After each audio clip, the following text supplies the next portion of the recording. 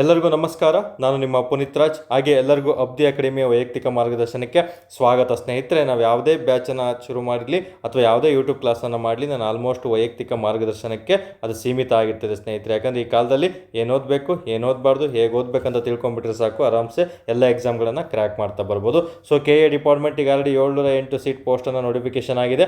Next PC ಮತ್ತು PSI ಅಂತೂ ಆದಷ್ಟು ಬೇಗನೆ ನೋಟಿಫಿಕೇಶನ್ ಆಗುತ್ತೆ.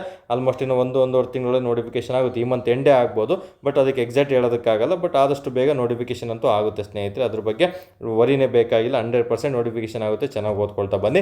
ತುಂಬ ಜನ KA ಡಿಪಾರ್ಟ್ಮೆಂಟ್ ಅಂತ ಬಂದ ತಕ್ಷಣ, ಯಾಕಂದರೆ ತುಂಬ ಜನ ಕಾಮನಾಗಿ ನನಗೆ ಡೈಲಿ ಕಾಲ್ ಮತ್ತು ಮೆಸೇಜ್ ಬರೋವಂಥ ಕಂಟೆಂಟನ್ನು ಇಲ್ಲಿ ತೊಗೊಂಡಿರ್ತೀನಿ. ಸ್ಟಾರ್ಟಿಂಗ್ ಅವ್ರಿಗೆ ಒಂದು ಕ್ಲಾರಿಟಿ ಕೊಟ್ಬಿಟ್ಟು ಮತ್ತೆ ನಾನು ಹಳೆ ಪ್ರಶ್ನೆ ಪತ್ರಿಕೆಗಳನ್ನು ಬಿಡಿಸ್ತಾ ಬರ್ತೀನಿ ಸ್ನೇಹಿತರೆ. ತುಂಬ ಜನಕ್ಕೆ KA ಡಿಪಾರ್ಟ್ಮೆಂಟ್ ಅನ್ನೋದು ಒಂದು ಭಯ, ಆತಂಕ ಎರಡೂ ಇದೆ ಅಂತ ಹೇಳ್ತಾರೆ. 100% ಆ ಭಯ ಇರಬೇಕು. ಆತಂಕ ಒಂದು ಇರೋವಂಥ ಅವಶ್ಯಕತೆ ಏನಿಲ್ಲ ಸ್ನೇಹಿತರೆ. ಆತಂಕದಿಂದ ಏನು ಸೊಲ್ಯೂಷನ್ಗಳು ಸಿಗಲ್ಲ. ಭಯದಿಂದ ನಮಗೆ ಕೆಲವೊಂದು ಸೊಲ್ಯೂಷನ್ಗಳನ್ನು ಹುಡ್ಕೊಳ್ತಾ ಹೋಗ್ಬೋದು. KA ಡಿಪಾರ್ಟ್ಮೆಂಟ್ ಪ್ರಶ್ನೆ ಪತ್ರಿಕೆ ಕಷ್ಟ, 100% ಕಷ್ಟ ಇರುತ್ತೆ. ಯಾಕಂದರೆ ಇಲ್ಲಿ ಯಾವುದು ಹಳೆ ಪ್ರಶ್ನೆ ಪತ್ರಿಕೆಗಳಿಂದ ಯಾವುದು ಕ್ವಶನ್ಸು ರಿಪೀಟ್ ಆಗಲ್ಲ, ಬಟ್ ಹಳೆ ಪ್ರಶ್ನೆ ಪತ್ರಿಕೆಗಳನ್ನು ನೀವು ಯೂಸ್ ಮಾಡ್ಕೊಳ್ಳೇಬೇಕಾಗುತ್ತೆ. ಯಾಕಂದರೆ ಈಗ ಫಾರ್ ಎಕ್ಸಾಂಪಲ್ ಒಂದು ಊಟ ಮಾಡಬೇಕಂತ ನೀವು ಈಗ ಸಂಜೆ ಆಗಿದೆ, ನೈಟ್ ಊಟ ಮಾಡೋಣ ಅಂತೇಳಿ ತಯಾರಿ ನಡೆಸಿರ್ತೀರ.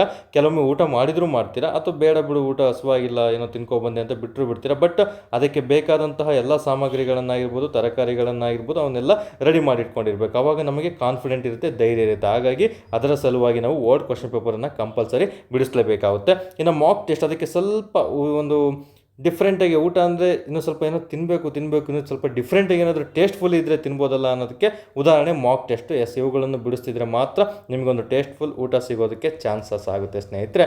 ಈ ರೀತಿ ಕಾನ್ಸೆಪ್ಟನ್ನು ನೀವು ವರ್ಡ್ MCQs, ಮಾಕ್ ಟೆಸ್ಟ್ ಎರಡೂ ಸಹ ಅಟೆಂಡ್ ಮಾಡಬೇಕಾಗುತ್ತೆ. ಸೊ ರೀಸೆಂಟಾಗಿ ಒಂದು KA ಡಿಪಾರ್ಟ್ಮೆಂಟಿಗೆ ಸಂಬಂಧಪಟ್ಟಂತೆ ಅಬ್ದಿ ಅಕಾಡೆಮಿ ಟೆಲಿಗ್ರಾಮಲ್ಲಿ ಆಗಿರ್ಬೋದು, ಅಥವಾ ಅಬ್ದಿ ಅಕಾಡೆಮಿ ಪ್ಲೇಸ್ಟೋರ್ ಆ್ಯಪಲ್ಲಿ ಆಗಿರ್ಬೋದು, ನಾನು ಕ್ವಶನ್ ಪೇಪರನ್ನು 100 ಮಾರ್ಕ್ಸಿಗೆ ಮಾಕ್ ಟೆಸ್ಟನ್ನು ಉಚಿತವಾಗಿ ಕೊಟ್ಟಿದ್ದೀನಿ. ದಯವಿಟ್ಟು ಅದನ್ನೆಲ್ಲ ಅಟೆಂಡ್ ಮಾಡಿ. ಈಗಾಗಲೇ 4,000ಕ್ಕೂ ಅಧಿಕ ಅಭ್ಯರ್ಥಿಗಳು ಟೆಸ್ಟನ್ನು ಅಟೆಂಡ್ ಮಾಡಿ ಅಲ್ಲಿ ರ್ಯಾಂಕಿಂಗ್ ಸಹ ನೀವು ನೋಡ್ತಾ ಬರ್ಬೋದು ಎಷ್ಟನೇ ರ್ಯಾಂಕಿಂಗ್ ಇದೆ ಅಂತ. ಇನ್ನು ಟೆಲಿಗ್ರಾಮಲ್ಲಿ ಪ್ರತಿದಿನ ಒಂದು ಎಕನಾಮಿಕ್ಸಿಗೆ ಸಂಬಂಧಪಟ್ಟಂತೆ ಕಂಟೆಂಟ್ ಆಗಿರ್ಬೋದು, ಮತ್ತು ಸೈನ್ಸಿಗೆ ಸಂಬಂಧಪಟ್ಟಂತೆ ನಮಗೆ ಏನು ಸ್ಪೆಷಲಿ KA ಡಿಪಾರ್ಟ್ಮೆಂಟಿಗೆ ಅಂತಲೇ ಕಂಟೆಂಟನ್ನು ಹಾಕ್ತೀವಿ, ನೋಡ್ತಾ ಬರ್ಬೋದು. ಇತ್ತೀಚೆಗೆ ಕರೆಂಟ್ ಅಫೇರ್ಸ್, ಪೇಪರ್ ಕಟಿಂಗ್ಸ್ ಆ ದಿನದ್ದು ಏನಿದೆ ಇಂಪಾರ್ಟೆಂಟು ಅವುಗಳನ್ನ ಶೇರ್ ಮಾಡ್ತಾ ಇದ್ವಿ. ಯಾರೆಲ್ಲ ಟೆಲಿಗ್ರಾಮ್ ಜಾಯ್ನ್ ಆಗಿಲ್ಲ ದಯವಿಟ್ಟು ಈ ಸರ್ಚ್ ಮೂಲಕ ಜಾಯ್ನ್ ಆಗ್ತಾ ಬರ್ಬೋದು, ಅಥವಾ ಕಮೆಂಟ್ ಬಾಕ್ಸಲ್ಲಿ ಲಿಂಕನ್ನು ಕಳಿಸಿರ್ತೀನಿ, ಅಲ್ಲೂ ಸಹ ಜಾಯ್ನ್ ಆಗ್ತಾ ಬರ್ಬೋದು ಸ್ನೇಹಿತರೆ. ಓಕೆ, KA ಡಿಪಾರ್ಟ್ಮೆಂಟು ಮತ್ತೊಮ್ಮೆ ಹೇಳ್ತಾ ಇದ್ದೀನಿ, ಯಾವುದೇ ಕಾರಣಕ್ಕೂ ಅವರು ಹಳೆ ಪ್ರಶ್ನೆ ಪತ್ರಿಕೆಗಳು ರಿಪೀಟ್ ಆಗೋದಿಲ್ಲ. ತುಂಬ ರೇರ್ ಆಗೋದು, ಒಂದು 20 to 30% ಆಗ್ಬೋದು. ಬಟ್ ಅದನ್ನು ಡಿಫ್ರೆಂಟಾಗಿ ಪ್ರಶ್ನೆ ಅದರಲ್ಲಿ ಫ್ರೇಮ್ ಮಾಡಿರ್ತಾನೆ. ಸೊ ಇಲ್ಲಿ ಭಯ ಬೇಡ, ಭಯ ಏನಕ್ಕೆ ಬೇಡ ಅಂತ ನಾನು ಮುಂದಿನ ಒಂದು ಕ್ವಶನ್ಗಳನ್ನ ತೊಗೊಳ್ತಾ ಎಕ್ಸ್ಪ್ಲೈನ್ ಮಾಡ್ತಾ ಬರ್ತೀನಿ ಸ್ನೇಹಿತರೆ. ಸ್ಟಾರ್ಟಿಂಗೆ ಇಷ್ಟೆಲ್ಲ ಹೇಳೋದಕ್ಕೆ ನನಗೂ ಸಹ ಇಷ್ಟ ಆಗೋದಿಲ್ಲ. ಬಟ್ ತುಂಬ ಜನಕ್ಕೆ ಈ ಒಂದು KA ಡಿಪಾರ್ಟ್ಮೆಂಟ್ ಅಂದ ತಕ್ಷಣ ತುಂಬ ಜನ ಏನೋ ತಲೆ ಮೇಲೆ ಬಂದಿದೆ ಅನ್ನೋ ಥರ ನನಗೆ ಮೆಸೇಜು ಕಾಲ್ ಮಾಡ್ತಾಯಿದ್ದಾರೆ. ಅಷ್ಟೆಲ್ಲ ಭಯ ಪಡ್ಕೊಳ್ಳೋ ಅವಶ್ಯಕತೆ ಇಲ್ಲ ಆಗುತ್ತೆ. ಯಾಕಂದರೆ ಕೆಲವೊಮ್ಮೆ ಈಗ ತಾನೇ ಬಂದಿರೋರಿಗೆ ಅಥವಾ KSPಗೆ ಅಡಿಕ್ಟ್ ಆಗಿರೋರಿಗೆ ಸ್ವಲ್ಪ ಭಯ, ಆತಂಕ ಆಗುತ್ತೆ. 100% ಒಪ್ಕೊಳ್ತೀನಿ. ಅದೆಲ್ಲ ಏನು ಬೇಕಾಗಿಲ್ಲ. ನಾನು ಪ್ರತಿದಿನ ಹಂತವಾಗಿ ಪ್ರತಿಯೊಂದೂ ತಿಳಿಸ್ಕೊಡ್ತಾ ಬರ್ತೀನಿ. ಅಷ್ಟು ಫಾಲೋ ಮಾಡಿದ್ದೆ ಆದಲ್ಲಿ ನೀವೇನು ಹುದ್ದೆ ಪಡ್ಕೋಬೇಕಂತಿದ್ರೆ ಆ ಹುದ್ದೆ KA ಡಿಪಾರ್ಟ್ಮೆಂಟಿಂದ ಕೊಡಿಸೋ ಜವಾಬ್ದಾರಿ ನಂದಾಗಿರುತ್ತೆ. ಇವತ್ತಿಂದ ತುಂಬ ಸೀರಿಯಸ್ ಆಗಿ ಕೂತ್ಕೊಂಡು ಓದೋಕ್ಕೆ ಶುರು ಮಾಡುವಂತಹ ಜವಾಬ್ದಾರಿ ನೀವು ಇಟ್ಕೊಂಡಿದ್ರೆ ಸಾಕಾಗಿರುತ್ತೆ. ಓಕೆ, ಹಾಗಾದರೆ ಇಂದಿನ ಮೊದಲನೇ ಪ್ರಶ್ನೆ ನೋಡ್ತಾ ಬರೋಣ. ಇಂದಿನ ಒಂದು KA ಡಿಪಾರ್ಟ್ಮೆಂಟು ನಮಗೆ 2024 ಒಂದು BMTC, ಯಾಕಂದರೆ 2024 ಪ್ರಶ್ನೆ ಪತ್ರಿಕೆಗಳನ್ನು ತೊಗೊಳ್ತಾ ಹಿಂದಕ್ಕೆ ಹೋಗ್ತಾ ಬರ್ತೀನಿ. 2024, 23, 22 ಹಿಡಿದ್ಬಿಟ್ಟು ಇದುವರೆಗೆ ಏನೆಲ್ಲ KA ಡಿಪಾರ್ಟ್ಮೆಂಟ್ ಪ್ರಶ್ನೆ ಪತ್ರಿಕೆ ಒಂದು ಪ್ರಶ್ನೆಗಳನ್ನು ಅಥವಾ ಏನೊಂದು ಪರೀಕ್ಷೆಗಳನ್ನು ನಡೆಸಿದೆ ಅವುಗಳನ್ನ ತಿಳಿಸ್ಕೊಡ್ತಾ ಬರ್ತೀನಿ. ಸೊ ಇಲ್ಲಿ BMTC ಕಂಡಕ್ಟರ್ ಹುದ್ದೆಗೆ ನೋಟಿಫಿಕೇಶನ್ ಆಗಿತ್ತು ಸ್ನೇಹಿತರೆ. 2024 ಎಕ್ಸಾಮನ್ನು ಮಾಡಿದರು. ಅದರಲ್ಲಿ 2 ಎಕ್ಸಾಮ್ ನಡೀತವೆ. ಏನು ಕಲ್ಯಾಣ ಕರ್ನಾಟಕ ಒಂದು, ನಾನ್ HK ಒಂದು ಅಂತ ಕರಿತಾ ಬರ್ತಾರೆ. ಓಕೆ, ನಾನ್ KK ಅಥವಾ KK ಅಂತ. ಅದರಲ್ಲಿ ಕಲ್ಯಾಣ ಕರ್ನಾಟಕಕ್ಕೆ ಸಪ್ರೇಟ್ ಎಕ್ಸಾಮ್ ಮಾಡಲೇಬೇಕಲ್ಲ. ಸೊ ಆ ಒಂದು ಎಕ್ಸಾಮ್ ಪೇಪರನ್ನು ಇಲ್ಲಿ ತೊಗೊಳ್ತಾ ಬಂದಿದ್ದೀನಿ. ನಾನು ಕನ್ಫ್ಯೂಷನ್ ಆಗಬಾರ್ದು ಅಂತೇಳಿ ಎಲ್ಲ ಕ್ವಶನ್ಗಳನ್ನು ತೊಗೊಳ್ತಾ ಇಲ್ಲ. ಈ ಒಂದು 2024 ನಡೆದಂತಹ BMTC ಪೇಪರಲ್ಲಿ ಇತಿಹಾಸದ ಪ್ರಶ್ನೆಗಳು ಎಷ್ಟು ಬಂದಿದೆ ಎಲ್ಲನೂ ಸಹ ತೊಗೊಳ್ತೀನಿ. ಫಾರ್ ಎಕ್ಸಾಂಪಲ್ 10 ಇತಿಹಾಸದ ಪ್ರಶ್ನೆ 10 ಒಂದೇ ವಿಡಿಯೋದಲ್ಲಿ ಎಕ್ಸ್ಪ್ಲೈನ್ ಮಾಡ್ತೀನಿ. 20 ಒಂದೇ ವಿಡಿಯೋದಲ್ಲಿ ಎಕ್ಸ್ಪ್ಲೈನ್ ಮಾಡ್ತೀನಿ. ಅದೇ ಥರ ಪೊಲಿಟಿಗೆ ಒಂದು ವಿಡಿಯೋ, ಜಿಯೋಗ್ರಫಿ, ಸೈನ್ಸ್, ಎಕನಾಮಿಕ್ಸ್, ಮೆಂಟಾಲಿಟಿಗೆ ಒಂದೊಂದು ವೀಡಿಯೋಗಳನ್ನು ತಿಳಿಸ್ಕೊಡ್ತಾ ಬರ್ತೀನಿ. ಯಾಕಂದರೆ ನಿಮಗೂ ಓದೋದಕ್ಕೆ ತುಂಬ ಸುಲಭ ಆಗುತ್ತೆ ಈ ವೇ ಅಂತ ಹೇಳ್ಬಿಟ್ಟು ನಾನು ಮೊದಲ ಬಾರಿಗೆ ಈ ಒಂದು ಯೋಜನೆಯನ್ನು ಜಾರಿಗೆ ತರ್ತಾ ಇದ್ದೀನಿ ಸ್ನೇಹಿತರೆ. ಯಾಕಂದರೆ ಎಲ್ಲ ಟಾಪಿಕ್ ವೈಸ್ ನೀವು ಕ್ವಶನ್ಗಳನ್ನು ಬಿಡಿಸ್ತಾ ಹೋದಾಗ ಸಬ್ಜೆಕ್ಟ್ ಮೇಲೆ ನಿಮ್ಗೆ ಇರ್ತಾ ಬರುತ್ತೆ. ಯಾಕಂದರೆ ಒಂದು ಹಿಸ್ಟ್ರಿ, ಒಂದು ಪೊಲಿಟಿ, ಒಂದು ಜಿಯೋಗ್ರಫಿ ಆಗ್ತಾ ಬಂದರೆ ಕಾನ್ಸೆಪ್ಟ್ ಕ್ಲಾರಿಟಿ ಸಿಗೋಗ್ತಾ ಬರಲ್ಲ. ಸೊ ಇಲ್ಲಿ ಇತಿಹಾಸ ಅಂದ ತಕ್ಷಣ ಒಂದು ಎಕ್ಸಾಮ್ ಪೇಪರಲ್ಲಿ ಯಾವ ರೀತಿ ಪ್ರಶ್ನೆ ಕೇಳ್ತಾನೆ ಅಂತ ನೀವು ಊಹಿಸ್ತಾ ಬರಬೇಕಾಗುತ್ತೆ. ಪೇಪರ್ ಏನು ಕಷ್ಟ ಇರಲ್ಲ. KA ಡಿಪಾರ್ಟ್ಮೆಂಟ್ ಅಂದ ತಕ್ಷಣ ನಮಗೆ ಪೇಪರ್ ಏನು ಕಷ್ಟ ಇರಲ್ಲ. ಅವ್ನು ಡಿಫ್ರೆಂಟಾಗಿ ಕ್ವಶನನ್ನು ಫ್ರೇಮ್ ಮಾಡ್ತಾ ಬರ್ತಾನೆ ಒಂದು. ಮತ್ತು ಅವನ್ನ ಹೇಳಿಕೆ ರೂಪದಲ್ಲಿ ಕೇಳ್ತಾ ಬರ್ಬೋದು, ಜೋಡಿಗಳ ರೂಪದಲ್ಲಿ ಕೇಳ್ತಾ ಬರ್ಬೋದು, ಯಾವ ಸರಿ ಯಾವ ತಪ್ಪು ಅಂತ ಕೇಳ್ತಾ ಬರ್ಬೋದು, ಅಥವಾ ಮ್ಯಾಚ್ ದಿ ಫಾಲೋಯಿಂಗ್ ರೂಪದಲ್ಲಿ ಕೇಳ್ತಾ ಬರ್ತಾನೆ ಸ್ನೇಹಿತರೆ, ಅಥವಾ ಸ್ಟೇಟ್ಮೆಂಟ್ ರೂಲ್ ಮೂಲಕ ಕೇಳ್ತಾ ಬರ್ತಾನೆ. ಇಲ್ಲಿ ನಿಮಗೆ ಕನ್ಫ್ಯೂಷನ್ ಮಾಡ್ತಾನೆ, ಎರಡು ಗೊತ್ತಿರ್ತವೆ ಇನ್ನೆರಡು ಗೊತ್ತಿರಲ್ಲ, ಈ ರೀತಿ ಕನ್ಫ್ಯೂಷನ್ ಮಾಡುವಂಥ ಚಾನ್ಸಸ್ಸು ಜಾಸ್ತಿ ಇರುತ್ತೆ KE ಡಿಪಾರ್ಟ್ಮೆಂಟ್ ಇದ್ದು. ಅದೆಲ್ಲ ಯಾವ ರೀತಿ ಕನ್ಫ್ಯೂಷನ್ ಮಾಡ್ತಾರೆ ಅಂತಲೂ ಸಹ ನಾನು ನಿಮಗೆ ಇಂದಿನಿಂದ ಪ್ರತಿ ವಿಡಿಯೋದಲ್ಲೂ ತಿಳಿಸ್ಕೊಡ್ತಾ ಬರ್ತೀನಿ. ಚಾಚು ತಪ್ಪದಂತೆ ನೀವು ಫಾಲೋ ಮಾಡಿದ್ದಲ್ಲಿ ಖಂಡಿತ ನಿಮಗೆ ಸಕ್ಸಸ್ ಸಿಕ್ಕೇ ಸಿಗುತ್ತೆ. ಸೊ BMTC ಕಂಡಕ್ಟರ್ 2024 ಕಲ್ಯಾಣ ಕರ್ನಾಟಕದ ಒಂದು ಮೊದಲನೇ ಪ್ರಶ್ನೆ ಇದಾಗಿರ್ತದೆ. ಇತಿಹಾಸದ ಪ್ರಶ್ನೆನೇ ಮೊದಲು ನನಗೆ ಸಿಕ್ಕಿರುವಂಥ ಸೀರೀಸಲ್ಲಿ ಕೇಳಿರುವಂಥದ್ದು. ಸೊ ಇಲ್ಲಿ ಮೊದಲನೇ ಪ್ರಶ್ನೆ ನೋಡ್ತಾ ಬರೋಣ. ಮಯೂರವರ್ಮನು ಕೆರೆಯನ್ನು ನಿರ್ಮಿಸಿರುವ ಮತ್ತು ದುರಸ್ತಿಗೊಳಿಸಿರುವ ಉಲ್ಲೇಖವಿರುವಂತಹ ಶಾಸನ ಯಾವುದಂದರೆ, ಮಯೂರವರ್ಮ ಒಂದು ಕೆರೆಯನ್ನು ನಿರ್ಮಾಣ ಮಾಡಿರ್ತಾನೆ ಮತ್ತು ಅದನ್ನು ದುರಸ್ತಿನೂ ಸಹ ಮಾಡಿರ್ತಾನಂತೆ. ಅದ್ರ ಬಗ್ಗೆ ಯಾವ ಒಂದು ಶಾಸನದಲ್ಲಿ ಉಲ್ಲೇಖವಿದೆ ಅಂತ ಪ್ರಶ್ನೆ ಕೇಳ್ತಾನೆ. ಸೊ ಇಲ್ಲಿ ನಿಮಗೆ ಈ ಮಯೂರವರ್ಮ ಬಂದ ತಕ್ಷಣ ನೀವು ನೋಡಿ, ನನಗೆ ಜಸ್ಟ್ ಕ್ವಶನ್ನು ಆನ್ಸರ್ ಹೇಳೋದಿಲ್ಲ, ನಿಮಗೆ ಮಾರ್ಗದರ್ಶನವನ್ನು ನೀಡ್ತಾ ಬರ್ತೀನಿ. ಸೊ ಆ ಮಾರ್ಗದರ್ಶನವನ್ನು ಕರೆಕ್ಟಾಗಿ ಫಾಲೋ ಮಾಡ್ಕೊಳ್ತಾ ಹೋಗಿ. ಅವಾಗ ನಿಮಗೆ ಮಾಕ್ ಟೆಸ್ಟ್ ಆಗಿರ್ಬೋದು, ಹಳೆ ಪ್ರಶ್ನೆ ಪತ್ರಿಕೆ ಬಿಡಿಸೋದಾಗಿರ್ಬೋದು, ಅಥವಾ ಡೈರೆಕ್ಟ್ KE ಎಕ್ಸಾಮ್ಗೆ ಉಪಯುಕ್ತ ಆಗೋ ಥರ ಹೇಳ್ತಾ ಬರ್ತೀನಿ. ಫಾರ್ ಎಕ್ಸಾಂಪಲ್, ಈ ಮಯೂರವರ್ಮ ಅಂದ ತಕ್ಷಣ ನಮಗೆ ಫಸ್ಟ್ ಬರಬೇಕಿರೋದು ಕದಂಬರು ಅಂತ ನೆನಪು ಬಂದ್ಬಿಡ್ಬೇಕು. ಇಷ್ಟು ನೆನಪು ಬಂದಿಲ್ಲ ಅಂದರೆ ನೀವು ಇನ್ನೂ ಸರಿಯಾಗಿ ಓದಿಲ್ಲ ಅಂತ ಅರ್ಥ ಆಗ್ತದೆ. ಇದು ಬೇಸಿಕ್ ಥಿಂಕ್ ಆಗಿರ್ತದೆ ಸ್ನೇಹಿತರೆ. ಇನ್ನು ಮಯೂರವರ್ಮ ಏನು ನಮಗೆ ಕದಂಬ ಮನೆತನದ ಒಬ್ಬ ಸ್ಥಾಪಕ ಅಂತಲೂ ಸಹ ಎಲ್ರಿಗೂ ಗೊತ್ತಿರುತ್ತೆ. ಸೊ ಸಿಂಪಲಾಗಿ ಹೇಳ್ತಾ ಬರ್ತೀನಿ, ಇಲ್ಲಿ ಸ್ಥಾಪಕ. ಓಕೆ, ನಂತರ ನಮಗೆ ಹಾಗಾದರೆ ಮಯೂರವರ್ಮನಿಗೆ ಸಂಬಂಧಪಟ್ಟಂತೆ ನಮಗೆ ಕದಂಬರು ಅಂತ ಗೊತ್ತಾಯಿತು. ಕದಂಬರಲ್ಲಿ ಹಲವಾರು ಶಾಸನಗಳು ಇದ್ದಾವೆ ಅಂತಲೂ ಸಹ ನೀವು ಓದಿರಬೇಕು. ಯಾವೆಲ್ಲ ಶಾಸನಗಳನ್ನು ಓದಿರ್ತೀರಾ ಅವೆಲ್ಲ ತಿಳ್ಕೊಂಡಿರ್ಬೇಕಾಗುತ್ತೆ. ಆ ಮೊದಲಿಗೆ ನಾವು ಯಾವ ಶಾಸನವನ್ನು ಓದಿರ್ತೀವಿ, ನಮಗೆ ಈ ಚಂದ್ರವಳ್ಳಿ ಶಾಸನ ಅಂತಲೂ ಸಹ ಓದ್ತಾ ಬರ್ತೀವಿ ಈ ಒಂದು ಕದಂಬರ ಟಾಪಿಕ್ಕಲ್ಲಿ. ನಂತರ ತಾಳಗುಂದ ಶಾಸನ ಅಂತಲೂ ಸಹ ಓದಿರಬೇಕಾಗುತ್ತೆ. ಇನ್ನು ನಂತರ ಬಂದಿದ್ದು ನಮಗೆ ಅಲ್ಮಿಡಿ ಶಾಸನ ಅಂತಲೂ ಸಹ ಓದಿರಬೇಕಾಗುತ್ತೆ. ಇನ್ನೊಂದು ಶಾಸನ ಬರುತ್ತೆ ಸ್ನೇಹಿತರೆ ಇಲ್ಲಿ, ಅದನ್ನು ಸಹ ತುಂಬಾ ಇಂಪಾರ್ಟೆಂಟ್ ಆಗಿರುವಂಥದ್ದು, ಮುಂದೆ ಹೇಳ್ತಾ ಬರ್ತೀನಿ. ಓಕೆ, ಇದರ ಯಾವುದು 4ನೇ ಶಾಸನ ಬಂದು ಗುಡ್ನಾಪುರ ಶಾಸನ ಅಂತಲೂ ಸಹ ಬರುತ್ತೆ. ಸೊ ನೋಡಿ, ಇಲ್ಲಿ ಕನ್ಫ್ಯೂಷನ್ ಮಾಡೋದಕ್ಕೆ ಅದಕ್ಕೆ ನಮಗೆ KSP ಡಿಪಾರ್ಟ್ಮೆಂಟ್ ಆಗಿದ್ರೆ ಈ ಮಯೂರವರ್ಮ ಅಂತ ಹೇಳ್ಬಿಟ್ಟು ಬೇರೆ ಬೇರೆ ಶಾಸನ ಕೊಟ್ಟಿದ್ದಾನೆ. ಬಾದಾಮಿ ಶಾಸನ, ಅಲ್ಮಿಡಿ ಶಾಸನ, ಇನ್ನು ಮುಂದೆ ಯಾವುದಾದ್ರೂ ನಾನಾಗಢ ಶಾಸನ ಅಥವಾ ನಾನಕ್ ಶಾಸನ, ಈ ರೀತಿ ಕೊಟ್ಟಿದ್ದಾರೆ. ನಾವು ಈಸಿಯಾಗಿ ಉತ್ತರ ಆಪ್ಷನ್ಗಳನ್ನ ಎಲಿಮಿನೇಟ್ ಮಾಡ್ತಾ ಹುಡುಗರು ಆನ್ಸರ್ ಮಾಡ್ತಾಯಿದ್ರು. ಬಟ್ ಇಲ್ಲಿ ನೋಡಿ ಎಷ್ಟು ಸ್ಮಾರ್ಟ್ KE ಡಿಪಾರ್ಟ್ಮೆಂಟ್ ಅಂತ ಹೇಳಿದರೆ ಎಲ್ಲನೂ ಸಹ ಕದಂಬರಿಗೆ ಸಂಬಂಧಪಟ್ಟಂತಹ ಶಾಸನಗಳನ್ನು ನೀಡಿದರೆ. ನೆಕ್ಸ್ಟ್ ಎಕ್ಸಾಮಲ್ಲಿ ಯಾವ ರೀತಿ ಪ್ರಶ್ನೆ ಕೇಳ್ತಾನೆ ಗೊತ್ತಾ, ಈ ಕೆಳಗಿನ ಯಾವ ಶಾಸನಗಳು ಕದಂಬರಿಗೆ ಸಂಬಂಧಿಸಿದೆ ಅಂತ ಕೊಟ್ಬಿಟ್ಟು ABCD ಅಂತ ಕೊಟ್ಬಿಟ್ಟು ABC ಸರಿ, BC ಸರಿ ಮತ್ತು BCD ಸರಿ ಅಂತ ಕೇಳುವಂಥ ಚಾನ್ಸಸ್ ಇರುತ್ತೆ. ಸೊ ನೀವು ಓದಬೇಕಾದ್ರೆ ಈ ಪ್ರಶ್ನೆನ ಈ ರೀತಿ ನೀವು ಗೆಸ್ ಮಾಡಬೇಕಾಗುತ್ತೆ. ಇಲ್ಲಾಂದರೆ ನೆಕ್ಸ್ಟ್ ಅಲ್ಮಿಡಿ ಶಾಸನ ನಮಗೆ ಒಂದು ಕದಂಬ ಮನೆತನಕ್ಕೆ ಸಂಬಂಧಪಟ್ಟಿದ್ದು, ತಾಳಗುಂದ ಶಾಸನ ಕದಂಬ ಮನೆತನಕ್ಕೆ ಸಂಬಂಧಪಟ್ಟಿದ್ದು, ಅಥವಾ ಬಾದಾಮಿ ಅಂತ ಕೊಟ್ಬಿಟ್ಟು ಬಾದಾಮಿ ಚಾಲುಕ್ಯರು, ಅಥವಾ ನಾನಾಗಢ ಶಾಸನ ಅಂತ ಕೊಟ್ಬಿಟ್ಟು ಶಾತವಾಹನರಿಗೆ ಸಂಬಂಧಪಟ್ಟಿದ್ದು. ಈ ಕೆಳಗಿನ ಎಷ್ಟು ಜೋಡಿಗಳು ಸರಿಯಾಗಿ ಹೋಲಿಕೆ ಆಗಿದೆ ಅಂತ ಶಾಸನಗಳ ಮೇಲೆ ಪ್ರಶ್ನೆಯನ್ನು ಕೇಳ್ತಾ ಬರ್ಬೋದು. 1 ಜೋಡಿ ಸರಿ ಇದೆ, 2 ಜೋಡಿ ಸರಿ ಇದೆ, 3 ಜೋಡಿ ಸರಿ ಇದೆ ಅಂತ ಆಪ್ಷನನ್ನು ಕೊಡ್ತಾ ಬರ್ತಾನೆ. ಸೊ ನೀವು ಓದಬೇಕಾದ್ರೆ ಈ ರೀತಿ ಪ್ರಶ್ನೆಯನ್ನು ಊಹೆ ಮಾಡ್ಕೊಂಡು ಓದಿದ್ದಲ್ಲಿ KE ಡಿಪಾರ್ಟ್ಮೆಂಟಲ್ಲಿ ನಾನು ನಿಮಗೆ ಗ್ಯಾರಂಟಿ ಕೊಡ್ತೀನಿ, ಏನು ಎಲಿಜಿಬಿಲಿಟಿ ಸ್ಕೋರ್ ಬೇಕು 100% ನೀವು ಮಾಡೇ ಮಾಡ್ತೀರಾ. ಪೇಪರ್ ಕಷ್ಟ ಇತ್ತಂದ್ರೂ ಎಲಿಜಿಬಿಲಿಟಿ ಸ್ಕೋರ್ ಎಷ್ಟು ಬೇಕೋ ಅಷ್ಟು ಮಾಡ್ತೀರಾ, ಪೇಪರ್ ಈಸಿ ಇತ್ತಂದ್ರೂ ಎಲಿಜಿಬಿಲಿಟಿ ಸ್ಕೋರ್ ಎಷ್ಟು ಬೇಕೋ ಅಷ್ಟು ಮಾಡ್ತೀರಾ. ಇಲ್ಲಿ ಮೇನ್ ನಿಮಗೆ ಏನು ತಿಳಿಸ್ತಾ ಇದ್ದೀನಿ, ಇಂಡೈರೆಕ್ಟಾಗಿ ಹೇಳ್ತಾ ಇದ್ದೀನಿ ಅಂದರೆ, ಇಲ್ಲಿ ನಿಮಗೆ ಸಬ್ಜೆಕ್ಟ್ ವರ್ಲ್ಡನ್ನು ನೋಡ್ತಾ ಬರ್ತಾರೆ. ಸಬ್ಜೆಕ್ಟ್ ವರ್ಲ್ಡ್ ಯಾರು ಸ್ಟ್ರಾಂಗ್ ಇರ್ತಾರೆ ಸಬ್ಜೆಕ್ಟಲ್ಲಿ, ಅವ್ನು ಮಾತ್ರ KE ಡಿಪಾರ್ಟ್ಮೆಂಟಲ್ಲಿ ಸಕ್ಸಸ್ ಆಗೋದಕ್ಕೆ ಕಾರಣ. ಸೊ ಇಲ್ಲಿ ಭಯ ಆತಂಕ ಎರಡು ಬೇಡ. ಯಾರಿಗೆ ಭಯ ಬೇಕು, ಜಸ್ಟ್ 1 ಲೈನರ್ ಓದಿರೋರಿಗೆ, 1 ಲೈನರ್ ಬುಕ್ ಓದೋರಿಗೆ ಇಲ್ಲಿ ಭಯ ಬೇಕಾಗುತ್ತೆ ಸ್ನೇಹಿತರೆ. ಕೆಲವೊಮ್ಮೆ KE ಡಿಪಾರ್ಟ್ಮೆಂಟ್ ತುಂಬ ಈಸಿನೂ ಸಹ ಕೇಳ್ತಾ ಬರ್ತಾನೆ. ಸೊ ಅದಕ್ಕೆ ಅದನ್ನು ಈಸಿ ಕೊಟ್ಟಾಗ ಎಲ್ಲರೂ ಸಹ ಮಾಡ್ತಾರೆ. ಬಟ್ ಕಷ್ಟ ಕೊಟ್ಟಾಗ ಎಬೋ ಅವರೇಜ್ ಇದ್ದಾಗ ಯಾರು ಪಾಸ್ ಆಗ್ತಾನಲ್ಲ ಅದು ತುಂಬ ಇಂಪಾರ್ಟೆಂಟ್ ಆಗಿರುತ್ತೆ. ಪೇಪರ್ ಅಂತೂ 100% ಎಬೋ ಅವರೇಜೇ ಬರುತ್ತೆ. ಹಾಗಾಗಿ ದಯವಿಟ್ಟು ಎಲ್ಲ ರೀತಿಯೂ ಓದ್ಕೊಳ್ಳಿ. ಈಸಿ ಕೊಟ್ಟರೆ ನಮ್ಮ ಒಂದು ಅದೃಷ್ಟ ಅಥವಾ ನಿಮ್ಮ ಅದೃಷ್ಟ ಆಗಿರುತ್ತೆ, ಎಲ್ಲರೂ ಸಹ ಸಕ್ಸಸ್ ಆಗ್ತಾರೆ. ಯಾಕಂದರೆ ಅಟ್ ಫೈನಲ್ ಸಕ್ಸಸ್ ಆಗಬೇಕಷ್ಟೇ. ಬಟ್ ನಾವು ಈಸಿನೂ ಓದಿರಬೇಕು, ಅವರೇಜ್ ಓದಿರಬೇಕು, ಡಿಫಿಕಲ್ಟಾಗಿ ಓದಿರಬೇಕು. ಸೊ ಇಲ್ಲಿ ನಮಗೆ ಟೋಟಲ್ಲು ಎಷ್ಟು ಶಾಸನಗಳು ಸಿಕ್ಕಿದ್ದು, 4 ಶಾಸನಗಳು ಸಿಕ್ಕಿದ್ರು. ನೀವು ಕ್ವಶನ್ ಪೇಪರ್ ಬಿಡಿಸ್ಬೇಕಾದ್ರೆ ಈ ರೀತಿಯೇ ಬಿಡಿಸಿದಲ್ಲಿ ಮಾತ್ರ ನೀವು ಸಕ್ಸಸ್ ಆಗ್ತಿರಲಿಲ್ಲ ಅಂದರೆ ಕಷ್ಟ ನೋಡಿ ಸ್ನೇಹಿತರೆ. ಓಕೆ, ಈ ಚಂದ್ರವಳ್ಳಿ ಶಾಸನ ಅಂತ ಬಂದ ತಕ್ಷಣ ನಮಗೆ ಹಲವಾರು ಶಾಸನಗಳು ಕಂಡು ಬರ್ತಾವೆ ಅಂತ ಹೇಳಿದ್ವಿ. ಇಲ್ಲಿ ನಮಗೆ ತಾಳಗುಂದ ಅಲ್ಮಿಡಿ. ಸೊ ಇಲ್ಲಿ ನಮಗೆ ನೆಕ್ಸ್ಟ್ ಕ್ವಶನ್, ನಿಮಗೆ ಇದಕ್ಕೆ ಉತ್ತರಗಳನ್ನು ಯಾವ ರೀತಿ ಗೆಸ್ ಮಾಡ್ತಾ ಬರ್ಬೇಕಂದ್ರೆ, ಈ ಚಂದ್ರವಳ್ಳಿ ಶಾಸನ ಮಯೂರವರ್ಮ ಕೆತ್ತಿಸಿರ್ತಾನೆ ಸ್ನೇಹಿತರೆ. ನಂತರ ಈ ತಾಳಗುಂದ ಶಾಸನ ಇದೆಯಲ್ಲ, ಅದರಲ್ಲಿ ಇನ್ನೊಬ್ಬ ಶಾಂತಿವರ್ಮ ಅಂತ ಬರ್ತಾನೆ, ಅವನು ಇದನ್ನು ಮಾಡಿರ್ತಾನೆ. ಇನ್ನೊಂದು ಅಲ್ಮಿಡಿ ಶಾಸನ, ಅದರಲ್ಲಿ ಕಾಕಸ್ಥ ವರ್ಮ ಅಂತ ಬರ್ತಾನೆ, ಕಾಕಸ್ಥ ವರ್ಮ ಅಂತ ಬರ್ತಾನೆ, ಈತ ನಿರ್ಮಾಣ ಮಾಡಿರ್ತಾನೆ ಸ್ನೇಹಿತರೆ. ಮತ್ತು ಎಲ್ಲ ಶಾಸನಗಳಿಗೂ ಸಹ ಅದರದೇ ಆದಂಥ ವಿಶೇಷತೆ ಇದೆ. ಈ ಗುಡ್ನಾಪುರ ಶಾಸನ ಇದೆಯಲ್ಲ, ಈ ಗುಡ್ನಾಪುರ ಶಾಸಕ ಒಬ್ಬ ಇರ್ತಾನೆ, ಯಾರು ಒಂದು ಅವ್ರ ಹೆಸರು ರವಿವರ್ಮ ಅಂತ ಒಬ್ಬ ಒಬ್ಬ ಅರಸ ಇರ್ತಾನೆ. ಇವನು ಇದನ್ನು ಕೆತ್ತಿಸಿರ್ತಾನೆ ಸ್ನೇಹಿತರೆ. ಸೊ ಇಲ್ಲಿ 4 ಶಾಸನಗಳು ಒಬ್ಬೊಬ್ರಿಗೆ ಆಗೋಗಿದೆ, ಹಾಗಾಗಿ ನೆನ್ಪಿಡ್ಕೋಬೇಕು. ಸಿಂಪಲ್ ಇಲ್ಲಿ ಎಲಿಮಿನೇಟ್ ಮಾಡ್ತವೆ ನೋಡಿ. ಅಲ್ಮಿಡಿ ಶಾಸನ ಏನಕ್ಕೆ ಸಂಬಂಧಪಟ್ಟಿದ್ದು? ಅಲ್ಮಿಡಿ ಶಾಸನ ಅಂತ ಬಂದಾಗ ಇದೊಂದು ಜಸ್ಟ್ ಅಲ್ಮಿಡಿ ಎಂಬ ಗ್ರಾಮದಲ್ಲಿರೋದು, ಹಾಸನ ಜಿಲ್ಲೆಯಲ್ಲಿ ಅಲ್ಮಿಡಿ ಎಂಬ ಗ್ರಾಮದಲ್ಲಿ ಇರೋದ್ರಿಂದ ಇದು ಒಂದು ಶಾಸನ. ನಮಗೆ ಮೈರವರ್ಮ ಯಾವುದೇ ಥರ ಕೆರೆ ಇರೋದಿಲ್ಲ ಸ್ನೇಹಿತರೆ, ಇದೊಂದು ಗ್ರಾಮ ಆಗಿರುತ್ತೆ, ಎಲಿಮಿನೇಟ್ ಮಾಡ್ಬೋದು. ಮತ್ತು ಇದು ಕಾಕುಸ್ತವರ್ಮ ಅಂತ ಗೊತ್ತಿರುತ್ತೆ, ಎಲಿಮಿನೇಟ್ ಮಾಡ್ತಾ ಬರ್ಬೋದು. ಇನ್ನು ತಾಳಗುಂದ ಶಾಸನ ಶಿವಮೊಗ್ಗದಲ್ಲಿರೋದು, ಇದನ್ನು ಶಾಂತಿವರ್ಮ ಕೆತ್ತಿಸಿರ್ತಾನೆ. ಸೊ ಇದನ್ನು ಸಹ ನೀವು ಆಪ್ಷನ್ನ ಎಲಿಮಿನೇಟ್ ಮಾಡ್ತಾ ಬರ್ಬೋದು. ಇನ್ನು ಗುಡ್ನಾಪುರ ಶಾಸನ ಇಲ್ಲಿ ನೋಡಿ ಅಂತ ಇದು ನೋಡಿ ರವಿವರ್ಮ ಕೆತ್ತಿಸಿದ್ದು ಅಂತ ನೆನ್ಪಿಡ್ಕೋಬೇಕು. ಸೊ ಇದನ್ನು ಆಪ್ಷನ್ ಬರೋದಿಲ್ಲ. ಇನ್ನು ಮಿಕ್ಕಿದ್ದು ಹಂಗಾದರೆ ಇಲ್ಲಿ ಚಂದ್ರವಳ್ಳಿ ಶಾಸನ ಅಂತ ಬರುತ್ತೆ, ಇದು ಚಿತ್ರದುರ್ಗದಲ್ಲಿರೋದು. ಹಾಗಾಗಿ ಇಲ್ಲಿ ಈ ಶಾಸನವನ್ನು ನಮಗೆ ಕೆತ್ತಿಸಿದ್ದು ಯಾರು ಅಂತ ಕೇಳಿದರೆ, ಅಥವಾ ಇಲ್ಲಿ ಕೆರೆ ನಿರ್ಮಿಸಿದ್ದು ದುರಸ್ಥಿತಿಗೊಳಿಸಿದ ಬಗ್ಗೆ ತಿಳಿಸ್ಕೊಡಿದ್ದು ಯಾವುದು ಅಂತ ಕೇಳಿದರೆ ಚಂದ್ರವಳ್ಳಿ ಶಾಸನ ಆಗಿರ್ತದೆ ಸ್ನೇಹಿತರೆ, ನೆನ್ಪಿಡ್ಕೋಬೇಕಾಗುತ್ತೆ. ಸೊ ಇದು ತುಂಬಾ ಇಂಪಾರ್ಟೆಂಟ್ ಆಗಿರುವಂಥದ್ದು. ಸೊ ಈ ರೀತಿ ಎಲಿಮಿನೇಟ್ ಮಾಡಬೇಕಂದ್ರೆ ನಿಮಗೆ ಇಷ್ಟು ಜನದ ಹೆಸರು ನೆನಪಿರಬೇಕು. ಇಷ್ಟು ಜನದ ಹೆಸರು ಓದಿದ್ದು ನೆನಪುಳಿದ್ರೆ ಮಾತ್ರ ಇಂಥ ಪ್ರಶ್ನೆಗಳಿಗೆ ಉತ್ತರಿಸ್ತಾ ಬರ್ತೀರಿ. ಯಾಕಂದರೆ ಎಲ್ಲ ಬರೀ ಶಾಸನಗಳನ್ನು ಓದ್ಕೊಂಡಿರ್ತೀರ, ಅವ್ನು ಇಂಡೈರೆಕ್ಟ್ ಈ ರೀತಿ ಪ್ರಶ್ನೆ ಕೇಳ್ತಾನೆ. ಒಂದೊಂದು ಶಾಸನಕ್ಕೂ ಸಹ ಒಂದೊಂದು ವಿವರಣೆಗಳಿದೆ. ಯಾಕಂದರೆ ನಮಗೆ ಕದಂಬರ ಸಾಮ್ರಾಜ್ಯದ ಸ್ಥಾಪನೆಯ ವಿವರಣೆ ಬಗ್ಗೆ ತಿಳಿಸಿಕೊಟ್ಟಂತಹ ಶಾಸನ ಯಾವುದು ಅಂತ ಕೇಳಿದರೆ ತಾಳಗುಂದ ಶಾಸನ ಆಗಿರುತ್ತೆ. ಇನ್ನು ನಮಗೆ ಇನ್ನೊಂದು 17 ಸಾಲುಗಳನ್ನು ಒಳಗೊಂಡಿದ್ದಂತಹ ಶಾಸನ ಯಾವುದು, ಅಥವಾ ಕನ್ನಡದ ಮೊಟ್ಟ ಮೊದಲ ಶಾಸನ ಯಾವುದು ಅಂತ ಕೇಳಿದರೆ ಅಲ್ಮಿಡಿ ಶಾಸನ ಆಗಿರುತ್ತೆ. ಸೊ ಈ ರೀತಿಯೂ ಪ್ರಶ್ನೆಯನ್ನು ಕೇಳ್ತಾ ಬರ್ತಾನೆ. ಇನ್ನು ನಮಗೆ ಈ ಒಂದು ಈ ಗುಡ್ನಾಪುರ ಶಾಸನ ಇದೆಯಲ್ಲ, ಗುಡ್ನಾಪುರ ಶಾಸನದ ವಿಶೇಷತೆ ಏನು ಅಂತ ಕೇಳಿದರೆ, ಇಲ್ಲಿ ನಮಗೇನು ಕದಂಬರು ವರ್ಷ ಕದಂಬ ಉತ್ಸವ ಎಂಬ ಆಚರಣೆಯನ್ನು ಮಾಡ್ತಾರೆ. ಈ ಉತ್ಸಾಹ ಅಂದರೆ ಕದಂಬರು ಯಾವಾಗಲೂ ವಸಂತೋತ್ಸವದ ಬಗ್ಗೆ ಆಚರಣೆ ಮಾಡ್ತಾ ಇದ್ರು ಅಂತ ತಿಳಿಸ್ಕೊಟ್ಟಿದ್ದ ಶಾಸನ ಗುಡ್ನಾಪುರ ಶಾಸನ.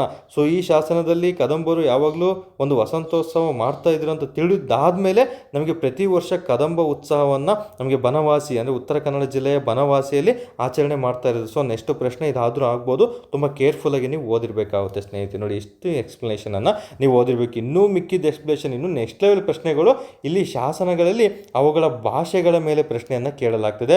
ಅಲ್ಮಿಡಿ ಶಾಸನ ಯಾವ ಭಾಷೆಯಲ್ಲಿದೆ ಅಂತ ಪ್ರಶ್ನೆ ಕೇಳ್ತಾನೆ. ಸೊ ಅಲ್ಮಿಡಿ ಶಾಸನ ಕಂಪ್ಲೀಟ್ ಕನ್ನಡದ ಮೊಟ್ಟ ಮೊದಲ ಶಾಸನ ಆಗಿರೋದ್ರಿಂದ ಕನ್ನಡದಲ್ಲಿದೆ. ಇನ್ನು ಇದು ನಮಗೆ ಕರ್ನಾಟಕದಲ್ಲಿ ದೊರೆತಿರುವಂಥ ಮೊದಲ ಸಂಸ್ಕೃತ ಶಾಸನ ಯಾವುದು ಅಂತ ಕೇಳ್ತಾನೆ. ಅದು ತಾಳಗುಂದ ಶಾಸನ ಆಗಿರುತ್ತೆ. ಇದು ಸಂಸ್ಕೃತಕ್ಕೆ ಸಂಬಂಧಪಟ್ಟಿದ್ದು. ಇದು ಶಿವಮೊಗ್ಗ ಜಿಲ್ಲೆಯ ಒಂದು ಸಾಗರ ತಾಲೂಕಿನಲ್ಲಿದೆ. ತಾಲೂಕು ಸಹ ಇಲ್ಲಿ ಇಂಪಾರ್ಟೆಂಟ್ ಆಗಿರುತ್ತೆ, ನೆನಪಿಟ್ಕೋಬೇಕು. ಅಲ್ಮಿಡಿನೂ ಅಷ್ಟೇ ಹಾಸನ ಜಿಲ್ಲೆಯ ಬೇಲೂರು ತಾಲೂಕು. ಬೇಲೂರು ಅನ್ನೋದು ಇಲ್ಲಿ ಇಂಪಾರ್ಟೆಂಟು, ಕೆಲವೊಮ್ಮೆ ತಾಲೂಕನ್ನು ಸಹ ಕನ್ಫ್ಯೂಷನ್ ಮಾಡ್ತಾನೆ, ನೆನ್ಪಿಟ್ಕೊಳ್ಳಿ.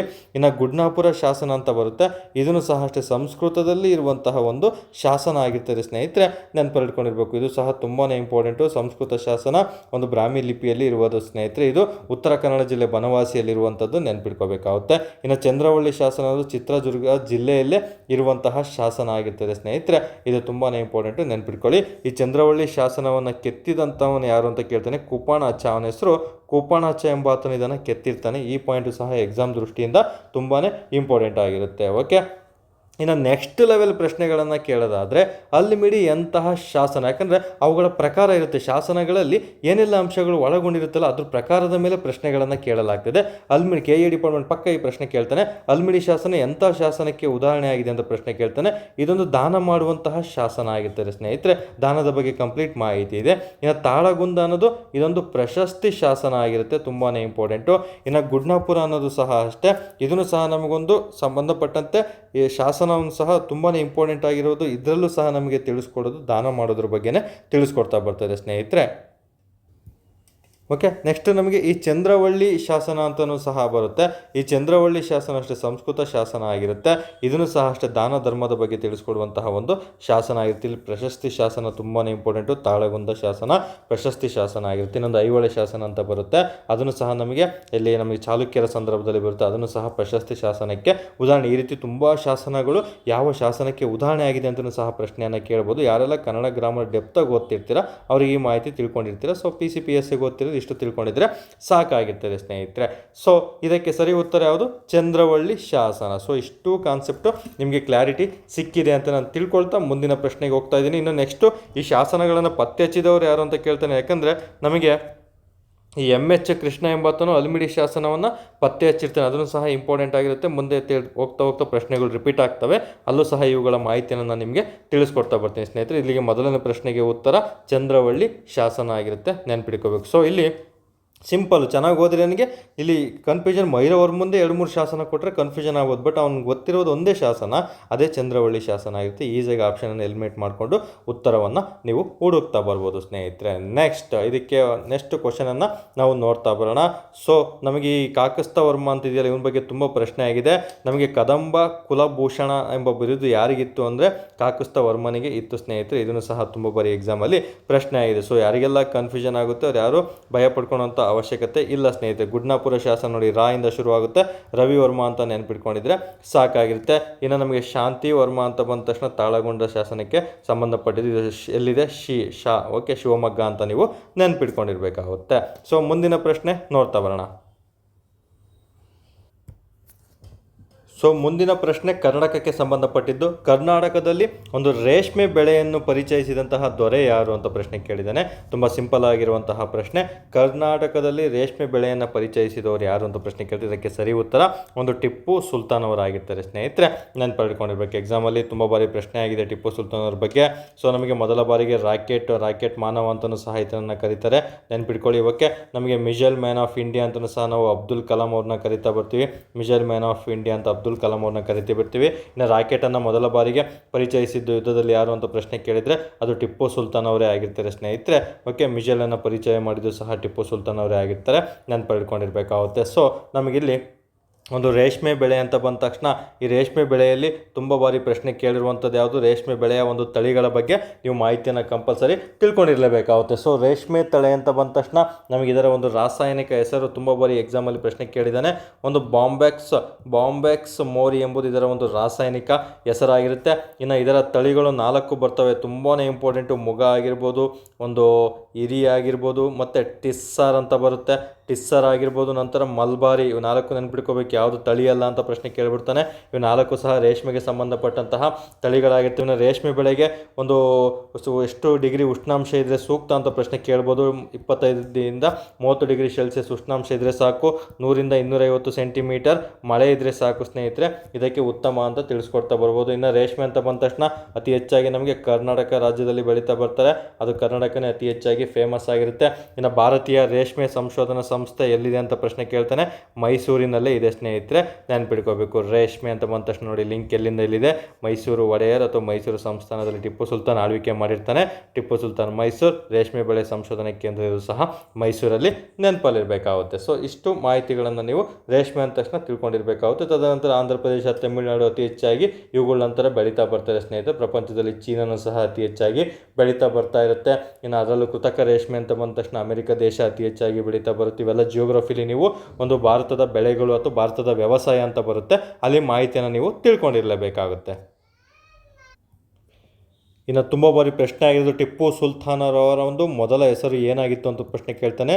ಒಂದು ಫತೆ ಅಲಿ ಖಾನ್ ಎಂಬುದು ಟಿಪ್ಪು ಸುಲ್ತಾನ್ ಅವರ ಮೊದಲ ಹೆಸರಾಗಿತ್ತು. ಇಂಥ ಹೆಸರುಗಳು ನಮಗೆ KE ಡಿಪಾರ್ಟ್ಮೆಂಟು ಬಹುಮನಿ ಸುಲ್ತಾನರು ಆಗಿರ್ಬೋದು, ಮೊಘಲರು ಆಗಿರ್ಬೋದು, ದೆಹಲಿ ಆಗಿರ್ಬೋದು, ಮರಾಠರಾಗಿರ್ಬೋದು, ವಿಜಯನಗರ ಸಾಮ್ರಾಜ್ಯ ಮತ್ತು ಕರ್ನಾಟಕದ ಏಕೀಕರಣ ಚಳುವಳಿ, ಇಷ್ಟು ಗಮನಿಸ್ತಾ ಬನ್ನಿ. ಆಲ್ಮೋಸ್ಟ್ ಇಲ್ಲಿ ಅತಿ ಹೆಚ್ಚಾಗಿ ಪ್ರಶ್ನೆಗಳನ್ನು ಕೇಳ್ತಾ ಬರ್ತಾರೆ. ಇನ್ನು ಗಾಂಧಿ ಮೂಮೆಂಟಲ್ಲೂ ಸಹ ಕೆಲವೊಂದು ಪ್ರಶ್ನೆಗಳನ್ನು ಕೇಳ್ತಾ ಬರ್ತಾರೆ ಸ್ನೇಹಿತರೆ. ಅತಿ ಹೆಚ್ಚಾಗಿ ಫೋಕಸ್ ಮಾಡಬೇಕು. ಇದಕ್ಕಂತಾನೆ ನಾಕಂಡ KE ಎಂಬ ಒಂದು ವಿಡಿಯೋ ಮಾಡಿದ್ದೀನಿ, 1 ಗಂಟೆ 20 ನಿಮಿಷ. ಯಾವ ಟಾಪಿಕನ್ನು ಅತಿ ಹೆಚ್ಚಾಗಿ KE ಡಿಪಾರ್ಟ್ಮೆಂಟ್ ಫೋಕಸ್ ಮಾಡಿದ್ದೇನೆ ಎಲ್ಲ ಸಬ್ಜೆಕ್ಟಲ್ಲಿ ಅಂತ. ಆ ವಿಡಿಯೋ ಸಹ ಇದೇ ಒಂದು ನಮಗೆ ಯೂಟ್ಯೂಬ್ ಚಾನಲಲ್ಲಿದೆ, ನೀವು ಸರ್ಚ್ ಮಾಡ್ತಾ ಬರ್ಬೋದು. ರೀಸೆಂಟಾಗಿ ಅದೇ ಅಪ್ಲೋಡ್ ಮಾಡಿದೆ ಸ್ನೇಹಿತರೆ. ಓಕೆ, ಹಾಗಾಗಿ ಇನ್ನು ಮುಮ್ಮಡಿ ಕೃಷ್ಣರಾಜ ಒಡೆಯರ್ ಬಗ್ಗೆ ಆಗಿರ್ಬೋದು, ನಾಲ್ವಡಿ ಕೃಷ್ಣರಾಜ ಒಡೆಯರ್ ಬಗ್ಗೆ ಆಗಿರ್ಬೋದು, ಶಿವಪ್ಪ ನಾಯಕರ ಬಗ್ಗೆ ಈಗ ಆಲ್ರೆಡಿ ಮುಂದಿನ ಪ್ರಶ್ನೆಗಳಿದ್ದಾವೆ, ಅಲ್ಲೂ ಸಹ ತಿಳಿಸ್ಕೊಡ್ತಾ ಬರ್ತೀನಿ. ಯಾಕಂದರೆ ಇವ್ರ ಬಗ್ಗೆ ಎಕ್ಸ್ಪ್ಲೇನ್ ಮಾಡ್ತಾ ಹೋದರೆ ಒಬ್ಬೊಬ್ಬರಿಗೇ ಒಂದು 20 ನಿಮಿಷ ಬೇಕಾಗುತ್ತೆ ಸ್ನೇಹಿತರೆ. ಬೇಡ, ಸದ್ಯಕ್ಕೆ ಇದಕ್ಕೆ ಉತ್ತರವನ್ನು ಕಂಡುಹಿಡ್ಕೊಳ್ಳಿ. ಇನ್ನು ನಿಮಗೆ ಏನು ಟಾಸ್ಕ್ ಅಂತ ಕೇಳಿದರೆ ಹೈದರಾಲಿ ಎಲ್ಲಿಂದ ಎಲ್ಲಿಗೆ ಆಳ್ವಿಕೆಯನ್ನು ಮಾಡಿದ್ದ ಅಂತಲೂ ಸಹ ನಿಮಗೆ ಎಕ್ಸಾಮ್ ದೃಷ್ಟಿಯಿಂದ ಪ್ರಶ್ನೆಗಳನ್ನು ಕೇಳ್ತಾ ಬರ್ತಾನೆ. ಇನ್ನು ಟಿಪ್ಪು ಸುಲ್ತಾನು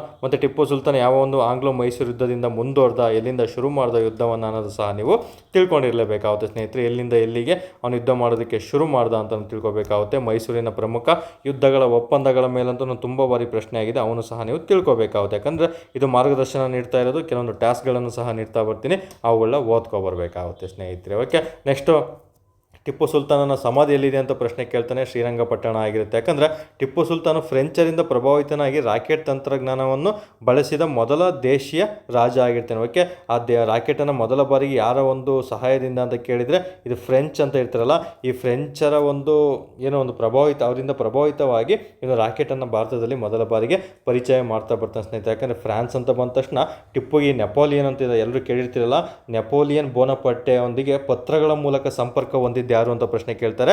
ಅದು ಟಿಪ್ಪು ಸುಲ್ತಾನೇ ಆಗಿರ್ತಾನೆ. ತುಂಬ ಬಾರಿ ಪ್ರಶ್ನೆ ಆಗಿದೆ. ನೆಪೋಲಿಯನ್ ಇವರು ಫ್ರಾನ್ಸ್ ದೇಶದವರು, ನೆನ್ಪಿಡ್ಕೋಬೇಕು. ಇವರೊಂದಿಗೆ ಆಗಿನ ಕಾಲದಲ್ಲಿ ಪತ್ರದೊಂದಿಗೆ ಸಂಪರ್ಕ ಹೊಂದಿದ್ರಂತೆ ಯಾರು? ಟಿಪ್ಪು ಸುಲ್ತಾನ್. ನೆನ್ಪಿಡ್ಕೋಬೇಕು. ಇನ್ನು ಭಾರತದ ನೆಪೋಲಿಯನ್ ಅಂತ ಹೇಳ್ಬಿಟ್ಟು ನಾವು ಗುಪ್ತರ ಒಂದು ಸಮುದ್ರ ಗುಪ್ತನನ್ನು ಕರಿತಾ ಬರ್ತೀವಿ. ಭಾರತದ ಒಂದು ನೆಪೋಲಿಯನ್ ಅಂತ ಹೇಳ್ಬಿಟ್ಟು ನಾವು ಸಮುದ್ರ ಗುಪ್ತನನ್ನು ಕರಿತಾ ಬರ್ತೀವಿ. ಇದನ್ನು ಸಹ ತುಂಬ ಬಾರಿ ಎಕ್ಸಾಮಲ್ಲಿ ಪ್ರಶ್ನೆ ಆಗಿದೆ, ನೆನಪಲ್ಲಿಟ್ಕೊಂಡಿರ್ಬೇಕಾಗುತ್ತೆ ಸ್ನೇಹಿತರು. ಓಕೆ, ಇದಕ್ಕೆ ಸರಿ ಉತ್ತರ ಟಿಪ್ಪು ಸುಲ್ತಾನ್ ಆಗಿರುತ್ತೆ. ಇನ್ನು ರೇಷ್ಮೆ ಬೆಳೆ ಬಗ್ಗೆ ಇಷ್ಟು ತಿಳ್ಕೊಂಡಿರ್ಬೇಕಾಗುತ್ತೆ.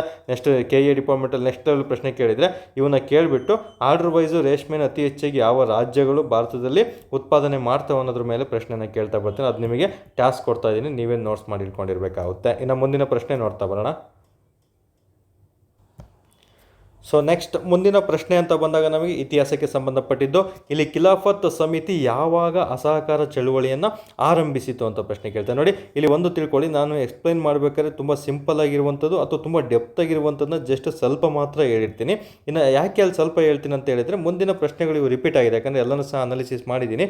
ಯಾವ ಪ್ರಶ್ನೆ ಅತಿ ಹೆಚ್ಚಾಗಿ ರಿಪೀಟ್ ಆಗಿರ್ತವೆ, ಯಾವ ಟಾಪಿಕ್ ಮೇಲೆ ರಿಪೀಟ್ ಆಗಿದೆ, ಮುಂದೆ ಈ ಟಾಪಿಕನ್ನು ಮತ್ತೆ ಹೇಳ್ತೀನಿ ಅನ್ನೋ ಒಂದು ವಿಷಯಗಳಲ್ಲಿ ಕೇವಲ ಜಸ್ಟ್ ನಾನು 4 ರಿಂದ 5 ಸ್ಟೇಟ್ಮೆಂಟ್ಗಳನ್ನು ಮಾತ್ರ ಇಲ್ಲಿ ತಿಳಿಸಿರ್ತೀನಿ. ಸೊ ಅಷ್ಟು ಓದ್ಕೊಂಡಿರಿ. ಅದನ್ನು ಬಿಟ್ಟು ನೆಕ್ಸ್ಟ್ ಲೆವೆಲ್ ಪ್ರಶ್ನೆಗಳನ್ನು ಮುಂದಿನ ದಿನಗಳಲ್ಲಿ ನಾನು ನಿಮಗೆ ತಿಳಿಸ್ಕೊಡ್ತಾ ಬರ್ತೀನಿ ಸ್ನೇಹಿತರೆ. ಓಕೆ, ಯಾಕಂದರೆ ಏನಪ್ಪ ಇಷ್ಟು ಹೇಳ್ಬಿಟ್ಟು ಮತ್ತೆ ಒಂದು ಪ್ರಶ್ನೆಗೆ ಇಷ್ಟು ಹೇಳಿ ಒಂದು ಪ್ರಶ್ನೆಗೆ ಇಷ್ಟೇ ಹೇಳ್ತಿದ್ರು ಅಂತ ನಿಮ್ಮ ಮೈಂಡಿಗೆ ಬರಬಾರ್ದು. ಓಕೆ, ಹಾಗಾಗಿ ಇಲ್ಲಿ ಖಿಲಾಫತ್ ಸಮಿತಿ ಯಾವಾಗ ಅಸಹಕಾರ ಚಳುವಳಿಯನ್ನು ಆರಂಭಿಸಿತು ಅಂತ ಪ್ರಶ್ನೆ ಕೇಳಿದೆ. ನಮಗೆ ಈ ಖಿಲಾಫತ್ ಅಂತ ಬಂದ ತಕ್ಷಣ ತುಂಬ ಬಾರಿ ನಮಗೆ ಎಲ್ಲ ಇಲಾಖೆ KSP KPSC ಎಲ್ಲರಲ್ಲೂ ಪ್ರಶ್ನೆ ಕೇಳ್ತಾ ಬಂದಿದ್ದಾನೆ. ಖಿಲಾಫತ್ ಚಳುವಳಿ ನಮಗೆ ಈ ಒಂದು ಪ್ಯಾನ್ ಇಸ್ಲಾಮಿಕ್ ಚಳುವಳಿ ಅಂತಲೇ ಸಹ ಕರೀತಾರೆ. ಪ್ಯಾನ್ ಒಂದು ಇಸ್ಲಾಮಿಕ್ ಚಳುವಳಿ ಅಂತಲೇ ಸಹ ಕರೀತಾ ಬರ್ತಾರೆ ಸ್ನೇಹಿತರೆ. ಇದು ಮೂಲತಃ ಎಲ್ಲಿ ಪ್ರಾರಂಭವಾಯಿತು ಇಸ್ಲಾಮಿಕ್ ಚಳುವಳಿ ಅಂತ ಕೇಳಿದರೆ ಟರ್ಕಿ ದೇಶದಲ್ಲಿ ಪ್ರಾರಂಭವಾಗುತ್ತೆ. ಯಾಕಂದರೆ ಒಂದು ಸೇವರ್ಸ್ ಒಪ್ಪಂದ ಅಂತ ಆಗುತ್ತೆ. ಆ ಕಾಲದಲ್ಲಿ ಒಂದು ಸೇವರ್ಸ್ ಒಪ್ಪಂದ ಅಂತ ಆಗುತ್ತೆ ಸ್ನೇಹಿತರೆ. ಇಲ್ಲಿ ನಮಗೆ ಈ ಒಂದು ಸೇವರ್ಸ್ ಒಪ್ಪಂದ 1ನೇ ಮಹಾಯುದ್ಧದ ಸಂದರ್ಭದಲ್ಲಿ ಆಗ್ತಾ ಬರ್ತದೆ. ಈ 1ನೇ ಮಹಾಯುದ್ಧ ಅಂತ ಬಂದ ತಕ್ಷಣ ಎಲ್ಲರಿಗೂ ಸಹ ಗೊತ್ತಿರುತ್ತೆ 1ನೇ ಮಹಾಯುದ್ಧ ಎಷ್ಟರಿಂದ ಎಷ್ಟರಲ್ಲಿ ಆಯಿತು ಅಂತ ಸಹ ನೀವು ಓದಿರಬೇಕು. ನಿಮಗೆ ಟಾಸ್ಕ್ ಕೊಡ್ತಾ ಇದ್ದೀನಿ. ಸೊ 1ನೇ ಮಹಾಯುದ್ಧದ ಸಂದರ್ಭ ಸೇವರ್ಸ್ ಒಪ್ಪಂದ ಆಗುತ್ತೆ. ಈ ಒಪ್ಪಂದದ ಪ್ರಕಾರ ಇಲ್ಲಿ ಒಬ್ಬ ಟರ್ಕಿ ಅರಸ ಇರ್ತಾನೆ. ಅವನ ಹೆಸರು ಅಬ್ದುಲ್ ಮಜೀದ್ ಅಂತ. ಅಬ್ದುಲ್ ಮಜೀದ್ ಅಂತ ಇರ್ತಾನೆ. ಈತ ಏನು ಮಾಡ್ತಾನೆ ಅಂದರೆ ಖಿಲಾಫತ್ ಪದವಿಯನ್ನೇ ಅವನು ರದ್ದು ಮಾಡ್ತಾನೆ ಸ್ನೇಹಿತರೆ. ಈ ರದ್ದು ಮಾಡ್ತಾನಲ್ಲ ಖಿಲಾಫತ್ ಪದವಿನ, ಹಾಗಾಗಿ ಮುಸ್ಲಿಮರಿಗೆ ಇದು ಆಗೋದಿಲ್ಲ. ಇಡೀ ಮುಸ್ಲಿಂ ರಾಷ್ಟ್ರಗಳು ಇವನ ವಿರುದ್ಧ ಒಂದು ಸಂಘಟನೆಯನ್ನು ಕಟ್ಟಿಬಿಟ್ಟು ಅವ್ರ ವಿರುದ್ಧ ಚಳುವಳಿಯನ್ನು ಮಾಡ್ತಾ ಬರ್ತಾರೆ. ಅದೇ ಒಂದು ಖಿಲಾಫತ್ ಚಳುವಳಿ ಅಂತ ಅದಕ್ಕೆ ಹೆಸರಿಡ್ತಾ ಬರ್ತಾರೆ ಸ್ನೇಹಿತರೆ. ಟರ್ಕಿ ದೇಶದಲ್ಲಾಗಿದ್ದು ಇದನ್ನು ಯಾಕಂದರೆ ಎಲ್ಲ ಮುಸ್ಲಿಂ ದೇಶಗಳಲ್ಲಿ ಅವಾಗ ಇನ್ನೂ ಭಾರತ ಡಿವೈಡ್ ಆಗಿರಲಿಲ್ಲ ಇಂಡಿಯಾ ಪಾಕಿಸ್ತಾನ ಅಂತ. ಸೊ ಎಲ್ಲರೂ ಒಗ್ಗಟ್ಟಾಗಿ ಇರ್ತಾ ಇದ್ವಿ. ಆ ಒಗ್ಗಟ್ಟಿನಲ್ಲಿ ಆಲ್ಮೋಸ್ಟ್ ನಮ್ಮ ಭಾರತದಲ್ಲೂ ಸಹ ಖಿಲಾಫತ್ ಚಳುವಳಿ ಶುರು ಆಗುತ್ತೆ. ಇದನ್ನು ಶುರು ಮಾಡಿದವರು ಯಾರು ಅಂತ ಪ್ರಶ್ನೆ ಕೇಳ್ತಾರೆ. ಆಲಿ ಸಹೋದರರು ಅಂತ ಕರೀತಾರೆ. ಈ ಖಿಲಾಫತ್ ಚಳುವಳಿಯನ್ನು ಭಾರತದಲ್ಲಿ ಶುರು ಮಾಡಿದವರು ಯಾರು ಅಂತ ಕೇಳ್ತಾನೆ. ಆಲಿ ಸಹೋದರರಾಗಿರ್ತಾರೆ. ಆಲಿ ಸಹೋದರರು ಅಂತ ಕೇಳಿದರೆ ಒಬ್ಬ ಮಹಮ್ಮದ್ ಆಲಿ, ಸ್ಪೆಸಿಫಿಕ್ ಆಗಿ ಹೆಸರು ಕೇಳಿದರೆ ಮಹಮ್ಮದ್ ಆಲಿ ಅಂತ ಒಬ್ರು ಇರ್ತಾರೆ. ಇನ್ನೊಬ್ಬ ಶೌಕತ್ ಆಲಿ ಅಂತ ಇರ್ತಾನೆ. ಕೆಲವೊಮ್ಮೆ ಆಪ್ಷನ್ ಆಲಿ ಸಹೋದರರು ಅಂತಲೇ ಕೊಡ್ತಾರೆ ಸ್ನೇಹಿತರೆ. ಅದನ್ನು ಸಹ ಓದ್ಕೊಂಡಿದ್ರೆ ಆಗುತ್ತೆ. ಓಕೆ, ಈ ಖಿಲಾಫತ್ ಚಳುವಳಿ ಅಂತ ಬಂದಾಗ ಇಷ್ಟರಲ್ಲಾಗುತ್ತೆ. ಸೊ ನಮಗೆ ಏನು 1919 ಅಕ್ಟೋಬರ್ 19 ಈ ಚಳುವಳಿಯನ್ನು ಪ್ರಾರಂಭವನ್ನು ಮಾಡ್ತಾ ಬರ್ತಾರೆ. ಸೊ ಅಲ್ಲಿ ಶುರುವಾಗ್ತಾ ಬರುತ್ತೆ. ಇನ್ನು ಖಿಲಾಫತ್ ಚಳುವಳಿ ಭಾರತದಲ್ಲಿ ಶುರುವಾಗೋದು 1920 ಆಗುತ್ತೆ. ನಂತರ ಅದೇ ಸಂದರ್ಭದಲ್ಲಿ ಒಂದು ಅಸಹಕಾರ ಚಳುವಳಿ ಅಂತ ನಡೀತಾ ಇರುತ್ತೆ ಭಾರತದಲ್ಲಿ. ಈ ಅಸಹಕಾರ ಚಳುವಳಿಗೂ ಸಹ ಇವರು ಚಳುವಳಿಗೆ ಇವರು ಸಹ ಸಾಥನ್ನು ನೀಡ್ತಾ ಬರ್ತಾರೆ. ಗಾಂಧೀಜಿಯವರು ಇರ್ತಾರೆ ಅಂತ ಹೇಳ್ಬಿಟ್ಟು ಆ ಸಾಥನ್ನು ನೀಡಿದ್ದು ಯಾವಾಗ ಅಂತ ಕೇಳಿದರೆ ಆಗಸ್ಟ್ 31, 1920 ಇವರು ಇದಕ್ಕೆ ಸಾಥನ್ನು ನೀಡ್ತಾ ಬರ್ತಾರೆ ಸ್ನೇಹಿತರೆ. ಏನು ಈ ಜಲಿಯನ್ ವಾಲಾಬಾಗ್ ಹತ್ಯಾಕಾಂಡ ಆಗಿರ್ಬೋದು, ಈ ರೌಲತ್ ಕಾಯ್ದೆಗಳ ಕೆಲವೊಂದು ನಿಯಮಗಳನ್ನು ವಿರೋಧಿಸಿ ಈ ಖಿಲಾಫತ್ ಚಳುವಳಿ, ಆ ಅಸಹಕಾರ ಚಳುವಳಿ ಎರಡು ಸಹ ಒಟ್ಟಿಗೆ ಶುರು ಆಗ್ತಾ ಬರ್ತದೆ. ಅವರು ಇವರಿಗೆ ಸಪೋರ್ಟ್ ಮಾಡ್ತಾ ಬರ್ತಾರೆ ಸ್ನೇಹಿತರೆ. ಆವಾಗ ಶುರುವಾಗಿದ್ದೆ ಅಸಹಕಾರ ಚಳುವಳಿ ಆಗಿರ್ತದೆ. ಈ ಅಸಹಕಾರ ಚಳುವಳಿ ಎಷ್ಟರಿಂದ ಎಷ್ಟು ವರ್ಷ ಆಯ್ತು ಅಂತ ಕೇಳ್ತಾನೆ. 1920 ವರ್ಷದಿಂದ 22 ವರ್ಷದವರೆಗೂ ಇದು ಮುಂದುವರಿತಾ ಬರ್ತದೆ ಸ್ನೇಹಿತರೆ. ಶುರುವಾಗಿದ್ದು 1920, ಎಂಡ್ ಆಗಿದ್ದು 22ರಲ್ಲಿ. ಸೊ 22ರಲ್ಲಿ ಎಂಡ್ ಆಗಿದ್ದು ಗಾಂಧಿಯವರ ಒಂದು ಅನುಮತಿಯನ್ನು ಪಡ್ಕೊಂಡು ಅದು ಎಂಡ್ ಆಗ್ತಾ ಬರ್ತದೆ. ಅದನ್ನು ಸಹ ನೆನ್ಪಿಟ್ಕೋಬೇಕಾಗುತ್ತೆ. ಇವೆರಡೂ ಸಂದರ್ಭದಲ್ಲಿ ನಮಗೂ ಇಂಪಾರ್ಟೆಂಟ್ ಆಗಿರ್ತದೆ, ನೆನಪಲ್ಲಿ ಇಟ್ಕೊಂಡಿರ್ಬೇಕಾಗುತ್ತೆ ಸ್ನೇಹಿತರೆ. ಇದಕ್ಕೆ ಸರಿ ಉತ್ತರ ಆಗಸ್ಟ್ 31, 1920. ನೋಡಿ, ನೀವು ಅಸಹಕಾರ ಚಳವಳಿ ಅಥವಾ ಖಿಲಾಫತ್ 1920 ಅಂತ ಓದಿರ್ತೀರಾ, ಬಟ್ ಇಲ್ಲಿ ಡೇಟ್ಗಳು ಕೊಟ್ಬಿಡ್ತಾನೆ. ಡೇಟ್ಗಳು ಕೊಟ್ಟಾಗ ಸಡನ್ನಾಗಿ ಭಯ ಆಗ್ಬಾರ್ದು, ಪ್ಯಾನಿಕ್ ಆಗಬಾರ್ದು. ಪ್ಯಾನಿಕ್ ಆದರೆ ನೀವು ನೆಕ್ಸ್ಟ್ ಆಪ್ಷನ್ಗಳೆಲ್ಲ ಕನ್ಫ್ಯೂಷನೇ ಕಾಣ್ತಾ ಇರ್ತವೆ, ಗಮನಿಸೇ ಇರಲ್ಲ.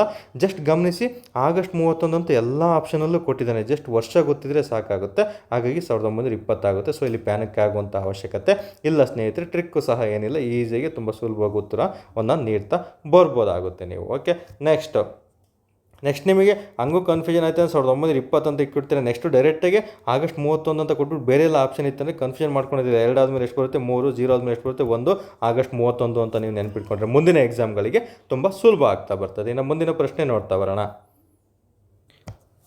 ನೆಕ್ಸ್ಟ್ ಮುಂದಿನ ಪ್ರಶ್ನೆ ಬಂದು ಅದು ನಮಗೆ ಗಾಂಧಿಯುಗಕ್ಕೆ ಸಂಬಂಧಪಟ್ಟಂತಹ ಪ್ರಶ್ನೆ. ನೋಡಿ, ಹೇಳ್ತೀನಿಲ್ಲ, ಗಾಂಧಿಯುಗ ಕರ್ನಾಟಕದಲ್ಲಿ ಇಂಥ ಟಾಪಿಕ್ ಮೇಲೆ ಪ್ರಶ್ನೆಯನ್ನು ಕೇಳ್ತಾರೆ ಅಂತ ಹೇಳ್ತೀನಿ. ಅಲ್ಲೇ ನಿಮಗೆ 100% ಪ್ರಶ್ನೆಗಳು ಆಗ್ತವೆ. ನೀವು ಇವತ್ತಿಂದನೇ ಗಮನಿಸ್ತಾ ಬರಬೇಕಾಗುತ್ತೆ.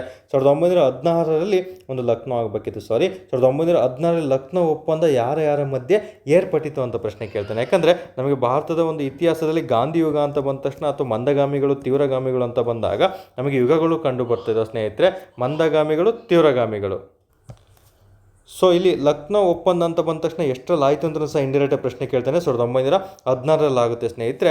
ಈ 16ರ ಲಕ್ನೋ ಒಪ್ಪಂದ ಏನಕ್ಕೆ ಆಗುತ್ತೆ ಅಂದರೆ 2 ಸನ್ನಿವೇಶಗಳು ಜರುಗ್ತಾ ಬರ್ತವೆ. 2 ಮೇಯ್ನ್ ಒಪ್ಪಂದಗಳಾಗ್ತಾ ಬರ್ತವೆ. ಒಂದು ನಮಗೆ ಈ ಕಾಂಗ್ರೆಸ್ ಪ್ಲಸ್ ಮುಸ್ಲಿಂ ಲೀಗ್ ಇದೆಯಲ್ಲ, ಇವೆರಡು ಸಹ ಒಂದಾಗ್ತಾ ಬರ್ತಾರೆ. ಯಾಕಂದರೆ 2 ಸಹ ಇವರಿಗೆ ಒಂದು ವಿಭಿನ್ನ ಆಗಿರ್ತವೆ ಸ್ನೇಹಿತರೆ. ಒಂದು ಸೂರತ್ ಒಡಕಿಂದ ಆಗಿರ್ಬೋದು, ಬೇರೆ ಬೇರೆ ಒಂದು ಹಲವಾರು ಒಂದು ಸನ್ನಿವೇಶಗಳಿಂದ ಬೇರೆ ಬೇರೆ ಆಗಿರ್ತಾರೆ ಕಾಂಗ್ರೆಸ್ ಮತ್ತು ಮುಸ್ಲಿಂ ಲೀಗು. ಮತ್ತು ಈ ಒಂದು ಅಧಿವೇಶನದಲ್ಲಿ ಇವರು ಒಂದಾಗ್ತಾ ಬರ್ತಾರೆ. ಇನ್ನು ಮಂದಗಾಮಿಗಳು, ತೀವ್ರಗಾಮಿಗಳು ಅಂತ ಬರ್ತಾರೆ. ಮಂದಗಾಮಿ ಮತ್ತು ತೀವ್ರಗಾಮಿಗಳು ಅಂತ ಬರ್ತಾರೆ. ಮಂದಗಾಮಿಗಳು ಮತ್ತು ತೀವ್ರಗಾಮಿಗಳು ನೆನಪಿಟ್ಕೊಂಡಿರ್ಬೇಕಾಗುತ್ತೆ. ತುಂಬಾ ಇಂಪಾರ್ಟೆಂಟ್ ಆಗಿರೋದು ಇಲ್ಲಿ. ಮಂದಗಾಮಿಗಳು ಅಂತ ಬಂದ ತಕ್ಷಣ ಎಕ್ಸಾಂಪಲ್ ಪ್ರಶ್ನೆ ಕೇಳ್ತಾನೆ. ಮಂದಗಾಮಿಗಳ ಯುಗ, ತೀವ್ರಗಾಮಿಗಳ ಯುಗ, ಮಂದಗಾಮಿಗಳ ನಾಯಕ ಯಾರಾಗಿದ್ದರು, ತೀವ್ರಗಾಮಿಗಳ ನಾಯಕ ಯಾರಾಗಿದ್ದರು, ಇವನ್ನಿಷ್ಟೂ ಸಹ ನೀವು ಕಂಪಲ್ಸರಿ ಓದಿರಲೇಬೇಕಾಗುತ್ತೆ. ನಿಮಗೆ ಟಾಸ್ಕ್ ಕೊಡ್ತಾ ಇದ್ದೀನಿ. ಎಕ್ಸಾಮಲ್ಲಿ ತುಂಬ ಬಾರಿ ಪ್ರಶ್ನೆ ಆಗಿದೆ. ನಾನು ಹೇಳಿದರೆ ನಿಮಗೆ ಕನ್ಫ್ಯೂಷನ್ ಆಗುತ್ತೆ. ಸೊ ನೀವೇ ಒಮ್ಮೆ ತೆಗೆದು ನೋಡಬೇಕು. ನೀವು ಓದಿದರೆ ಆ ಉತ್ತರವನ್ನು ಗಮನಿಸಬೇಕಾಗುತ್ತೆ ಸ್ನೇಹಿತರೆ. ಸೊ ಲಕ್ನೋ ಅಧಿವೇಶನ ಅಂತ ಬಂದಾಗ ಇವೆರಡೂ ಘಟನೆಗಳು ನಮಗೆ ಮಂದಗಾಮಿಗಳು, ತೀವ್ರಗಾಮಿಗಳು ಒಂದಾಗ್ತಾರೆ. ಕಾಂಗ್ರೆಸ್ ಮತ್ತು ಮುಸ್ಲಿಂ ಲೀಗು ಒಂದಾಗಿರುತ್ತೆ. ಹಾಗಾಗಿ ಇಂಡೈರೆಕ್ಟ್ ಪ್ರಶ್ನೆ ಕೇಳ್ತಾನೆ, ಕಾಂಗ್ರೆಸ್ ಮತ್ತು ಮುಸ್ಲಿಂ ಲೀಗ್ ಅಥವಾ ಮಂದಗಾಮಿ ತೀವ್ರಗಾಮಿ ಯುಗಗಳು ಯಾವ ವರ್ಷದಲ್ಲಿ ಒಂದಾದರು ಅಂತ. 1916ರಲ್ಲಿ. ಯಾವ ಅಧಿವೇಶನ, ಕಾಂಗ್ರೆಸ್ ಅಧಿವೇಶನದಲ್ಲಿ ಇವರು ಒಂದಾದರು ಅಂತ ಪ್ರಶ್ನೆ ಕೇಳ್ತಾನೆ. ಲಕ್ನೋ ಕಾಂಗ್ರೆಸ್ ಅಧಿವೇಶನ. ಯಾಕಂದರೆ ಭಾರತೀಯ ರಾಷ್ಟ್ರೀಯ ಕಾಂಗ್ರೆಸ್ ಅಧಿವೇಶನ ಅಂತ ಬಂದಾಗ 1885ರಿಂದನೂ ಶುರುವಾಗಿ 1948ರವರೆಗೂ ಅಧಿವೇಶನಗಳು ಜರುಗಿರ್ತವೆ. ಅವೆಲ್ಲವೂ ಸಹ ನಮಗೆ ಇಂಪಾರ್ಟೆಂಟ್ ಆಗಿರುತ್ತೆ. ಅವುಗಳ ವಿಶೇಷತೆಯನ್ನು ಸಹ ನೀವು ತಿಳ್ಕೊಂಡಿರ್ತೀರ. ಇವೆರಡು ಘಟನೆ ನಡೆದಿದ್ದು ಲಕ್ನೋ ಅಧಿವೇಶನ ಆಗಿರುತ್ತೆ. ಈ ಲಕ್ನೋ ಅಧಿವೇಶನದ ಅಧ್ಯಕ್ಷತೆಯನ್ನು ಯಾರು ವಹಿಸ್ಕೊಂಡಿದ್ರು, ಕಾಂಗ್ರೆಸ್ ಅಧ್ಯಕ್ಷತೆಯನ್ನು ಕೇಳ್ತಾ ಬರ್ತಾನೆ. ಎ.ಸಿ. ಮಜುಮ್ದಾರ್ ಅಂತ ಬರ್ತಾರೆ. ಇವರು ಇದರ ಒಂದು ಅಧ್ಯಕ್ಷತೆಯನ್ನು ವಹಿಸ್ಕೊಂಡಿರ್ತಾರೆ. ಇದನ್ನು ಸಹ ಎಕ್ಸಾಮ್ ದೃಷ್ಟಿಯಿಂದ ಇಂಪಾರ್ಟೆಂಟ್ ಆಗಿರುತ್ತೆ, ನೆನ್ಪಿಟ್ಕೋಬೇಕಾಗುತ್ತೆ ಸ್ನೇಹಿತರೆ. ಹಾಗಾದ್ರೆ ನೆಕ್ಸ್ಟು ಇಲ್ಲಿ ಆರ್ಯ ಸಮಾಜ ಅಂತಿದೆ ನೋಡಿ. ಇದು ಸ್ಥಾಪನೆ ಆದಂಥ ವರ್ಷ, ಫೌಂಡರ್ ಯಾರು, ಯಾವೆಲ್ಲ ಪತ್ರಿಕೆಗಳನ್ನು ಅದು ಹೊರಡಿಸ್ತು ಅಂತ ಓದ್ಕೊಂಡಿರಬೇಕು ನಿಮಗೆ ಟಾಸ್ಕ್. ಇನ್ನು ಹಿಂದೂ ಮಹಾಸಭಾ ಎಷ್ಟರಲ್ಲಿ ಸ್ಥಾಪನೆ ಮಾಡಲಾಯಿತು, ಯಾರು ಸ್ಥಾಪನೆ ಮಾಡಿದ್ರು, ಇದರ ಕೇಂದ್ರ ಕಚೇರಿ ಎಲ್ಲಾಗಿತ್ತು ಅಂತಲೂ ಸಹ ಪ್ರಶ್ನೆಯನ್ನು ಕೇಳಿದ್ದಾನೆ. ಅದನ್ನು ಸಹ ನೀವೇ ಓದ್ಕೊಂಡಿರಬೇಕಾಗುತ್ತೆ ಸ್ನೇಹಿತರೆ. ತುಂಬಾ ಇಂಪಾರ್ಟೆಂಟ್ ಆಗಿರುವಂಥದ್ದು. ಸೊ ಅಷ್ಟು ಸಹ ತಿಳ್ಕೊಬೇಕು. ಇನ್ನು ಕಾಂಗ್ರೆಸ್ ಅಧಿವೇಶನ ಅಂತ ಬಂದಾಗ ನಮಗೆ ಈ ಮಂದಗಾಮಿಗಳು, ತೀವ್ರಗಾಮಿಗಳು ಒಂದಾದ್ವು ಅಂತಲೂ ಸಹ ನಾವು ನಿಮಗೆ ತಿಳಿಸ್ಕೊಟ್ಟೆ. ಅದೇ ರೀತಿ ಕಾಂಗ್ರೆಸ್ ಇಬ್ಬಾಗ ಆಗಿದ್ದು ಯಾವ ಒಂದು ಅಧಿವೇಶನ ಅಂತ ಕೇಳ್ತಾನೆ. ಸೂರತ್ ಒಡಕು ಅಂತ ಆಗುತ್ತೆ. ಸೂರತ್ ಅಧಿವೇಶನ 1907 ಆಗಿದ್ದಂತಹ ಒಂದು ಕಾಂಗ್ರೆಸ್ ಅಧಿವೇಶನದ ಅಧ್ಯಕ್ಷರು ಯಾರು ಅಂತ ಪ್ರಶ್ನೆ ಕೇಳ್ತಾನೆ. ರಾಸ್ ಬಿಹಾರಿ ಬೋಸ್ ಅವರು ನೆನ್ಪಿಟ್ಕೋಬೇಕಾಗುತ್ತೆ. ಅಂದು ಒಡಕು ಆಗಿದ್ದು ಇಲ್ಲಿ ಒಂದಾಗ್ತಾರೆ. 1907, 16 ಎರಡು ಸಹ ನಿಮಗೆ ನೆನಪಲ್ಲಿರಬೇಕಾಗುತ್ತೆ ಸ್ನೇಹಿತರೆ. ಇದಕ್ಕೆ ಸರಿ ಉತ್ತರ ಕಾಂಗ್ರೆಸ್ ಮತ್ತು ಮುಸ್ಲಿಂ ಲೀಗ್ ಆಗಿರುತ್ತೆ, ನೆನಪಿಟ್ಕೊಂಡಿರಬೇಕು. ಇದು ಸಹ ತುಂಬಾ ಇಂಪಾರ್ಟೆಂಟು, ತುಂಬ ಬಾರಿ ರಿಪೀಟ್ ಆಗಿರುವಂತಹ ಒಂದು ಪ್ರಶ್ನೆ ಆಗಿರುತ್ತೆ. ನಮ್ಮ ಮುಂದಿನ ಪ್ರಶ್ನೆ ನೋಡ್ತಾ ಬರೋಣ. ನೆಕ್ಸ್ಟ್ ಮುಂದಿನ ಪ್ರಶ್ನೆ ನೋಡ್ತಾ ಬಂದಾಗ ಇದು ತುಂಬ ಸಿಂಪಲ್ ಪ್ರಶ್ನೆ. ಮೊಘಲರ ಕಾಲದ ಆಡಳಿತ ಭಾಷೆ ಯಾವುದಾಗಿತ್ತು ಅಂದರೆ ಅಡ್ಮಿನಿಸ್ಟ್ರೇಟಿವ್ ಲ್ಯಾಂಗ್ವೇಜು ಮೊಘಲರ ಕಾಲದಲ್ಲಿ ಯಾವುದಾಗಿತ್ತು? ಉರ್ದುನಾ ಅಥವಾ ಅರೇಬಿಕ್ ಅಥವಾ ಪರ್ಷಿಯನ್ ಅಥವಾ ಟರ್ಕಿಶ್? ಈಗ ಮೊಘಲರು ಅಂತ ಬಂದ ತಕ್ಷಣ ಬಾಬರು, ಅಕ್ಬರು, ಹುಮಾಯೂನು, ಔರಂಗಜೇಬು, ಜಹಾಂಗೀರ್ ಅಂತ ಬಂದಾಗ ಅವರೆಲ್ಲ ಮುಸಲ್ಮಾನರು ಅಂತ ಹೇಳ್ಬಿಟ್ಟು ನೀವು ಫಸ್ಟ್ ಆಪ್ಷನ್ ಉರ್ದು ಅಂತ ಕೊಟ್ಟಿರ್ತಾರೆ. ಅದನ್ನು ಚೂಸ್ ಮಾಡ್ಬೋದು ಸ್ನೇಹಿತರೆ. ಯಾಕಂದರೆ ಅವ್ರು ಕಂಪ್ಲೀಟ್ ಪರ್ಷಿಯನ್ ಭಾಷೆಗೆ ಒಂದು ಅಡ್ಮಿನಿಸ್ಟ್ರೇಟಿವ್ ಲ್ಯಾಂಗ್ವೇಜ್ ಆಗಿರ್ಬೋದು, ಅದ್ರ ಬಗ್ಗೆ ಅತಿ ಹೆಚ್ಚಾಗಿ ಪ್ರಾಮುಖ್ಯತೆಯನ್ನು ನೀಡ್ತಾ ಇರ್ತಾರೆ. ಹಾಗಾಗಿ ಮೊಘಲರ ಕಾಲದ ಒಂದು ಆಡಳಿತ ಭಾಷೆ ಯಾವುದಂತ ಕೇಳ್ತಾನೆ, ಪರ್ಷಿಯನ್ ಆಗಿರುತ್ತೆ. ಇನ್ನು ಮೊಘಲರ ಕಾಲದಲ್ಲಿ ಕೋರ್ಟ್ಗಳು, ನ್ಯಾಯಾಲಯಗಳಿದಾವಲ್ಲ ಕೋರ್ಟು, ಈ ಕೋರ್ಟ್ನ ಅಫಿಷಿಯಲ್ ಲ್ಯಾಂಗ್ವೇಜ್ ಯಾವುದಾಗಿತ್ತು ಅಂತ ಪ್ರಶ್ನೆ ಕೇಳಿದ್ದೀನಿ ಒಂದು ಬಾರಿ, ಅದನ್ನು ಸಹ ಪರ್ಷಿಯನ್ ಆಗಿರುತ್ತೆ. ತುಂಬಾ ಇಂಪಾರ್ಟೆಂಟ್. ಇನ್ನು ಟರ್ಕಿ ಅಂತ ಬಂದ ತಕ್ಷಣ ಇಸ್ತಾಂಬುಲ್, ಓಕೆ, ಕಾನ್ಸ್ಟಾಂಟಿನೋಪಲ್ ಪತನ ಅಂತೆಲ್ಲ ಹೇಳ್ತೀನಲ್ಲ, ಮುಂದಿನ ದಿನಗಳಲ್ಲಿ ಹೇಳ್ತಾ ಬರ್ತೀನಿ. ಕಾನ್ಸ್ಟಾಂಟಿನೋಪಲ್ ಪತನ ಎಷ್ಟರಲ್ಲಾಯಿತು? 1453 ಏನಕ್ಕಾಯಿತು, ಹೆಂಗಾಯಿತು ಎಲ್ಲನೂ ಸಹ ಮುಂದೆ ಪ್ರಶ್ನೆನ ತಿಳಿಸ್ಕೊಡ್ತಾ ಬರ್ತೀನಿ. ಇನ್ನು ಪರ್ಷಿಯನ್ ಆಯಿತು. ಇನ್ನು ಅರೇಬಿಕ್ ಅಂತ ಬಂದ ತಕ್ಷಣ ಎಕ್ಸಾಮಲ್ಲಿ ತುಂಬ ಬಾರಿ ಪ್ರಶ್ನೆ ಕೇಳಿದ್ದೀನಿ. ಅರೇಬಿಕ್ ಮತ್ತು ಖರೋಷ್ಠಿ ಲಿಪಿಗಳು ಅಂತೆಲ್ಲ ಬರ್ತವೆ, ಅಶೋಕನಿಗೆ ಸಂಬಂಧಪಟ್ಟಂತಹ ಒಂದು ಲಿಪಿಗಳಾಗಿರ್ತವೆ. ಉಲ್ಟಾ ಎಲ್ಲ ಎಡದಿಂದ ಬಲದಿಂದ ಎಡಕ್ಕೆ ಯಾವುದೆಲ್ಲ ಬರೀತಾರೆ ಅಂತಲೂ ಸಹ ಮುಂದೆ ತಿಳಿಸ್ಕೊಡ್ತಾ ಬರ್ತೀನಿ. ಅಲ್ಲಿ ಶುರು ಆಗಿರುವಂಥದ್ದು ಅರೇಬಿಕ್ ಆಗಿರ್ತಾರೆ ಸ್ನೇಹಿತರೆ. ಇನ್ನು ಉರ್ದು ಭಾಷೆ ಅಂತ ಬಂದಾಗ ನಮಗೆ ಪರ್ಷಿಯನ್ನಿಂದ ಉರ್ದು ಭಾಷೆಗೆ ಒಂದು ಯಾವುದೋ ಒಂದು ಆಡಳಿತ ಭಾಷೆಯನ್ನು ಪರಿಚಯಿಸಿದಂತಹ ಒಂದು ಬಹುಮನಿ ಸುಲ್ತಾನ ಯಾರು ಅಂತಲೂ ಸಹ ಪ್ರಶ್ನೆ ಆಗಿದೆ. ಮುಂದಿನ ದಿನಗಳಲ್ಲಿ ತಿಳಿಸ್ಕೊಡ್ತೀನಿ. ಇಷ್ಟು ಪ್ರಶ್ನೆಗಳು ನೀವು ಆಲ್ರೆಡಿ ಓದಿ ನೆನಪು ಬರ್ತಿದೆ ಅಂದರೆ 100% ನೀವು ವೇಯಲ್ಲಿದ್ದೀರಾ, ರೂಟಲ್ಲಿದ್ದೀರಾ ಅಂತ ಅರ್ಥ. ನನ್ನ ವೈಯಕ್ತಿಕ ಮಾರ್ಗದರ್ಶನದ ಅಭ್ಯರ್ಥಿಗಳಂತೂ 100% ಇದಕ್ಕೆಲ್ಲ ಉತ್ತರಗಳನ್ನು ಗಮನಿಸಬೇಕು. ಯಾಕಂದರೆ ನಿಮಗೆ ನಾನೇನು ವೈಯಕ್ತಿಕ ಮಾರ್ಗದರ್ಶನ ನೀಡ್ತಾ ಇದ್ದೀನಿ, ಮಿನಿಮಮ್ 3-4 ಬುಕ್ಸ್ಗಳನ್ನು ರೆಫರ್ ಮಾಡಿ ಒಂದು KS ಫಿಲಿಮ್ಸಿಂದ ಹೇಳ್ಬೋದು PC ಯಾವೆಲ್ಲ ಪ್ರಶ್ನೆಗಳು ಹೆಂಗೆ ಕೇಳಿದ್ದಾನೆ, ಯಾವ ರೀತಿ ಕೇಳಿದ್ದಾನೆ, ನಿಮಗೆ ಗೊತ್ತಿರುವಂಥ ಟಾಪಿಕಲ್ಲಿ ನೆಕ್ಸ್ಟ್ ಯಾವ ರೀತಿ ಪ್ರಶ್ನೆಗಳು ಆಗ್ತವಂತಲೇ ಸಹ ನಾನು ನಿಮಗೆ ವೈಯಕ್ತಿಕ ಮಾರ್ಗದರ್ಶನ ನೀಡ್ತಾ ಇರೋದು. ಸೊ ಇಷ್ಟನ್ನು ಸಹ ನೆನಪು ಬರೋದಕ್ಕೆ ನೀವು ಕಾರಣಕರ್ತ ಆಗಿರ್ಬೇಕು ಸ್ನೇಹಿತರೆ. 100% ನೆನಪು ಮಾಡ್ಕೊಳ್ಳೇಬೇಕಾಗುತ್ತೆ. ನೀವು ಆಗ ನೆನಪು ಮಾಡ್ಕೊಂಡಲ್ಲಿ ಮಾತ್ರ ನೀವು ನನ್ನ ವೈಯಕ್ತಿಕ ಮಾರ್ಗದರ್ಶನ ಕರೆಕ್ಟಾಗಿ ಫಾಲೋ ಮಾಡಿದ್ದೀರಾ, ಪಾಲಿಸ್ತೀರಾ ಅಂತ ಎಂದರ್ಥ ಸ್ನೇಹಿತರೆ. ಯಾರೆಲ್ಲ ಆಥರ್ವೈಸ್ ಬುಕ್ಸ್ ಓದಿರೋ ಅವ್ರಿಗೂ ಸಹ ಇವೆಲ್ಲ ನೆನಪು ಬರಬೇಕಾಗುತ್ತೆ ಸ್ನೇಹಿತರೆ. ಓಕೆ, ಇನ್ನು ಅರೇಬಿಕ್ ಅಂತ ಬಂದ ತಕ್ಷಣ ನಮಗೆ ಅರಬ್ಬರು ಅಂತ ನೆನಪು ಬಂದ ತಕ್ಷಣ ಭಾರತದ ಮೇಲೆ ದಾಳಿ ಮಾಡಿದ ಮೊದಲ ಮುಸಲ್ಮಾನರು ಯಾರು ಅಂತ ಕೇಳಿದರೆ ಅರಬ್ಬರಾಗಿರ್ತಾರೆ. ಭಾರತದ ಮೇಲೆ ದಾಳಿ ಮಾಡಿದ ಮೊದಲ ವಿದೇಶಿಗರು ಯಾರು ಅಂತ ಕೇಳಿದರೆ ಅದು ಪರ್ಷಿಯನ್ನರಾಗಿರ್ತಾರೆ. ಅಲ್ಲೂ ಸಹ ನೀವು ನೆನಪಿಟ್ಕೊಂಡಿರಲೇಬೇಕಾಗುತ್ತೆ ಸ್ನೇಹಿತರೆ. ಓಕೆ, ನೆಕ್ಸ್ಟ್ ನಮ್ಮ ಮುಂದಿನ ಪ್ರಶ್ನೆ ಇದಕ್ಕೆ ಸರಿ ಉತ್ತರ ಪರ್ಷಿಯನ್ ಆಗಿರುತ್ತೆ. ಮುಂದೆ ನಮಗೇನು ಈಗ ಮೌರ್ಯ ಸಾಮ್ರಾಜ್ಯದ ಒಂದು ಅಡ್ಮಿನಿಸ್ಟ್ರೇಟಿವ್ ಲ್ಯಾಂಗ್ವೇಜ್ ಯಾವುದಾಗಿತ್ತು ಅಂತಲೂ ಸಹ ಪ್ರಶ್ನೆ ಕೇಳೋದು ಪ್ರಾಕೃತ ಆಗಿರುತ್ತೆ. ಸೊ ಈ ರೀತಿ ಹಲವಾರು ಪ್ರಶ್ನೆಗಳು, ಹಲವಾರು ಲ್ಯಾಂಗ್ವೇಜ್ಗಳನ್ನು ಕೇಳ್ತಾ ಬರ್ತಾರೆ. ಶಾತವಾಹನರ ಒಂದು ಆಡಳಿತ ಭಾಷೆ ಯಾವುದಾಗಿತ್ತು ಕರ್ನಾಟಕಕ್ಕೆ ಸಂಬಂಧಪಟ್ಟಂತೆ, ಯಾಕಂದರೆ ನೆಕ್ಸ್ಟ್ ಕದಂಬರ ಒಂದು ಆಡಳಿತ ಭಾಷೆ ಯಾವುದಾಗಿತ್ತು, ಈ ರೀತಿ ಪ್ರಶ್ನೆಗಳನ್ನು ಕೇಳ್ತಾ ಬರ್ತಾನೆ. ಮೌರ್ಯ ಸಾಮ್ರಾಜ್ಯ, ಚೋಳರು ಆಗಿರ್ಬೋದು, ಓಕೆ, ವರ್ಧನರು ಆಗಿರ್ಬೋದು, ಇವನ್ನೆಲ್ಲ ನೀವು ಓದಿರಬೇಕು. ಯಾವಾಗ ಯಾವ ಥರ ಪ್ರಶ್ನೆ ಬೇಕಾದ್ರೂ ನಿಮಗೆ ಅವರು ಕೇಳ್ತಾ ಬರ್ಬೋದು. ಸೊ ಇದನ್ನು ವೈಯಕ್ತಿಕ ಮಾರ್ಗದರ್ಶನ ಅಂತಾರೆ. ನಿಮಗೆ ಟಾಸ್ಕ್ ಕೊಡೋದೇ ಒಂದು ವೈಯಕ್ತಿಕ ಮಾರ್ಗದರ್ಶನ ಆಗಿರ್ತಾರೆ ಸ್ನೇಹಿತರೆ. ಅಷ್ಟು ಸಹ ನೀವು ಓದ್ಕೊಂಡಿರಲೇಬೇಕಾಗುತ್ತೆ. ಇದಕ್ಕೆ ಸರಿ ಉತ್ತರ ಬಂದು ಒಂದು ಪರ್ಷಿಯನ್ ಆಗಿರ್ತದೆ.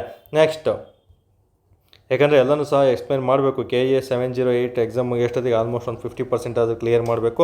PCPSC ಎಕ್ಸಾಮ್ ಅಷ್ಟೊತ್ತಿಗೆ ಎಲ್ಲ ಪ್ರಶ್ನೆ ಪತ್ರಿಕೆಗಳನ್ನು ಸಹ ನಾನು ನಿಮಗೆ ಬಿಡಿಸ್ಕೊಡ್ತಾ ಬರಬೇಕಾಗುತ್ತೆ ಸ್ನೇಹಿತರೆ. ಓಕೆ, ನೆಕ್ಸ್ಟ್ ಬಂದು ನೋಡಿ, ಇದು ಕರ್ನಾಟಕ ಆಲ್ರೆಡಿ ಹೇಳಿದೆ ನಿಮಗೆ. ವಿಜಯನಗರದ ಮೇಲೆ ಕೇಳ್ತಾನೆ ಯಾವಾಗಲೂ ಪ್ರಶ್ನೆ ಅಂತ ಇಲ್ಲಿ ಕೇಳಿದ್ದಾರೆ. ಈ ಕೆಳಕಂಡವುಗಳಲ್ಲಿ ವಿಜಯನಗರ ಸಾಮ್ರಾಜ್ಯದಲ್ಲಿ ಚಲಾವಣೆಯಲ್ಲಿದ್ದಂತಹ ಚಿನ್ನದ ನಾಣ್ಯ ಯಾವುದು ಅಂತ ಪ್ರಶ್ನೆ ಕೇಳ್ತಾನೆ. ಯಾಕಂದರೆ ಹಲವಾರು ನಾಣ್ಯಗಳು ಸಹ ನಮಗೆ ಎಲ್ಲ ಮನೆತನದಲ್ಲೂ ಕಂಡುಬರ್ತವೆ. ಒಂದು ವರಹ ಆಗಿರ್ಬೋದು, ನಿಷ್ಕ ಆಗಿರ್ಬೋದು, ಪಣ ಆಗಿರ್ಬೋದು, ಸುವರ್ಣ, ಗದ್ಯಾಣ ಆಗಿರ್ಬೋದು, ಮತ್ತು ಟೋಕನ್ ಆಗಿರ್ಬೋದು, ಬೇರೆ ಥರ ನಾಣ್ಯಗಳೆಲ್ಲ ಕಂಡುಬರ್ತವೆ ಸ್ನೇಹಿತರೆ. ಇಲ್ಲಿ ನಮಗೆ ಸ್ಪೆಸಿಫಿಕ್ ಆಗಿ ಕೇಳಿದ್ದೇನೆ ಯಾವುದು ಒಂದು ಚಿನ್ನದ ನಾಣ್ಯ ಅಂತ. ಯಾಕಂದರೆ ನಮಗೆ ಈ ಒಂದು ಮನೆತನಗಳು ಅಂತ ಬಂದ ತಕ್ಷಣ ನಮಗೆ ಬಾದಾಮಿ ಚಾಲುಕ್ಯರು ಅಂತ ಬರ್ತಾರೆ, ಮತ್ತು ನಮಗೆ ಬಾದಾಮಿ ಚಾಲುಕ್ಯರ ನಂತರ ಬರೋದೇ ನಮಗೆ ರಾಷ್ಟ್ರಕೂಟರು ಅಂತೆಲ್ಲ ಬರ್ತಾರೆ. ಈ ಚಾಲುಕ್ಯರು ಅಂತ ಬಂದ ತಕ್ಷಣ ಅವರ ಒಂದು ಲಾಂಛನ ಯಾವುದಾಗಿದ್ದು ಅಂತ ಕೇಳ್ತಾನೆ. ಬಾದಾಮಿ ಚಾಲುಕ್ಯರ ರಾಜ್ಯ ಲಾಂಛನ ಬಲಮುಖದ ವರಹ ಆಗಿರುತ್ತೆ. ನಮಗೆ ವಿಜಯನಗರ ಸಾಮ್ರಾಜ್ಯದ ರಾಜ್ಯ ಲಾಂಛನ ಯಾವುದಂತ ಕೇಳ್ತಾನೆ, ಎಡಮುಖದ ವರಹ ಆಗಿರುತ್ತೆ. ಇವೆರಡಕ್ಕೂ ಸಹ ನೀವು ಕನ್ಫ್ಯೂಷನ್ ಮಾಡ್ಕೋಬಾರ್ದು, ನೆನಪಿಟ್ಕೊಳ್ಳಿ. ಓಕೆ, ಸೊ ಇಲ್ಲಿ ವರಹ ಅಂತ ಬಂದ ತಕ್ಷಣ ಚಿನ್ನ ಎಂಬ ಅರ್ಥವನ್ನು ಕೊಡ್ತದೆ ಸ್ನೇಹಿತರೆ. ಈ ಕೆಳಕಂಡವುಗಳಲ್ಲಿ ವಿಜಯನಗರ ಸಾಮ್ರಾಜ್ಯದಲ್ಲಿ ಚಲಾವಣೆಯಲ್ಲಿದ್ದಂತಹ ಚಿನ್ನದ ನಾಣ್ಯ ಯಾವುದಂತ ಕೇಳ್ತಾನೆ, ಇಲ್ಲಿ ವರಹ ಆಗಿರುತ್ತೆ. ನೆನಪಿಟ್ಕೋಬೇಕು. ಇದನ್ನು ಸಹ ಎಕ್ಸಾಮ್ ದೃಷ್ಟಿಯಿಂದ ತುಂಬಾ ಇಂಪಾರ್ಟೆಂಟ್ ಆಗಿರುತ್ತೆ. ಓಕೆ, ಇಲ್ಲಿ ವರಹ ಅನ್ನೋದನ್ನ ನೆನಪಿಟ್ಕೋಬೇಕು. ಇಲ್ಲಿ ಬಲಮುಖ ಎಡಮುಖ ಕನ್ಫ್ಯೂಷನ್ ಆಗಬಾರ್ದು. ಇದು ಬಾದಾಮಿ ಚಾಲುಕ್ಯರು ನೋಡಿ, ಸಿಂಪಲ್. ಬಾದಾಮಿ ಚಾಲುಕ್ಯರಲ್ಲಿ ಬಾ ಇದೆ, ಇಲ್ಲೂ ಬಾ ಇದೆ. ಸೊ ಬಲಮುಖದ ವರಹ ಅಂತ ನೆನಪಿಟ್ಕೊಂಡ್ಬಿಡ್ಬೇಕು. ನೆಕ್ಸ್ಟ್ ಬರೋದೆ ಇನ್ನು ವಿಜಯನಗರ ಸಾಮ್ರಾಜ್ಯ ಅಂತ ಹೇಳ್ಬಿಟ್ಟು ನೀವು ಅದನ್ನು ಎಡಮುಖದ ವರಹ ಅಂತ ನೆನಪಿಟ್ಕೊಂಡ್ಬಿಟ್ರೆ ವರಹ ಅನ್ನೋದು ಒಂದು ಚಿನ್ನದ ನಾಣ್ಯ ಅನ್ನೋದು ಸಹ ನಿಮಗೆ ನೆನಪಲ್ಲಿ ಬರಲೇಬೇಕಾಗುತ್ತೆ ಸ್ನೇಹಿತರೆ. ಸೊ ಇಷ್ಟು ಕಾನ್ಸೆಪ್ಟನ್ನು ನೀವು ತಿಳ್ಕೊಂಡಿರಬೇಕು. ಇನ್ನು ಸುವರ್ಣ ಅನ್ನೋದು ನಿಮಗೆ ಟಾಸ್ಕ್ ಕೊಡ್ತೀನಿ. ಪಣ ಅನ್ನೋದು ಎಂಥ ನಾಣ್ಯಕ್ಕೆ ಉದಾಹರಣೆ, ಸುವರ್ಣ ಅನ್ನೋದು ಎಂಥ ನಾಣ್ಯಕ್ಕೆ ಉದಾಹರಣೆ, ಗದ್ಯಾಣ ಅನ್ನೋದು ಎಂಥ ನಾಣ್ಯಕ್ಕೆ ಉದಾಹರಣೆ, ಇವೆಲ್ಲ ಆಲ್ಮೋಸ್ಟ್ ತುಂಬ ಬಾರಿ ಕೇಳಿದ್ದೇನೆ. ನೆಕ್ಸ್ಟ್ ನಿಷ್ಕಾ ಅಂತ ಬರುತ್ತೆ ಒಂದು ನಮಗೆ ಆರ್ಯರ ಕಾಲದಲ್ಲಿ. ಈ ನಿಷ್ಕಾ ಅನ್ನೋದು ಎಂಥ ಒಂದು ನಾಣ್ಯಕ್ಕೆ ಉದಾಹರಣೆ ಅಂತ ನೀವು ನೆನಪಿಟ್ಕೋಬೇಕು. ಇನ್ನು ಟೋಕನ್ ಪದ್ಧತಿಗಳನ್ನು ಜಾರಿಗೆ ತಂದವನು ಯಾರು, ಅದು ಎಂತಹ ನಾಣ್ಯ ಅನ್ನೋದನ್ನ ನೆನಪಿಟ್ಕೋಬೇಕಾಗುತ್ತೆ. ಇವೆಲ್ಲನೂ ಆಲ್ಮೋಸ್ಟ್ ಕೇಳುವಂತಹ ಪ್ರಶ್ನೆಗಳೇ ಆಗಿರ್ತವೆ. ಇಷ್ಟು ನೀವು ನಾಣ್ಯಗಳಲ್ಲಿ ಗ್ರಿಪ್ಪನ್ನು ಇಟ್ಕೊಂಡಿದ್ರೆ 100% ನಿಮಗೆ ನೆನಪು ಉಳಿಯುತ್ತೆ. ಪ್ಲಸ್ ಇವೇ ಪ್ರಶ್ನೆಗಳು ನಿಮಗೆ ಕೇಳಲಾಗ್ತದೆ. ಸೊ ನೆಕ್ಸ್ಟ್ ಈಗ ಮುಂದಿನ ಪ್ರಶ್ನೆ ನೋಡ್ತಾ ಬರೋಣ. ಎಸ್, ತುಂಬ ಸಿಂಪಲ್ ಆಗಿರುವಂತಹ ಪ್ರಶ್ನೆ. ಇದಕ್ಕೆಲ್ಲರೂ ಸಹ ನೀವೇ ಉತ್ತರಗಳನ್ನು ಗೆಸ್ ಮಾಡ್ತೀರಾ ಅಂತ ತಿಳ್ಕೊಂಡಿದ್ದೀನಿ, ಎಲ್ಲರೂ ಓದಿರ್ತೀರಾ. ಸೊ ಈ ಕೆಳಗಿನ ಯಾವ ರಾಜವಂಶಗಳ ರಾಜರು ತಮ್ಮನ್ನು ದೇವಪುತ್ರರೆಂದು ಕರೆದುಕೊಳ್ಳುತ್ತಾರೆ ಅಂತ ಪ್ರಶ್ನೆಯನ್ನು ಇಲ್ಲಿ ಕೇಳಲಾಗಿದೆ ಸ್ನೇಹಿತರೆ, ನೆನಪಿಟ್ಕೋಬೇಕಾಗುತ್ತೆ. ಸೊ ನೋಡಿ, ಇಲ್ಲಿ ಕನ್ಫ್ಯೂಷನ್ ಮಾಡ್ಕೋಬಾರ್ದು. ಸೊ ನಾಣ್ಯಗಳು ಅಂತ ಬಂದ ತಕ್ಷಣ ಒಂದು ಚಿನ್ನ, ಇನ್ನೊಂದು ಬೆಳ್ಳಿ, ಇನ್ನೊಂದು ತಾಮ್ರ. ಇವತ್ತು ಈ ಥರ ಲೀಸ್ಟ್ ಔಟ್ ಮಾಡಿಟ್ಕೊಳ್ಳಿ, ಪಕ್ಕ KA ಡಿಪಾರ್ಟ್ಮೆಂಟಲ್ಲಿ ಒಂದಲ್ಲ ಒಂದಿನ ಎಕ್ಸಾಮ್ ಪ್ರಶ್ನೆ ಆಗೇ ಆಗುತ್ತೆ. ಚಿನ್ನದ ನಾಣ್ಯಗಳು ಯಾವೆಲ್ಲ ಇದ್ದಾವೆ ಹಳೆ ಕಾಲದಲ್ಲಿ, ಪ್ರಾಚೀನ ಕಾಲದಲ್ಲಿ, ಬೆಳ್ಳಿ ನಾಣ್ಯಗಳು ಯಾವುದಿದ್ದಾವೆ, ತಾಮ್ರದ ನಾಣ್ಯಗಳು ಯಾವೆಲ್ಲ ಇದ್ದಾವೆ ಅನ್ನೋದನ್ನ ನೀವು ಇವತ್ತೇ ಲೀಸ್ಟ್ ಔಟ್ ಮಾಡ್ಕೊಳ್ಳಿ. ಮ್ಯಾಕ್ಸಿಮಮ್ 15ರಿಂದ 20 ಇರ್ಬೋದು, ಆರಾಮಾಗಿ ಎಲಿಮಿನೇಷನ್ ಮಾಡ್ತಾ ಬರ್ಬೋದು. ಅಷ್ಟು ಲೀಸ್ಟ್ ಔಟ್ ಮಾಡಿ ಇಟ್ಕೊಂಡಿದ್ದಲ್ಲಿ ನಿಮಗೆ ಈ ಸೋರ್ಸು ರೆಡಿ ಆಗಿದೆ ಅಂತ ಅರ್ಥ ಸ್ನೇಹಿತರೆ. ಓಕೆ, ಈಗ ನೆಕ್ಸ್ಟ್ ಪ್ರಶ್ನೆ ನಾವು ನೋಡ್ತಾ ಬರೋಣ. ಈ ಕೆಳಗಿನ ಯಾವ ರಾಜವಂಶಗಳ ರಾಜರು ತಮ್ಮನ್ನು ದೇವಪುತ್ರರು ಎಂದು ಕರೆದುಕೊಳ್ಳುತ್ತಾರೆ ಅಂತ ಇಲ್ಲಿ ನಿಮಗೆ ಪ್ರಶ್ನೆಯನ್ನು ಕೇಳಲಾಗಿದೆ. ಸೊ ಇದಕ್ಕೆ ಎಲ್ಲರಿಗೂ ಸಹ ಉತ್ತರ ಗೊತ್ತಿರುತ್ತೆ, ನಾನು ಎಕ್ಸ್ಪ್ಲೇಷನ್ ಕೊಡಲ್ಲ.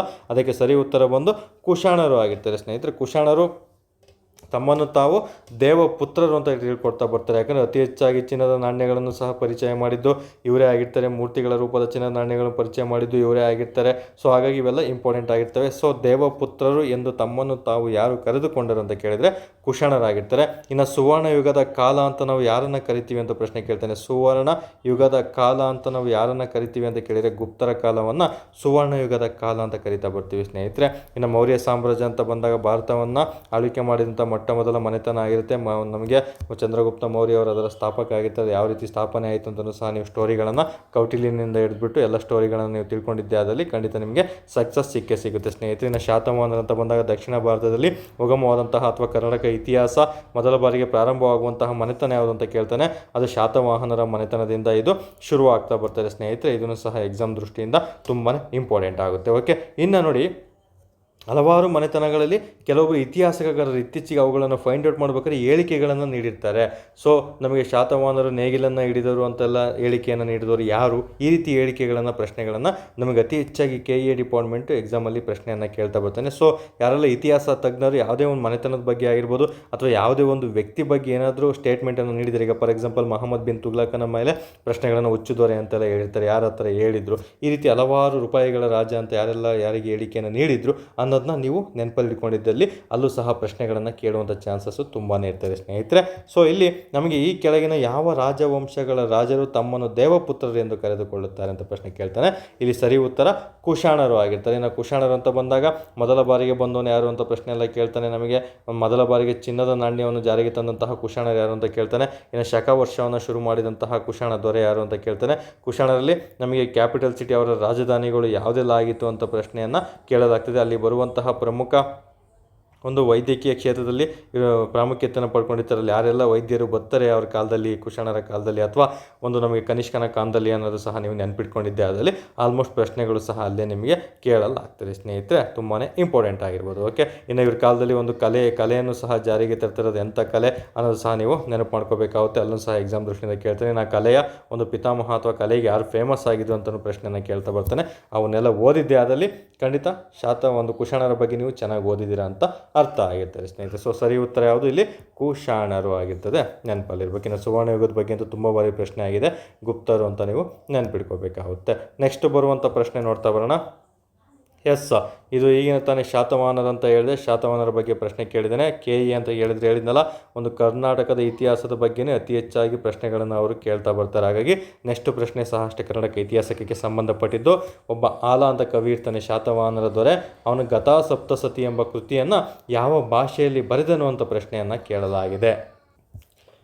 ಓಕೆ, ಈ ಆಲ ಯಾವ ಮನೆತನದ ದೊರೆ ಅಂತಲೂ ಸಹ ಕನ್ಫ್ಯೂಷನ್ ಮಾಡ್ಬೋದು. ಶಾತವಾಹನರ ಒಂದು ದೊರೆ ಆಗಿರ್ತಾನೆ ಸ್ನೇಹಿತರೆ.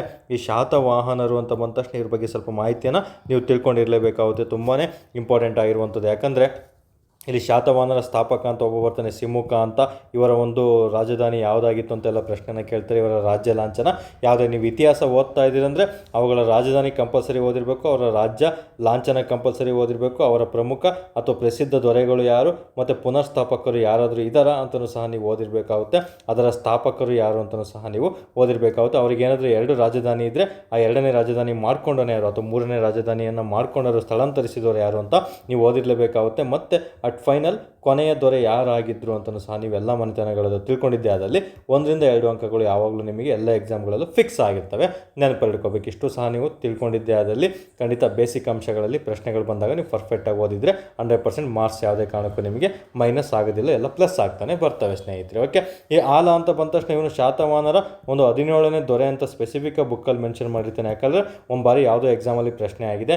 ಈತನಿಗೆ ಒಂದು ಬಿರುದು ಸಹ ಇರುತ್ತೆ, ಒಂದು ಕವಿ ಪುಂಗವ. ಯಾಕೆ ಇದು ರಾಜ ಆಗಿರೋದ್ರಿಂದ ಅತಿ ಹೆಚ್ಚಾಗಿ ಒಂದು ಒಂದು ಸಾಹಿತ್ಯಕ್ಕೂ ಸಹ ಕೊಡುಗೆಯನ್ನು ನೀಡ್ತಾ ಬಂದಿದ್ದಾನೆ. ಹಾಗಾಗಿ ಈತನನ್ನು ಕವಿ ಪುಂಗವ ಅಂತಲೂ ಸಹ ಕರಿತಾ ಬರ್ತಾನೆ. ಈತ ಒಂದು ಪ್ರಾಕೃತ ಭಾಷೆಯಲ್ಲಿ 2 ಕೃತಿಗಳನ್ನು ಬರಿತಾ ಬರ್ತಾನೆ. ಒಂದು ಗಾಥಾ ಸಪ್ತಸತಿ, ಗಾಥಾ ಒಂದು ಸಪ್ತಸತಿ ಮತ್ತು ಇನ್ನೊಂದು ಸಪ್ತಶೈ ಅಂತ ಬರುತ್ತೆ. ಓಕೆ, ತುಂಬಾ ಇಂಪಾರ್ಟೆಂಟ್, ಇದೆಂದು ಪ್ರಶ್ನೆ ಆಗಿಲ್ಲ, ನೆಕ್ಸ್ಟ್ ಕೇಳ್ಬೋದು. ಸಪ್ತಶೈ ಮತ್ತು ಗಾಥಾ ಸಪ್ತಸತಿ ಪ್ರಾಕೃತ ಭಾಷೆಯಲ್ಲಿ ಈ ಆಲ ಎಂಬಾತನು ಬರೆದಿರ್ತಾನೆ ಸ್ನೇಹಿತರೆ. ಇವನು ಸಹ ಸಾಹಿತಿ ಆಗಿರೋದ್ರಿಂದ ಇವನು ಅತಿ ಹೆಚ್ಚು ಸಾಹಿತ್ಯಕ್ಕೆ ಒಂದು ಪ್ರೋತ್ಸಾಹವನ್ನು ನೀಡಿರ್ತಾನೆ. ಇವನ ಆಸ್ಥಾನದಲ್ಲಿ ಇನ್ನೊಬ್ಬ ಗುಣಾಢ್ಯ ಅಂತ ಇರ್ತಾನೆ. ಗುಣಾಢ್ಯ ಎಂಬಾತನು ಕೃತಿಯನ್ನು ಬರಿತಾ ಬರ್ತಾನೆ ಸ್ನೇಹಿತರೆ. ಅದು ಸಹ ಎಕ್ಸಾಂಪಲ್ ಪ್ರಶ್ನೆ ಆಗಿದೆ. ಒಂದು ಬೃಹತ್ ಕಥಾ ಎಂಬ ಕೃತಿಯನ್ನು ಬರಿತಾ ಬರ್ತಾನೆ. ಈ ಬೃಹತ್ ಕಥಾ ಯಾವ ಭಾಷೆಯಲ್ಲಿದೆ ಅಂತ ಪ್ರಶ್ನೆ ಕೇಳ್ತಾನೆ, ತುಂಬಾ ಇಂಪಾರ್ಟೆಂಟು. ಇದೊಂದು ಪೈಶಾಚಿ ಅಂತ ಬರುತ್ತೆ.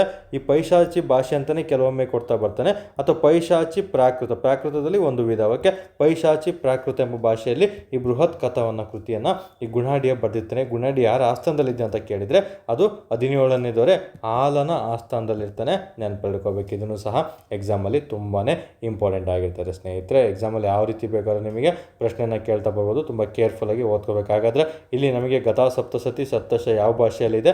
ಪ್ರಾಕೃತ ಭಾಷೆಯಲ್ಲಿದೆ. ತುಂಬಾ ಇಂಪಾರ್ಟೆಂಟು, ನೆನ್ಪಿಟ್ಕೋಬೇಕು. ಇನ್ನು ತೆಲುಗು ಅಂತ ಬಂದ ತಕ್ಷಣ ನಮಗೆ ಶ್ರೀಕೃಷ್ಣ ದೇವರಾಯನ ಎಲ್ಲ ತೆಲುಗು ಕೃತಿಗಳನ್ನು ಓದ್ಕೊಳ್ಳಿ, ಆತನ ಕನ್ನಡ ಕೃತಿಗಳನ್ನು ಓದ್ಕೊಳ್ಳಿ, ಆತನ ಸಂಸ್ಕೃತ ಕೃತಿಗಳನ್ನು ಓದ್ಕೊಳ್ಳಿ. ಯಾವ ರೀತಿ ಬೇಕಾದ್ರಲ್ಲಿ ಪ್ರಶ್ನೆಯನ್ನು ನಿಮಗೆ ಕೇಳ್ತಾ ಬರ್ತಾನೆ ಸ್ನೇಹಿತರೆ. ಓಕೆ, ನೆಕ್ಸ್ಟ್ ಮುಂದಿನ ಪ್ರಶ್ನೆ ನೋಡ್ತಾ ಬರೋಣ. ಎಸ್, ಇದು ತುಂಬ ಸಿಂಪಲ್ ಆಗಿರುವಂಥದ್ದು. ನಮಗೆ ವಜ್ರಯಾನ ಪಂಥವು ಯಾವ ಧರ್ಮಕ್ಕೆ ಸಂಬಂಧಪಟ್ಟಿದೆ ಅಂತ ಪ್ರಶ್ನೆಯನ್ನು ಕೇಳಲಾಗ್ತಿದೆ. ಸೊ ವಜ್ರಯಾನ, ಯಾಕಂದರೆ ಇತಿಹಾಸ ಎಲ್ರಿಗೂ ಈಸಿ, ಹಾಗಾಗಿ ಲೈಟಾಗಿ ಹೇಳ್ತಾ ಹೋಗ್ತಾ ಇದ್ದೀನಿ. ಬೇರೆ ಜಿಯೋಗ್ರಫಿ ಅಂತ ಬಂದಾಗ, ಪೊಲಿಟಿ ಅಂತ ಬಂದಾಗ ಕಾನ್ಸೆಪ್ಚುಯಲ್ ವೈಸು ಹೋಗ್ತಾ ಬರೋಣ ಸ್ನೇಹಿತರೆ. ಅಲ್ಲಿ ಪ್ರಶ್ನೆಗಳು ಇಂಪಾರ್ಟೆಂಟು. ಇಂಥ ಪ್ರಶ್ನೆಗಳಿಗೆಲ್ಲ ಎಲ್ಲರೂ ಸಹ ಉತ್ತರಿಸ್ತಾರೆ. ಇದೆಲ್ಲ ನಿದ್ದೆಗಣ್ಣಲ್ಲಿ ಎದುರಿಸಿ ಕೇಳಿದರೂ ಸಹ ಇವಕ್ಕೆ ಉತ್ತರವನ್ನು ನೀಡೋಂಥ ರೆಡಿಯಾಗಿರ್ತಾರೆ ನಮ್ಮ ಒಂದು ಹುಡುಗರಾಗಿರ್ಬೋದು, ಆಲ್ರೆಡಿ ಎಕ್ಸ್ಪೀರಿಯನ್ಸ್ ಇರುವಂಥ ಸ್ಟೂಡೆಂಟ್ಸ್ ಆಗಿರ್ಬೋದು. ಸೊ ವಜ್ರಯಾನ ಪಂಥವು ಯಾವ ಧರ್ಮಕ್ಕೆ ಸಂಬಂಧಪಟ್ಟಿದೆ ಅಂತ ಪ್ರಶ್ನೆ ಕೇಳ್ತಾ ಬರ್ತಿದ್ದಾನೆ. ಸೊ ಇಲ್ಲಿ ತುಂಬ ಸಿಂಪಲ್ಲು, ಯಾವ ಧರ್ಮಕ್ಕೆ ಸಂಬಂಧಪಟ್ಟಿದೆ. ಈಗ ಹಲವಾರು ನಮಗೆ ಒಂದು ಧರ್ಮಗಳು ಬರ್ತಾವೆ ಸ್ನೇಹಿತರೆ. ಈ ಧರ್ಮಗಳು ಅಂತ ಬಂದಾಗ ಎಷ್ಟನೇ ಶತಮಾನದಲ್ಲಿ ಧರ್ಮಗಳೆಲ್ಲ ಬಂದು ಅಂತೆಲ್ಲ ಸಹ ಓದಿರ್ತೀರ. ಒಂದು ಕ್ರಿಸ್ತಪೂರ್ವ 6ನೇ ಶತಮಾನದಲ್ಲಿ ಹೊಸ ಮತಗಳು ಉಗಮವಾಗ್ತವೆ. ಯಾವುದೋ ಒಂದು ಬೌದ್ಧ ಧರ್ಮ ಆಗಿರ್ಬೋದು, ಫಸ್ಟ್ ಜೈನ ಧರ್ಮ ಬರುತ್ತೆ. ಓಕೆ, ಜೈನ ಧರ್ಮ ಆಗಿರ್ಬೋದು, ಬೌದ್ಧ ಧರ್ಮ, ಜೈನ ಧರ್ಮ, ಇವುಗಳ ಸ್ಥಾಪಕರು, ಇವುಗಳ ತೀರ್ಥಂಕರಗಳು, ಇವುಗಳು ನಡೆಸಿದಂತಹ ಧರ್ಮ ಗ್ರಂಥಗಳು ಎಲ್ಲ, ಮತ್ತು ಇವುಗಳು ನಡೆಸಿದಂತಹ ಸಮ್ಮೇಳನಗಳನ್ನು ನೀವು ಕಂಪಲ್ಸರಿ ಓದಿರಿ. ಪದೇ ರಿಪೀಟ್ ಆಗಿರುವಂಥ ಪ್ರಶ್ನೆ ಆಗಿರ್ತವೆ. ಇಲ್ಲಿ ನಮಗೆ ಯಾವ ಧರ್ಮಕ್ಕೆ ಅಂದರೆ ವಜ್ರಯಾನ ಅನ್ನೋದು ಇದೊಂದು ಪಂಗಡ ಆಗಿರ್ತದೆ ಸ್ನೇಹಿತರೆ. ಹಲವಾರು ಪಂಥಗಳಿರ್ತವೆ. ಫಾರ್ ಎಕ್ಸಾಂಪಲ್ ಜೈನ ಧರ್ಮ ವಿಭಜನೆ ಆಗ್ತಾ ಬರುತ್ತೆ. ಯಾವಾಗ ವಿಭಜನೆ ಆಯಿತು ಅಂತ ಪ್ರಶ್ನೆ ಕೇಳ್ತಾನೆ. ಬೌದ್ಧ ಧರ್ಮ ವಿಭಜನೆ ಆದಂತಹ ಬೌದ್ಧ ಸಮ್ಮೇಳನ ಯಾವುದು ಅಂತ ಪ್ರಶ್ನೆ ಕೇಳ್ತಾನೆ. 4ನೇ ಬೌದ್ಧ ಸಮ್ಮೇಳನ ಆಗುತ್ತೆ. ಅಲ್ಲಿ ವಿಭಜನೆ ಆಗಿದ್ದು ಒಂದು ವಜ್ರಯಾನ, ಇನ್ನೊಂದು ಹೀನಯಾನ ಅಂತ ವಿಭಜನೆ ಆಗ್ತಾ ಬರುತ್ತೆ. ಮುಂದೆ ಹೋಗ್ತಾ ಇದೊಂದು ಮಹಾಯಾನ ಅಂತಲೂ ಸಹ ವಿಭಜನೆ ಆಗ್ತಾ ಬರ್ತದೆ ಸ್ನೇಹಿತರೆ. ನೆನ್ಪಿಟ್ಕೋಬೇಕಾಗುತ್ತೆ. ಫಸ್ಟು ನಮಗೆ ಹೀನಯಾನ ಮತ್ತು ವಜ್ರಯಾನ, ಇನ್ನೊಂದು ನಮಗೆ ಮಹಾಯಾನ ಅಂತಲೂ ಸಹ ಬರುತ್ತೆ. ಇವೆಲ್ಲನೂ ಸಹ ಎಕ್ಸಾಮಲ್ಲಿ ತಿಳ್ಕೊಂಡಿರಬೇಕಾಗುತ್ತೆ, ತುಂಬಾ ಇಂಪಾರ್ಟೆಂಟ್ ಆಗಿರೋದು. ಸೊ ಇಲ್ಲಿ ನಮಗೆ ಫಸ್ಟ್ ಬರೋದು ನಮಗೆ ಯಾವುದು ಅಂತ ಕೇಳಿದರೆ ಹೀನಯಾನ ಮತ್ತು ಮಹಾಯಾನ ಅಂತ ಬರುತ್ತಲ್ಲ, ಇವೆರಡು ಡಿವೈಡ್ ಆಗ್ತಾ ಬರ್ತವೆ. ಕೊನೆಯದಾಗಿ ಹೋಗ್ತಾ ಇತ್ತೀಚೆಗೆ ವಜ್ರಯಾನನೂ ಸಹ ಡಿವೈಡ್ ಆಗ್ತಾ ಬರ್ತದೆ ಸ್ನೇಹಿತರೆ. ಮೂರೂ ಸಹ ಯಾವ ಒಂದು ಪಂಥಕ್ಕೆ ಸಂಬಂಧಿಸಿದೆ ಅಂತ ಪ್ರಶ್ನೆ ಕೇಳ್ತಾನೆ. ಇಲ್ಲಿ ನಮಗೆ ಬೌದ್ಧ ಧರ್ಮಕ್ಕೆ ಸಂಬಂಧಪಟ್ಟಿದ್ದು. ಅದೇ ರೀತಿ ನಮಗೆ ಇಲ್ಲಿ ಬರೋದು ಯಾರಿಗೂ ಎಲ್ಲರೂ ಸಹ ಗೊತ್ತಿರುತ್ತೆ. ಒಂದು ಶ್ವೇತಾಂಬರರು ಅಂತ ಬರ್ತಾರೆ, ಮತ್ತು ದಿಗಂಬರರು ಅಂತ ಬರ್ತಾರೆ. ಇವನ್ನೆಲ್ಲ ಓದಿರಬೇಕು ನೀವು, ಎಕ್ಸಾಮಲ್ಲಿ ಓದಿರ್ತೀರ. ಶ್ವೇತಾಂಬರು, ದಿಗಂಬರು, ವಜ್ರ, ಹೀನ, ಮಹಾಯಾನ ಅಂತ. ಬಟ್ ಅವನು ಯಾವ ಧರ್ಮಕ್ಕೆ ಸಂಬಂಧಪಟ್ಟಿದೆ ಅಂತ ಪ್ರಶ್ನೆ ಕೇಳ್ತಾನೆ. ಫಾರ್ ಎಕ್ಸಾಂಪಲ್ ಈಗ ತ್ರಿಪಿಟಕಗಳು ಓದಿರ್ತೀರ. ತ್ರಿಪಿಟಕಗಳು ಯಾವ ಪಂಥಕ್ಕೆ ಸೇರಿದೆ ಅಂತ ಡೈರೆಕ್ಟ್ ಪ್ರಶ್ನೆಯನ್ನು ಕೇಳಲಾಗ್ತಿದೆ ಸ್ನೇಹಿತರೆ. ಇನ್ನು 12 ಅಂಗಗಳು, 12 ಅಂಗಗಳು ಯಾವ ಪಂಥಕ್ಕೆ ಸೇರಿದೆ ಅಂತ ಡೈರೆಕ್ಟ್ ಪ್ರಶ್ನೆಯನ್ನು ಕೇಳ್ತಾ ಬರ್ತಾನೆ. ಅಥವಾ ಇಂಡೈರೆಕ್ಟ್ ಏನಾದರೂ ಒಂದು ಪದಗಳನ್ನು ಕೊಡ್ತಾ ಬರ್ತಾನೆ. ಈಗ ಫಾರ್ ಎಕ್ಸಾಂಪಲ್ ಸಿಲೋನಿನ ವೃತ್ತಾಂಗಗಳು ಅಂತ ಓದಿರ್ತೀರಿ. ಇದು ಯಾವ ಧರ್ಮಕ್ಕೆ ಸಂಬಂಧಪಟ್ಟಿದೆ ಅಂತ ಪ್ರಶ್ನೆ ಕೇಳ್ತಾನೆ. ಅಷ್ಟಾಂಗ ಮಾರ್ಗಗಳಂತ ಓದಿರ್ತಾರೆ.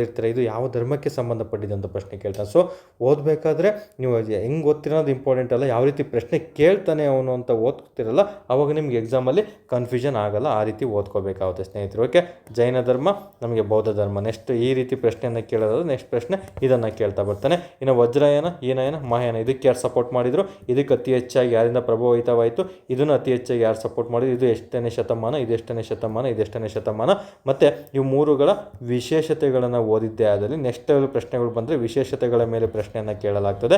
ಆ ವಿಶೇಷತೆಗಳನ್ನು ಓದ್ಕೋಬೇಕು. ಫಾರ್ ಎಕ್ಸಾಂಪಲ್ಲು ಈ ಮಹಾಯಾನ ಅಂತ ಬಂದ ತಕ್ಷಣ ಇಲ್ಲಿ ಪಾಳಿ ಭಾಷೆ ಬದಲಾಗಿ ಸಂಸ್ಕೃತ ಭಾಷೆಯನ್ನು ಬಳಸ್ತಾ ಬರ್ತಾರೆ. ಇನ್ನು ಭಾರತದಲ್ಲಿ ಅತಿ ಹೆಚ್ಚಾಗಿ ಇಲ್ಲಿ ಕಂಡುಬರ್ತಾ ಬರ್ತದೆ. ಇನ್ನು ಅತಿ ಹೆಚ್ಚಾಗಿ ಇವು ಆಫ್ಘಾನಿಸ್ತಾನ ಮತ್ತು ಚೀನಾ, ಜಪಾನ್ ದೇಶಗಳಲ್ಲೂ ಕಂಡುಬರ್ತವೆ. ಈ ರೀತಿ ವಿಶೇಷತೆಗಳನ್ನು ಕೇಳೋದಾದರೆ ನಮಗೆ ನೆಕ್ಸ್ಟ್ ಲೆವೆಲ್ ಪ್ರಶ್ನೆಗಳು ಕೇಳಿದರೆ ಬೌದ್ಧ ಧರ್ಮದ ಬಗ್ಗೆ ಈ ಮೂರೂ ಪಂಥಗಳಲ್ಲಿ ವಿಶೇಷತೆಗಳನ್ನು ನಿಮಗೆ ಕೇಳ್ತಾ ಬರ್ತಾನೆ ಸ್ನೇಹಿತರೆ. ಅವುಗಳನ್ನ ಓದ್ಕೋಬೇಕಾಗುತ್ತೆ. ಇದಕ್ಕೆ ಸರಿ ಉತ್ತರ ಒಂದು ಬೌದ್ಧ ಧರ್ಮ ಆಗಿರುತ್ತೆ, ನೆನಪಲ್ಲಿರಬೇಕು. ಓಕೆ, ನೆಕ್ಸ್ಟ್ ಇವು ಆಪ್ಷನ್ ಗಮನಿಸಬೇಕು. ನಮಗೆ ಈ ಅಜೀವಕ ಪಂಥ ಅಂತೆಲ್ಲ ಬರುತ್ತೆ. ಈ ಅಜೀವಕ ಪಂಥದ ಸ್ಥಾಪಕ ಯಾರು ಅಂತ ಪ್ರಶ್ನೆ ಕೇಳ್ತಾನೆ. ಮಕಾಲಿ. ಓಕೆ, ಮಕಾಲಿ ಅಂತ ಒಬ್ಬರು ಬರ್ತಾರೆ. ಈ ಮಕಾಲಿ ಗೋಸಾಲ ಎಂಬಾತನು ಈ ಪಂಥದ ಒಂದು ಸ್ಥಾಪಕ ಆಗಿರ್ತಾನೆ ಸ್ನೇಹಿತರೆ, ನೆನ್ಪಿಡ್ಕೊ. ಇವ್ರ ಬಗ್ಗೆ ಓದ್ಕೋಬೇಕಾಗುತ್ತೆ. ಇನ್ನು ಚಾರ್ವಾಕರು ಅಂತ ಬರ್ತಾರೆ. ಚಾರ್ವಾಕರ ಬಗ್ಗೆ ಓದ್ಕೋಬೇಕಾಗುತ್ತೆ. ಅಲ್ಲೂ ಸಹ ಪ್ರಶ್ನೆಗಳನ್ನು ನಿಮಗೆ ಕೇಳಲಾಗ್ತದೆ. ನಾನು ನೀಡುವಂತಹ ಒಂದು ಮಾಕ್ ಟೆಸ್ಟ್ಗಳಲ್ಲಿ ಇವುಗಳ ಬಗ್ಗೆ ಅತಿ ಹೆಚ್ಚಾಗಿ ಪ್ರಶ್ನೆಯನ್ನು ಕೇಳ್ತಾ ಬರ್ತೀನಿ. ಯಾಕಂದರೆ ಬೌದ್ಧ ಧರ್ಮ, ಜೈನ ಧರ್ಮ ಎಲ್ಲ ಓದಿರ್ತೀರ, ಬಟ್ ಅಜೀವಕ, ಚಾರ್ವಾಕರು ಮತ್ತು ಮಹಾಜನಪಾದಗಳು ಎಲ್ಲರೂ ಓದಿರ್ತಾರೆ, ಬಟ್ ಗಣರಾಜ್ಯಗಳನ್ನು ಓದಿರಲ್ಲ. ಆ ಗಣರಾಜ್ಯಗಳ ಮೇಲೆ ಪ್ರಶ್ನೆಗಳನ್ನು ಕೇಳ್ತಾ ಬರ್ತೀನಿ. ಈ ರೀತಿ ಎಲ್ಲ ಟಾಪಿಕ್ಗಳನ್ನು ಕವರ್ ಮಾಡುವಂಥದ್ದೇ ಅಬ್ದಿ ಅಕಾಡೆಮಿ ಆಗಿರ್ತಾರೆ ಸ್ನೇಹಿತರೆ. ನಿಮಗೆ ಟೆಲಿಗ್ರಾಮಲ್ಲಿ ಆಗಿರ್ಬೋದು, ವೈಯಕ್ತಿಕ ಮಾರ್ಗದರ್ಶನ ಆಗಿರ್ಬೋದು, ಇತ್ತೀಚೆಗೆ ಅಪ್ಲಿಕೇಶನ್ ಪ್ಲೇಸ್ಟೋರಲ್ಲಿ ಅಲ್ಲೂ ಸಹ ಬಿಟ್ಟಿದ್ದೀವಿ. ಅಲ್ಲೂ ಸಹ ಪ್ರತಿಯೊಂದೂ ಎಲ್ಲ ಎಕ್ಸಾಮ್ಗೆ ಉಪಯೋಗ ಆಗುವಂಥದ್ದೇ ನಾವು ಅಬ್ದಿ ಅಕಾಡೆಮಿಯಿಂದ ನೀಡ್ತಾ ಬರ್ತೀವಿ. ಅದನ್ನು ಕರೆಕ್ಟಾಗಿ ಯುಟಿಲೈಸ್ ಮಾಡಿಕೊಂಡು ನೀವು ಎಕ್ಸಾಮನ್ನು ಕ್ಲಿಯರ್ ಮಾಡ್ಕೋಬೇಕಂತ ಕೇಳ್ಕೊತೀನಿ ಸ್ನೇಹಿತರು. ಓಕೆ, ಇದಕ್ಕೆ ಸರಿ ಉತ್ತರ ಬೌದ್ಧ ಧರ್ಮ ಆಗುತ್ತೆ. ನೆಕ್ಸ್ಟ್ ಮುಂದಿನ ಪ್ರಶ್ನೆ ನೋಡ್ತಾ ಬರೋಣ. ಎಸ್, ತುಂಬ ಸಿಂಪಲ್ ಆಗಿರುವಂಥ ಪ್ರಶ್ನೆ ಆಗಿರ್ತದೆ. BMTC ಕಂಡಕ್ಟರ್ ಪೇಪರಲ್ಲಿ ಕೇಳಿರೋದು. ತಾನ್ಸೇನನ ಸಮಾಧಿ ಇರುವಂತಹ ಸ್ಥಳ ಯಾವುದು ಅಂತ ಪ್ರಶ್ನೆ ಕೇಳಿದ್ದಾನೆ. ಸೊ ಇಲ್ಲಿ ನಮಗೆ ತಾನ್ಸೇನ್ ಸಮಾಧಿ ಅಂತ ಬರುತ್ತೆ. ಓಕೆ, ತಾನ್ಸೇನ್ ಸಮಾಧಿ ಇರುವಂತಹ ಸ್ಥಳ ಎಲ್ಲಿದೆ ಅಂತ ಪ್ರಶ್ನೆ ಕೇಳ್ತೇನೆ. ಸೊ ತಾನ್ಸೇನ್ ಅಂತ ಬಂದ ತಕ್ಷಣ ಎಲ್ಲರೂ ಸಹ ನಮಗೆ ನೆನಪು ಬರೋದೆ ಅಕ್ಬರ್ ಅವರಾಗಿರ್ತಾರೆ ಸ್ನೇಹಿತರೆ. ತಾನ್ಸೇನ್ ಅಂದ ತಕ್ಷಣ ನಮಗೆ ಅಕ್ಬರ್, ಏನು ಮೊಘಲ್ ದೊರೆ ಅಕ್ಬರ್ ಎಂಬಾತನ ನೆನಪು ಬರಬೇಕಾಗುತ್ತೆ. ಈತನ ಆಸ್ಥಾನದಲ್ಲಿರ್ತಾನೆ. ಯಾಕಂದರೆ ಅಕ್ಬರನ್ನು ನವರತ್ನಗಳು ಅಂತ ಮಾಡಿರ್ತಾನೆ.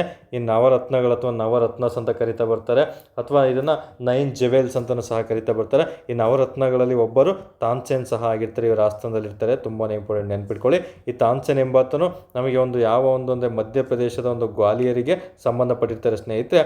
ಈ ಗ್ವಾಲಿಯರಲ್ಲಿ ಈತನ ಒಂದು ಸಮಾಧಿ ಇದೆ ಅನ್ನೋದು ಸಹ ನೀವು ನೆನ್ಪಿಟ್ಕೋಬೇಕು. ಮಧ್ಯಪ್ರದೇಶದ ಗ್ವಾಲಿಯರ್ ಆಗಿರ್ತದೆ. ಸೊ ಇಲ್ಲಿ ಸರಿ ಉತ್ತರ ಗ್ವಾಲಿಯರ್ ಆಗಿರ್ತದೆ. ಯಾಕಂದರೆ ಈ ತಾನ್ಸೇನ್ ಪ್ರಶಸ್ತಿ ಅಂತಲೂ ಸಹ ಇತ್ತೀಚೆಗೆ ಕೊಡ್ತಾ ಇದ್ದಾರೆ. ಈ ತಾನ್ಸೇನ್ ಪ್ರಶಸ್ತಿ ನೀವು ಸ್ಟ್ಯಾಟಿಕ್ GK ಅಂತ ಏನು ಓದ್ತಿರಲ್ಲ, ಪರಂ ಬುಕ್ಕಲ್ಲಿ ಓದಿ, ಚೆನ್ನಾಗಿದೆ. ಸ್ಟ್ಯಾಟಿಕ್ GK ಅಂತ ಬಂದಾಗ ಇಲ್ಲಿ ಸ್ಟ್ಯಾಟಿಕ್ GK ಬಗ್ಗೆ ತಿಳಿಸ್ಕೊಡುವಂಥದ್ದು ನಮಗೆ ಪ್ರಶಸ್ತಿಗಳಂತ ಬಂದಾಗ ಒಂದು ತಾನ್ಸೇನ್ ಪ್ರಶಸ್ತಿ ಅಂತ ನೀವು ಓದಬೇಕಾಗುತ್ತೆ. ಈ ಪ್ರತಿ ವರ್ಷ ಈ ತಾನ್ಸೇನ್ ಪ್ರಶಸ್ತಿಯನ್ನು ನೀಡ್ತಾ ಬರ್ತಾರೆ. ಯಾವುದಕ್ಕೋಸ್ಕರ ನೀಡ್ತಾ ಅಂದರೆ ಕೇಳ್ತಾನೆ, ಶಾಸ್ತ್ರೀಯ ಸಂಗೀತ ಒಂದು ಕ್ಲಾಸಿಕಲ್ ಮ್ಯೂಸಿಕ್. ಓಕೆ, ನೆನ್ಪಿಟ್ಕೋಬೇಕಾಗುತ್ತೆ. ಒಂದು ಕ್ಲಾಸಿಕಲ್ ಮ್ಯೂಸಿಕ್ ಅಂತ ಬರುತ್ತೆ. ಈ ಕ್ಲಾಸಿಕಲ್ ಮ್ಯೂಸಿಕ್ಕಿಗೆ ಅಂದರೆ ಇದನ್ನೇ ಶಾಸ್ತ್ರೀಯ ಸಂಗೀತ ಅಂತ ಕರಿತೀವಿ. ಶಾಸ್ತ್ರೀಯ ಸಂಗೀತಕ್ಕೆ ಅಥವಾ ಕ್ಲಾಸಿಕಲ್ ಮ್ಯೂಸಿಕ್ಗೆ ನಮಗೆ ನ್ಯಾಷನಲ್ ಅಂದರೆ ನಮಗೆ ಭಾರತದಾದ್ಯಂತ ಅತಿ ದೊಡ್ಡ ಅವಾರ್ಡ್ ಯಾವುದು ಅಂತ ಕೇಳಿದರೆ ಕ್ಲಾಸಿಕಲ್ ಮ್ಯೂಸಿಕ್ಕಿಗೆ ಅದು ತಾನ್ಸೇನ್ ಪ್ರಶಸ್ತಿನೇ ಆಗಿರ್ತದೆ. ಯಾವ ಸರ್ಕಾರ ನೀಡುತ್ತೆ ಅಂತ ಪ್ರಶ್ನೆ ಕೇಳ್ತಾನೆ. ಮಧ್ಯಪ್ರದೇಶ ಸರ್ಕಾರ, ನೆನ್ಪಿಟ್ಕೋಬೇಕಾಗುತ್ತೆ. ಅದು ಗ್ವಾಲಿಯರ್ಗೆ ಸಂಬಂಧಪಟ್ಟಿರೋದ್ರಿಂದ ಇವರ ಸಮಾಧಿ, ತಾನ್ಸೇನ್ ಸಮಾಧಿ ಗ್ವಾಲಿಯರ್ನಲ್ಲಿದೆ ಅನ್ನೋದನ್ನ ನೆನ್ಪಿಟ್ಕೊಂಡಿದ್ರೆ ಸಾಕಾಗಿರ್ತಾರೆ ಸ್ನೇಹಿತರೆ. ನಿಮ್ಗೆ ಆಲ್ರೆಡಿ ಹೇಳಿದ್ನಲ್ಲ ಯಾಕೆ ತಾನ್ಸೇನ್ ಬಗ್ಗೆ ಕೇಳಿದರೆ ಅಂದರೆ ನಿಮಗೆ ಹೇಳಿದೆ, ಮೊಘಲು ಮತ್ತು ದೆಹಲಿ ಸುಲ್ತಾನರು ಆಗಿರ್ಬೋದು, ನಂತರ ಬಹುಮನಿ ಸುಲ್ತಾನರ ಬಗ್ಗೆ ಅತಿ ಹೆಚ್ಚಾಗಿ ಪ್ರಶ್ನೆ ಕೇಳ್ತಾರೆ ಅಂತ ಹೇಳಿದೆ. ಇಲ್ಲಿ ಸಹ ಮೊಘಲ್ಗೆ ಸಂಬಂಧಪಟ್ಟಿದ್ದೀವಿ. ಹೀಗೆ ಗಮನಿಸಿ, ಪ್ರತಿ ಪ್ರಶ್ನೆ ಪತ್ರಿಕೆಗಳು ಎಕ್ಸ್ಪ್ಲೇನ್ ಮಾಡ್ಬೇಕಾದ್ರೆ ಹೇಳ್ತೀನಿ. 100% ಎಲ್ಲ ಅನಾಲಿಸಿಸ್ ಮಾಡಿ ನಿಮಗೆ ಮಾರ್ಗದರ್ಶನವನ್ನು ನೀಡ್ತಾ ಬರ್ತೀನಿ. ಕ್ಲೀನಾಗಿ ಓದ್ಕೊಳ್ಳಿ. ಸೊ ಇದೇ ರೀತಿ ನಮಗೆ ಇನ್ನು ದೆಹಲಿ ಅಂತ ಬಂದ ತಕ್ಷಣ ದೆಹಲಿಯಲ್ಲಿ ಯಾವ ಮೊಘಲ್ ದೊರೆಯ ಒಂದು ಸಮಾಧಿ ಇದೆ ಅಂತ ಮುಂದೆ ಪ್ರಶ್ನೆ ಕೇಳ್ಬೋದು. ಹುಮಾಯೂನನ ಸಮಾಧಿ ದೆಹಲಿಯಲ್ಲಿದೆ ಸ್ನೇಹಿತರೆ. ಓಕೆ, ಅದನ್ನು ಸಹ ನೆನ್ಪಿಟ್ಕೊಂಡಿರಬೇಕಾಗುತ್ತೆ. ಇನ್ನು ನಮಗೆ ನೆಕ್ಸ್ಟ್ ಫತೇಪುರ್ ಸಿಕ್ರಿಯಲ್ಲಿ ಯಾರ ಸಮಾಧಿ ಇದೆ ಅಂತಲೂ ಸಹ ನೆನ್ಪಿಟ್ಕೋಬೇಕಾಗುತ್ತೆ. ಈ ಫತೇಪುರ್ ಸಿಕ್ರಿ ಅಂತ ಬಂದ ತಕ್ಷಣ ಎಕ್ಸಾಮ್ ದೃಷ್ಟಿಯಿಂದ ತುಂಬ ಬಾರಿ ಪ್ರಶ್ನೆ ಆಗಿರೋದು. ಸಲೀಂ ಚಿಸ್ತಿ ಎಂಬಾತನ ಸಂತ ಇರ್ತಾನೆ. ಸಲೀಂ ಚಿಸ್ತಿ ಎಂಬಾತನ ಸಂತ ಒಂದು ಸಮಾಧಿ ಫತೇಪುರ್ ಸಿಕ್ರಿಯಲ್ಲಿದೆ ಸ್ನೇಹಿತರೆ. ಇನ್ನು ಆಗ್ರಾ ಅಂತ ಬಂದ ತಕ್ಷಣ ಏನು ಹೇಳೋದೇ ಬೇಕಿದೆ, ಎಲ್ಲರಿಗೂ ಸಹ ಗೊತ್ತಿರುತ್ತೆ, ಪ್ರೀತಿ ಪ್ರೇಮ ಅಂತ ಒಂದು ಶಹಜಹಾನ್. ಓಕೆ, ಶಹಜಹಾನ್ ಅವರ ಸಮಾಧಿ ನಮಗೆ ಆಗ್ರಾದಲ್ಲಿದೆ ಸ್ನೇಹಿತರೆ. ಅದೇ ರೀತಿ ನಮಗೆ ಅಕ್ಬರನ ಸಮಾಧಿ ಎಲ್ಲಿದೆ ಅಂತ ಕೇಳ್ತಾನೆ. ಸಿಕಂದರ್. ಓಕೆ, ಸಿಕಂದರ್ ಎಂಬಲ್ಲಿ ಅಕ್ಬರನ ಸಮಾಧಿ ಎಲ್ಲಿದೆ ನೆನ್ಪಿಟ್ಕೋಬೇಕಾಗುತ್ತೆ. ಸೊ ಕನ್ಫ್ಯೂಷನ್ ಮಾಡ್ಕೋಬೇಡಿ. ಇಲ್ಲಿ ಗ್ವಾಲಿಯರ್. ಇದೇ ರೀತಿ ನಮಗೆ ಈ ದೆಹಲಿ ಸುಲ್ತಾನರು ಪ್ಲಸ್ ಮೊಘಲರು ಆಗಿರ್ಬೋದು, ಬಹುಮನಿ ಸುಲ್ತಾನರ ಅರಸರ ಒಂದು ಸಮಾಧಿಗಳ ಮೇಲೆ ಪ್ರಶ್ನೆ ಕೇಳ್ತಾನೆ. ಬಿಜಾಪುರದಲ್ಲಿ ಗೋಲ್ಗುಮ್ಮಟದಲ್ಲಿ ಯಾರ್ದೆಲ್ಲ ಸಮಾಧಿ ಇದೆ ಅದನ್ನು ಕಟ್ಟಿಸ್ತಾನೆ ಯಾರು ಅಂತಲೂ ಸಹ ಪ್ರಶ್ನೆ ಆಗಿದೆ, ನೆನ್ಪಿಟ್ಕೋಬೇಕು. ಈ ರೀತಿ ಪ್ರಶ್ನೆಯನ್ನು ನಿಮಗೆ ಕೇಳಲಾಗ್ತದೆ. ಬರುವಂತಹ ಪ್ರಮುಖ ಸೂಫಿ ಸಂತರು, ದೆಹಲಿ ಸುಲ್ತಾನರು, ಮೊಘಲರ ಸಮಾಧಿಗಳನ್ನು ನೆನ್ಪಿಟ್ಕೋಬೇಕು. ಇನ್ನು ಮರಾಠದಲ್ಲಿ ಶಿವಾಜಿಯವರ ಸಮಾಧಿ ಎಲ್ಲಿದೆ ಅಂತಲೂ ಸಹ ಅದನ್ನು ಎಕ್ಸಾಮ್ ದೃಷ್ಟಿಯಿಂದ ತುಂಬಾ ಇಂಪಾರ್ಟೆಂಟ್ ಆಗಿರ್ತಾರೆ ಸ್ನೇಹಿತರೆ. ಓಕೆ, ಇದಕ್ಕೆ ಸರಿ ಉತ್ತರ ಗ್ವಾಲಿಯರ್ ಆಗಿರುತ್ತೆ. ನಮ್ಮ ಮುಂದಿನ ಪ್ರಶ್ನೆ ನೋಡ್ತಾ ಬರೋಣ. ಎಸ್ ಇಲ್ಲಿ ಮುಂದಿನ ಪ್ರಶ್ನೆ ಖಜುರಾಹೋ ಟೆಂಪಲ್ ಬಗ್ಗೆ ಕೇಳ್ತಾ ಬಂದಿದ್ದಾನೆ. ಖಜುರಾಹೋದ ಲಕ್ಷ್ಮಣ ದೇವಾಲಯವನ್ನು ಯಾವ ದೇವರಿಗಾಗಿ ನಿರ್ಮಿಸಲಾಗಿದೆ ಅಂತ ಪ್ರಶ್ನೆ ಕೇಳಿದ್ದಾನೆ. ಸೊ ಇಲ್ಲಿ ಟ್ವಿಸ್ಟ್ ಇರುವಂಥ ಪ್ರಶ್ನೆ. ಇಲ್ಲಿ ಆಲ್ಮೋಸ್ಟ್ ಎಲ್ರಿಗೂ ಕನ್ಫ್ಯೂಷನ್ ಆಗೋದು ಎರಡು, ಒಂದು ಶಿವನ ಒಂದು ವಿಷ್ಣುನ ಅಂತ ಕನ್ಫ್ಯೂಷನ್ ಆಗೋತಾ ಬರುತ್ತೆ ಸ್ನೇಹಿತರೆ. ಯಾಕಂದರೆ ಖಜುರಾಹೋ ನೋಡಿ, ಫಸ್ಟ್ ಲಕ್ಷ್ಮಣ ಅಂತ ಬಂದ ತಕ್ಷಣ ರಾಮ ಲಕ್ಷ್ಮಣ ಅಂತ ಹುಡುಗರು ಫ್ಲೋ ಅಲ್ಲಿ ಉತ್ತರ ಹಾಕಲಿ ಅಂತ ರಾಮ ಅಂತ ಕೊಟ್ಟಿರ್ತಾನೆ. ಅದನ್ನು ನೀವು ಚೂಸ್ ಮಾಡೋಂಗಿಲ್ಲ. ಇಲ್ಲಿ ಶಿವನ ವಿಷ್ಣುನ ಅನ್ನೋದನ್ನ ನೀವು ನೆನ್ಪಿಟ್ಕೋಬೇಕಾಗುತ್ತೆ. ಓಕೆ, ಕೇಳ್ತಾನೆ ಖಜುರಾಹೋ ಟೆಂಪಲ್ ಎಲ್ಲಿದೆ ಅಂತ ಕೇಳ್ತಾನೆ. ಮಧ್ಯಪ್ರದೇಶದಲ್ಲಿದೆ ಸ್ನೇಹಿತರು. ಓಕೆ, ಖಜುರಾಹೋ ಟೆಂಪಲ್ ಯಾವ ಒಂದು ರಾಜ್ಯದಲ್ಲಿದೆ ಅಂತ ಕೇಳ್ತಾನೆ. ಮಧ್ಯಪ್ರದೇಶದಲ್ಲಿದೆ, ನೆನ್ಪಿಟ್ಕೊಳ್ಳಿ. ಈ ಮಧ್ಯಪ್ರದೇಶದಲ್ಲಿ ತುಂಬಾ ಇಂಪಾರ್ಟೆಂಟ್ ಆಗಿರುತ್ತೆ. ಎರಡು ದೇವಾಲಯಗಳು ಒಂದು ಖಜುರಾಹೋದಲ್ಲಿ ನಿರ್ಮಾಣ ಆಗಿರ್ತವೆ, ಒಂದು ಖಜುರಾಹೋ ದೇವಾಲಯದಲ್ಲಿ ನಿರ್ಮಾಣ ಆಗಿರ್ತವೆ, ಒಂದು ಲಕ್ಷ್ಮಣ ದೇವಾಲಯವನ್ನು ಅಂತ ನಿರ್ಮಾಣ ಮಾಡಿರ್ತಾರೆ. ಇನ್ನೊಂದು ಟೆಂಪಲ್ ಬರೋದು ವಿಶ್ವನಾಥ ಮಹಾದೇವಾಲಯ ಅಂತ ನಿರ್ಮಾಣ ಮಾಡಿರ್ತಾನೆ. ಸೊ ಲಕ್ಷ್ಮಣ ದೇವಾಲಯ, ವಿಶ್ವನಾಥ ಮಹಾದೇವಾಲಯ. ಓಕೆ, ಇಲ್ಲಿ ನಮಗೆ ಎಕ್ಸಾಂಪಲ್ ಪ್ರಶ್ನೆ ಕೇಳೋದು ಈ ಲಕ್ಷ್ಮಣ ದೇವಾಲಯ ಅಂತಿದೆಯಲ್ಲ, ಇದು ಯಾವ ದೇವರಿಗೆ ಸಂಬಂಧಪಟ್ಟಿದೆ ಅಂತ ಕೇಳ್ತಾನೆ. ವಿಷ್ಣು ಟೆಂಪಲ್ಗೆ ಸಂಬಂಧಪಟ್ಟಿರೋದು. ಇನ್ನು ವಿಶ್ವನಾಥ ಅನ್ನೋದು ವಿಶ್ವನಾಥನಿಗೆ ಸಂಬಂಧಪಟ್ಟಿರುವಂತಹ ಒಂದು ಟೆಂಪಲ್ ಆಗಿರುತ್ತೆ. ಓಕೆ, ಮತ್ತೆ ಇಲ್ಲಿ ಟ್ವಿಸ್ಟ್ ಮಾಡ್ತಾನೆ. ಮತ್ತೊಮ್ಮೆ ಹೇಳ್ತಾನೆ ನೋಡಿ, ಕನ್ಫ್ಯೂಷನ್ ಮಾಡ್ಕೋಬೇಡಿ. ಲಕ್ಷ್ಮಣ ಎಂಬುದು ವಿಷ್ಣುವಿಗೆ ಸಂಬಂಧಪಟ್ಟಿರುವಂತಹ ಲಕ್ಷ್ಮಣ ದೇವಾಲಯ ಆಗಿರುತ್ತೆ. ಇದು ಖಜುರಾಹೋದಲ್ಲಿದೆ. ವಿಶ್ವನಾಥ ಒಂದು ದೇವಾಲಯ ಅಂದಿದೆ. ಇದು ವಿಶ್ವನಾಥ ಅಂದರೆ ಯಾರು? ಶಿವ ಆಗಿದೆ. ಶಿವನಿಗೆ ಸಂಬಂಧಪಟ್ಟಂತಹ ದೇವಾಲಯ. ನೋಡಿ, KA ಡಿಪಾರ್ಟ್ಮೆಂಟ್ ಆಗಿದ್ದರಿಂದ ಎರಡೂ ಆಪ್ಷನನ್ನು ಕೊಡ್ತಾನೆ. ಕನ್ಫ್ಯೂಷನ್ ಮಾಡ್ಕೋಬೇಡಿ. ಲಕ್ಷ್ಮಣ ಅಂತ ಬಂದ ತಕ್ಷಣ ವಿಷ್ಣು ಅಂತ ನೆನ್ಪಿಟ್ಕೊಳ್ಳಿ, ವಿಶ್ವನಾಥ ಅಂತ ಬಂದ ತಕ್ಷಣ ಶಿವ ಅಂತ ನೆನ್ಪಿಟ್ಕೊಳ್ಳಿ. ಕನ್ಫ್ಯೂಷನ್ ಆಯ್ತು ಅಂದರೆ ನೋಡಿ, ಇಲ್ಲಿ ನಮಗೆ ಶಾ ಇದೆ. ಓಕೆ, ಶಿವ ಅಂತ ನೆನ್ಪಿಟ್ಕೊಂಡ್ಬಿಟ್ರೆ ನಿಮಗೆ ಕನ್ಫ್ಯೂಷನ್ ಆಗಲ್ಲ. ಅದನ್ನು ಬಿಟ್ಟರೆ ನೆಕ್ಸ್ಟ್ ಬರೋದು ವಿಷ್ಣು ಅಂತ ನೆನ್ಪಿಟ್ಕೊಳ್ಳಿ ಸ್ನೇಹಿತರೆ. ನೆಕ್ಸ್ಟ್ ಟ್ವಿಸ್ಟ್ ಮಾಡಿದರೆ ಈ ಲಕ್ಷ್ಮಣ ದೇವಾಲಯವನ್ನು ನಿರ್ಮಾಣ ಮಾಡಿದವನು ಯಾರು ಅಂತ ಪ್ರಶ್ನೆ ಕೇಳುವಂಥ ಚಾನ್ಸಸ್ ಇರ್ತದೆ ಸ್ನೇಹಿತರೆ. ಇಲ್ಲಿ ನಮಗೆ ಲಕ್ಷ್ಮಣ ದೇವಾಲಯವನ್ನು ಯಶೋವರ್ಮ ಎಂಬಾತನ ಇರ್ತಾನೆ. ಈ ಎಂಬಾತನ ಇದನ್ನು ನಿರ್ಮಾಣ ಮಾಡಿರ್ತಾನೆ. ಸೊ ಇದು ಎಕ್ಸಾಮಲ್ಲಿ ತುಂಬಾ ಇಂಪಾರ್ಟೆಂಟ್ ಆಗುತ್ತೆ, ಯಶೋವರ್ಮ. ಇನ್ನು ವಿಶ್ವನಾಥ ಮಹಾದೇವಾಲಯವನ್ನು ಯಾರು ನಿರ್ಮಾಣ ಮಾಡಿದ್ದ ಅಂತ ಕೇಳ್ತಾನೆ. ಇದನ್ನು ಒಂದು ಅರಸ ಇರ್ತಾನೆ, ಅವನ ಹೆಸರು ಡಂಗ ಅಂತ. ಈ ಡಂಗ ಎಂಬಾತನ ವಿಶ್ವನಾಥ ದೇವಾಲಯ ಅಥವಾ ಖಜುರಾಹೋದ ಶಿವ ದೇವಾಲಯವನ್ನು ನಿರ್ಮಾಣ ಮಾಡಿದವನು ಯಾರು ಅಂತಲೂ ಡೈರೆಕ್ಟಾಗಿ ಕೇಳ್ಬೋದು, ಡಂಗ ಆಗಿರ್ತಾನೆ. ನೆಕ್ಸ್ಟ್ ಬರೋದು ಈ ಲಕ್ಷ್ಮಣ ದೇವಾಲಯ ನಿರ್ಮಾಣ ಮಾಡಿದ್ದು ಯಶೋವರ್ಮ ಆಗಿರ್ತಾರೆ. ಇವರಿಬ್ಬರು ಯಾವ ಮನೆತನಕ್ಕೆ ಸಂಬಂಧಪಟ್ಟವರು ಅಂತ ನೆಕ್ಸ್ಟ್ ಲೆವೆಲಿಗೆ ಪ್ರಶ್ನೆ ಕೇಳ್ತಾ ಬರ್ತಾರೆ. ಇವರಿಬ್ಬರು ಸಂಬಂಧಪಟ್ಟಂತಹ ಮನೆತನ ಚಂದೇಲರು ಆಗಿರ್ತಾರೆ. ಹಾಗಾದ್ರೆ ನೆನಪು ಬರಬೇಕೀಗ, ಚಂದೇಲರು ಅಂತ ಬಂದ ತಕ್ಷಣ ನಮಗೆ ರಜಪೂತರು ಅಂತೆಲ್ಲ ಓದ್ತಿರಲ್ಲ ಸ್ನೇಹಿತರೆ, ಪರಮಾರರು, ಚೌಹಾಣರು, ಸೋಲಂಕಿಗಳಂತ, ಅಲ್ಲಿ ಬರುವವರೇ ಈ ಚಂದೇಲರು ಆಗಿರ್ತಾರೆ. ಈ ಚಂದೇಲರು ತುಂಬಾ ಇಂಪಾರ್ಟೆಂಟು, ಎಕ್ಸಾಮ್ ದೃಷ್ಟಿಯಿಂದ ನೆನಪಿಟ್ಕೊಳ್ಳಿ. ಎಕ್ಸಾಮಲ್ಲಿ ಪ್ರಶ್ನೆ ಕೇಳ್ತಾ ಬರ್ತಾನೆ. ಚಂದೇಲರ ಡಂಗ ಆಗಿರ್ಬೋದು, ಯಶೋವರ್ಮ ಆಗಿರ್ಬೋದು, ಲಕ್ಷ್ಮಣ ದೇವಾಲಯ ಆಗಿರ್ಬೋದು, ವಿಶ್ವನಾಥ ದೇವಾಲಯ ಆಗಿರ್ಬೋದು. ಈಗ ಲಕ್ಷ್ಮಣ ದೇವಾಲಯ ಕೇಳಿದ್ರೆ ನೆಕ್ಸ್ಟ್ ವಿಶ್ವನಾಥ ದೇವಾಲಯ ಕೇಳುವಂಥ ಚಾನ್ಸಸ್ ಇರುತ್ತೆ. ಇನ್ನು ನಮಗೆ ಈ ಒಂದು ಯಶೋವರ್ಮನ ಆಸ್ಥಾನದಲ್ಲಾಗಿರ್ಬೋದು ಅಥವಾ ಪಕ್ಕದ ಒಂದು ನೆಕ್ಸ್ಟ್ ಬರುವಂಥ ರಾಜನ ಆಸ್ಥಾನದಲ್ಲಿ ಒಬ್ಬ ಭವಭೂತಿ ಅಂತ ಇರ್ತಾನೆ. ಈ ಭವಭೂತಿ ಬರೆದಂತಹ 3 ಕೃತಿಗಳು ತುಂಬಾ ಇಂಪಾರ್ಟೆಂಟು, ನಿಮ್ಮ ಪುಸ್ತಕದಲ್ಲಿ ಇರ್ತವೆ, ಓದ್ಕೊಳ್ಳಿ. ಅದರಲ್ಲಿ ಇವ್ನು ಬರೆದಂತಹ ಮಾಲತಿ ಮಾಧವ ಕೃತಿ ತುಂಬ ಬಾರಿ ಪ್ರಶ್ನೆ ಆಗಿದೆ, ಅದು ಸಂಸ್ಕೃತದಲ್ಲಿದೆ, ಅದನ್ನು ಸಹ ಎಕ್ಸಾಮಲ್ಲಿ ಪ್ರಶ್ನೆ ಆಗಿದೆ. ಇನ್ನು ಮಿಕ್ಕಿದ 2 ಕೃತಿ ನಿಮಗೆ ಟಾಸ್ಕ್ ಕೊಡ್ತಾ ಇದ್ದೀನಿ, ಓದ್ಕೋಬೇಕು ಸ್ನೇಹಿತರೆ. ಯಾಕಂದರೆ ಇಲ್ಲಿ ನಾನು ನಿಮಗೆ ಟಾರ್ಗೆಟ್ ಕೊಟ್ಟಾಗ ಅದನ್ನು ಕಂಪಲ್ಸರಿ ನೀವು ಮುಗಿಸಿದ್ದೆ ಆದಲ್ಲಿ ಖಂಡಿತ ನೀವು ಸಕ್ಸಸ್ ಆಗ್ತಾ ಬರ್ತೀರಾ. ಓಕೆ, ನೆಕ್ಸ್ಟ್ ಬರೋದು ನಮಗೆ ಇನ್ನೂ ನೆಕ್ಸ್ಟ್ ಪ್ರಶ್ನೆಯನ್ನು ಕೇಳೋದಾದರೆ ಇನ್ನೂ ನಿಮಗೊಂದು ಟಾಸ್ಕ್ ಕೊಡ್ತಾ ಇದ್ದೀನಿ. ವಿದ್ಯಾಧರ ಟೆಂಪಲ್ ಅಂತ ಒಂದು ಬರುತ್ತೆ. ವಿದ್ಯಾಧರ ಟೆಂಪಲ್ಲು ಅದು ಸಹ ಖಜುರಾಹೋದಲ್ಲೇ ಕಂಡುಬರುತ್ತೆ. ಇದು ಯಾವ ದೇವಾಲಯಕ್ಕೆ ಸಂಬಂಧಪಟ್ಟಿದೆ ಅಂತ, ಅಥವಾ ಯಾವ ಒಂದು ದೇವರಿಗೆ ಸಂಬಂಧಪಟ್ಟಿದೆ ಅಂತ ನಿಮಗೆ ಟಾಸ್ಕ್ ಕೊಡ್ತಾ ಇದ್ದೀನಿ. ಅದು ಸಹ ನೀವೇ ಗೂಗಲ್ ಸರ್ಚ್ ಮಾಡಿ ಬರೆದಿಟ್ಕೊಂಡಿರಬೇಕಾಗುತ್ತೆ, ತುಂಬಾ ಇಂಪಾರ್ಟೆಂಟ್ ಆಗಿರ್ಬೋದು. ಹಾಗಾದರೆ ಇದಕ್ಕೆ ಸರಿ ಉತ್ತರ ಯಾವುದು? ವಿಷ್ಣು ಇದಕ್ಕೆ ಸರಿ ಉತ್ತರ ಆಗಿರ್ತಾರೆ ಸ್ನೇಹಿತರೆ. ಲಕ್ಷ್ಮಣಗೆ ಸಂಬಂಧಪಟ್ಟಿದ್ದು ವಿಷ್ಣು. ಶಿವ ಅಂತ ಬಂದ ತಕ್ಷಣ ಯಾವ ದೇವಾಲಯ ಅಂತ ಹೇಳಿದ್ರೆ ವಿಶ್ವನಾಥ ಮಹಾದೇವಾಲಯ ಆಗಿರುತ್ತೆ. ನಮ್ಮ ಮುಂದಿನ ಪ್ರಶ್ನೆ ನೋಡ್ತಾ ಬರೋಣ. ಓಕೆ, ನೆಕ್ಸ್ಟ್ ಬಂದು ನಮಗೆ ಪತ್ವಾ ಇ ಜಹಂದರಿ ಈ ಕೃತಿ ರಚಿಸಿದವರು ಯಾರು ಅಂತ ಪ್ರಶ್ನೆಯನ್ನು ಇಲ್ಲಿ ಕೇಳಲಾಗ್ತಿದೆ. ಓಕೆ, ಪತ್ವಾ ಇ ಜಹಂದಾರಿ. ಓಕೆ, ನಿಮಗೆ ಇದು ಆಲ್ರೆಡಿ ಹೇಳಿದಾಗೆ ಇದನ್ನು ಸಹ ಅಷ್ಟೇ ದೆಹಲಿ ಸುಲ್ತಾನ. ನೋಡಿ, ದೆಹಲಿ ಸುಲ್ತಾನರಂತ ಬಂದ ತಕ್ಷಣ ಇಲ್ಲಿ ಆಳಿದಂತಹ 5 ಮನೆತನಗಳು ಕಾಲಾನುಕ್ರಮ ನೆನ್ಪಿಟ್ಕೋಬೇಕು, ಅದರ ಸ್ಥಾಪಕರು ಮತ್ತು ಅದರ ಕೊನೆಯ ಅರಸ ನೆನ್ಪಿಟ್ಕೋಬೇಕು, ಅದರ ಒಂದು ಪ್ರಸಿದ್ಧ ಅರಸ ನೆನ್ಪಿಟ್ಕೋಬೇಕು, ಅವರು ತಂದಂತಹ ಸುಧಾರಣೆಗಳನ್ನು ನೆನ್ಪಿಟ್ಕೊಂಡಿರ್ಬೇಕಾಗುತ್ತೆ, ಅವರ ಆಸ್ಥಾನದಲ್ಲಿದ್ದಂತಹ ಕವಿಗಳು ಬರೆದಂಥ ಕೃತಿಗಳನ್ನು ನೆನ್ಪಿಟ್ಕೋಬೇಕಾಗುತ್ತೆ. ಇನ್ನು ಅವರ ಒಂದು ಕಂದಾಯ ಆಡಳಿತ ಯಾವ ರೀತಿ ಇತ್ತು, ಕಂದಾಯದಲ್ಲಿ ಯಾರನ್ನೆಲ್ಲ ಏನಕ್ಕೆ ನೇಮಕ ಮಾಡಿದ್ರು ಅಂತಲೂ ಸಹ ನೀವು ನೆನ್ಪಿಟ್ಕೋಬೇಕಾಗುತ್ತೆ. ಅವೆಲ್ಲನೂ ಸಹ ಪ್ರತಿಯೊಂದೂ ದೆಹಲಿ ದೆಹಲಿ ಸುಲ್ತಾನರು ಅಲ್ಲಿ ಬಳಸಿದಂಥ ಶೈಲಿಗಳು ಯಾವುವು, ಆ ಶೈಲಿಗಳ ಒಂದು ಪ್ರಾಮುಖ್ಯತೆ ವಿಶೇಷತೆಗಳು ಏನು ಅನ್ನೋದು ನೆನ್ಪಿಟ್ಕೋಬೇಕಾಗುತ್ತೆ. ಎಕ್ಸಾಮ್ ದೃಷ್ಟಿಯಲ್ಲಿ ಯಾವ ಥರ ಬೇಕಾದರೂ KE ಡಿಪಾರ್ಟ್ಮೆಂಟ್ ನಿಮಗೆ ಪ್ರಶ್ನೆಯನ್ನು ಕೇಳ್ತಾ ಬರ್ಬೋದು ಸ್ನೇಹಿತರು. ಓಕೆ, ಇಲ್ಲಿ ನಮಗೆ ಫತ್ವಾ ಇ ಜಹಂದರಿ ಅಂತ ಬರುತ್ತೆ. ಈ ಫತ್ವಾ ಇ ಜಹಂದರಿ ಎಂಬ ಕೃತಿಯನ್ನು ಬರೆದವರು ಯಾರು ಅಂತ ಕೇಳ್ತಾನೆ, ಜಿಯಾಸುದ್ದೀನ್ ಬರಣಿ ಅಂತ ಬರ್ತಾನೆ. ಓಕೆ, ಅಥವಾ ಈತನ ಜಿಯಾಸುದ್ದೀನ್ ಬರೋಣಿ ಅಂತಲೂ ಸಹ ಕರಿತಾ ಬರ್ತಾರೆ ಸ್ನೇಹಿತರೆ. ಈತ ಇದನ್ನು ಬರೆದಿರ್ತಾನೆ. ಇನ್ನು ಅಲ್ಲಾವುದ್ದೀನ್ ಕಾಲದಲ್ಲಿ ಇದ್ದಿದ್ದು ಯಾರು, ಅಮೀರ್ ಖುಸ್ರೋ ಆಗಿರ್ತಾನೆ.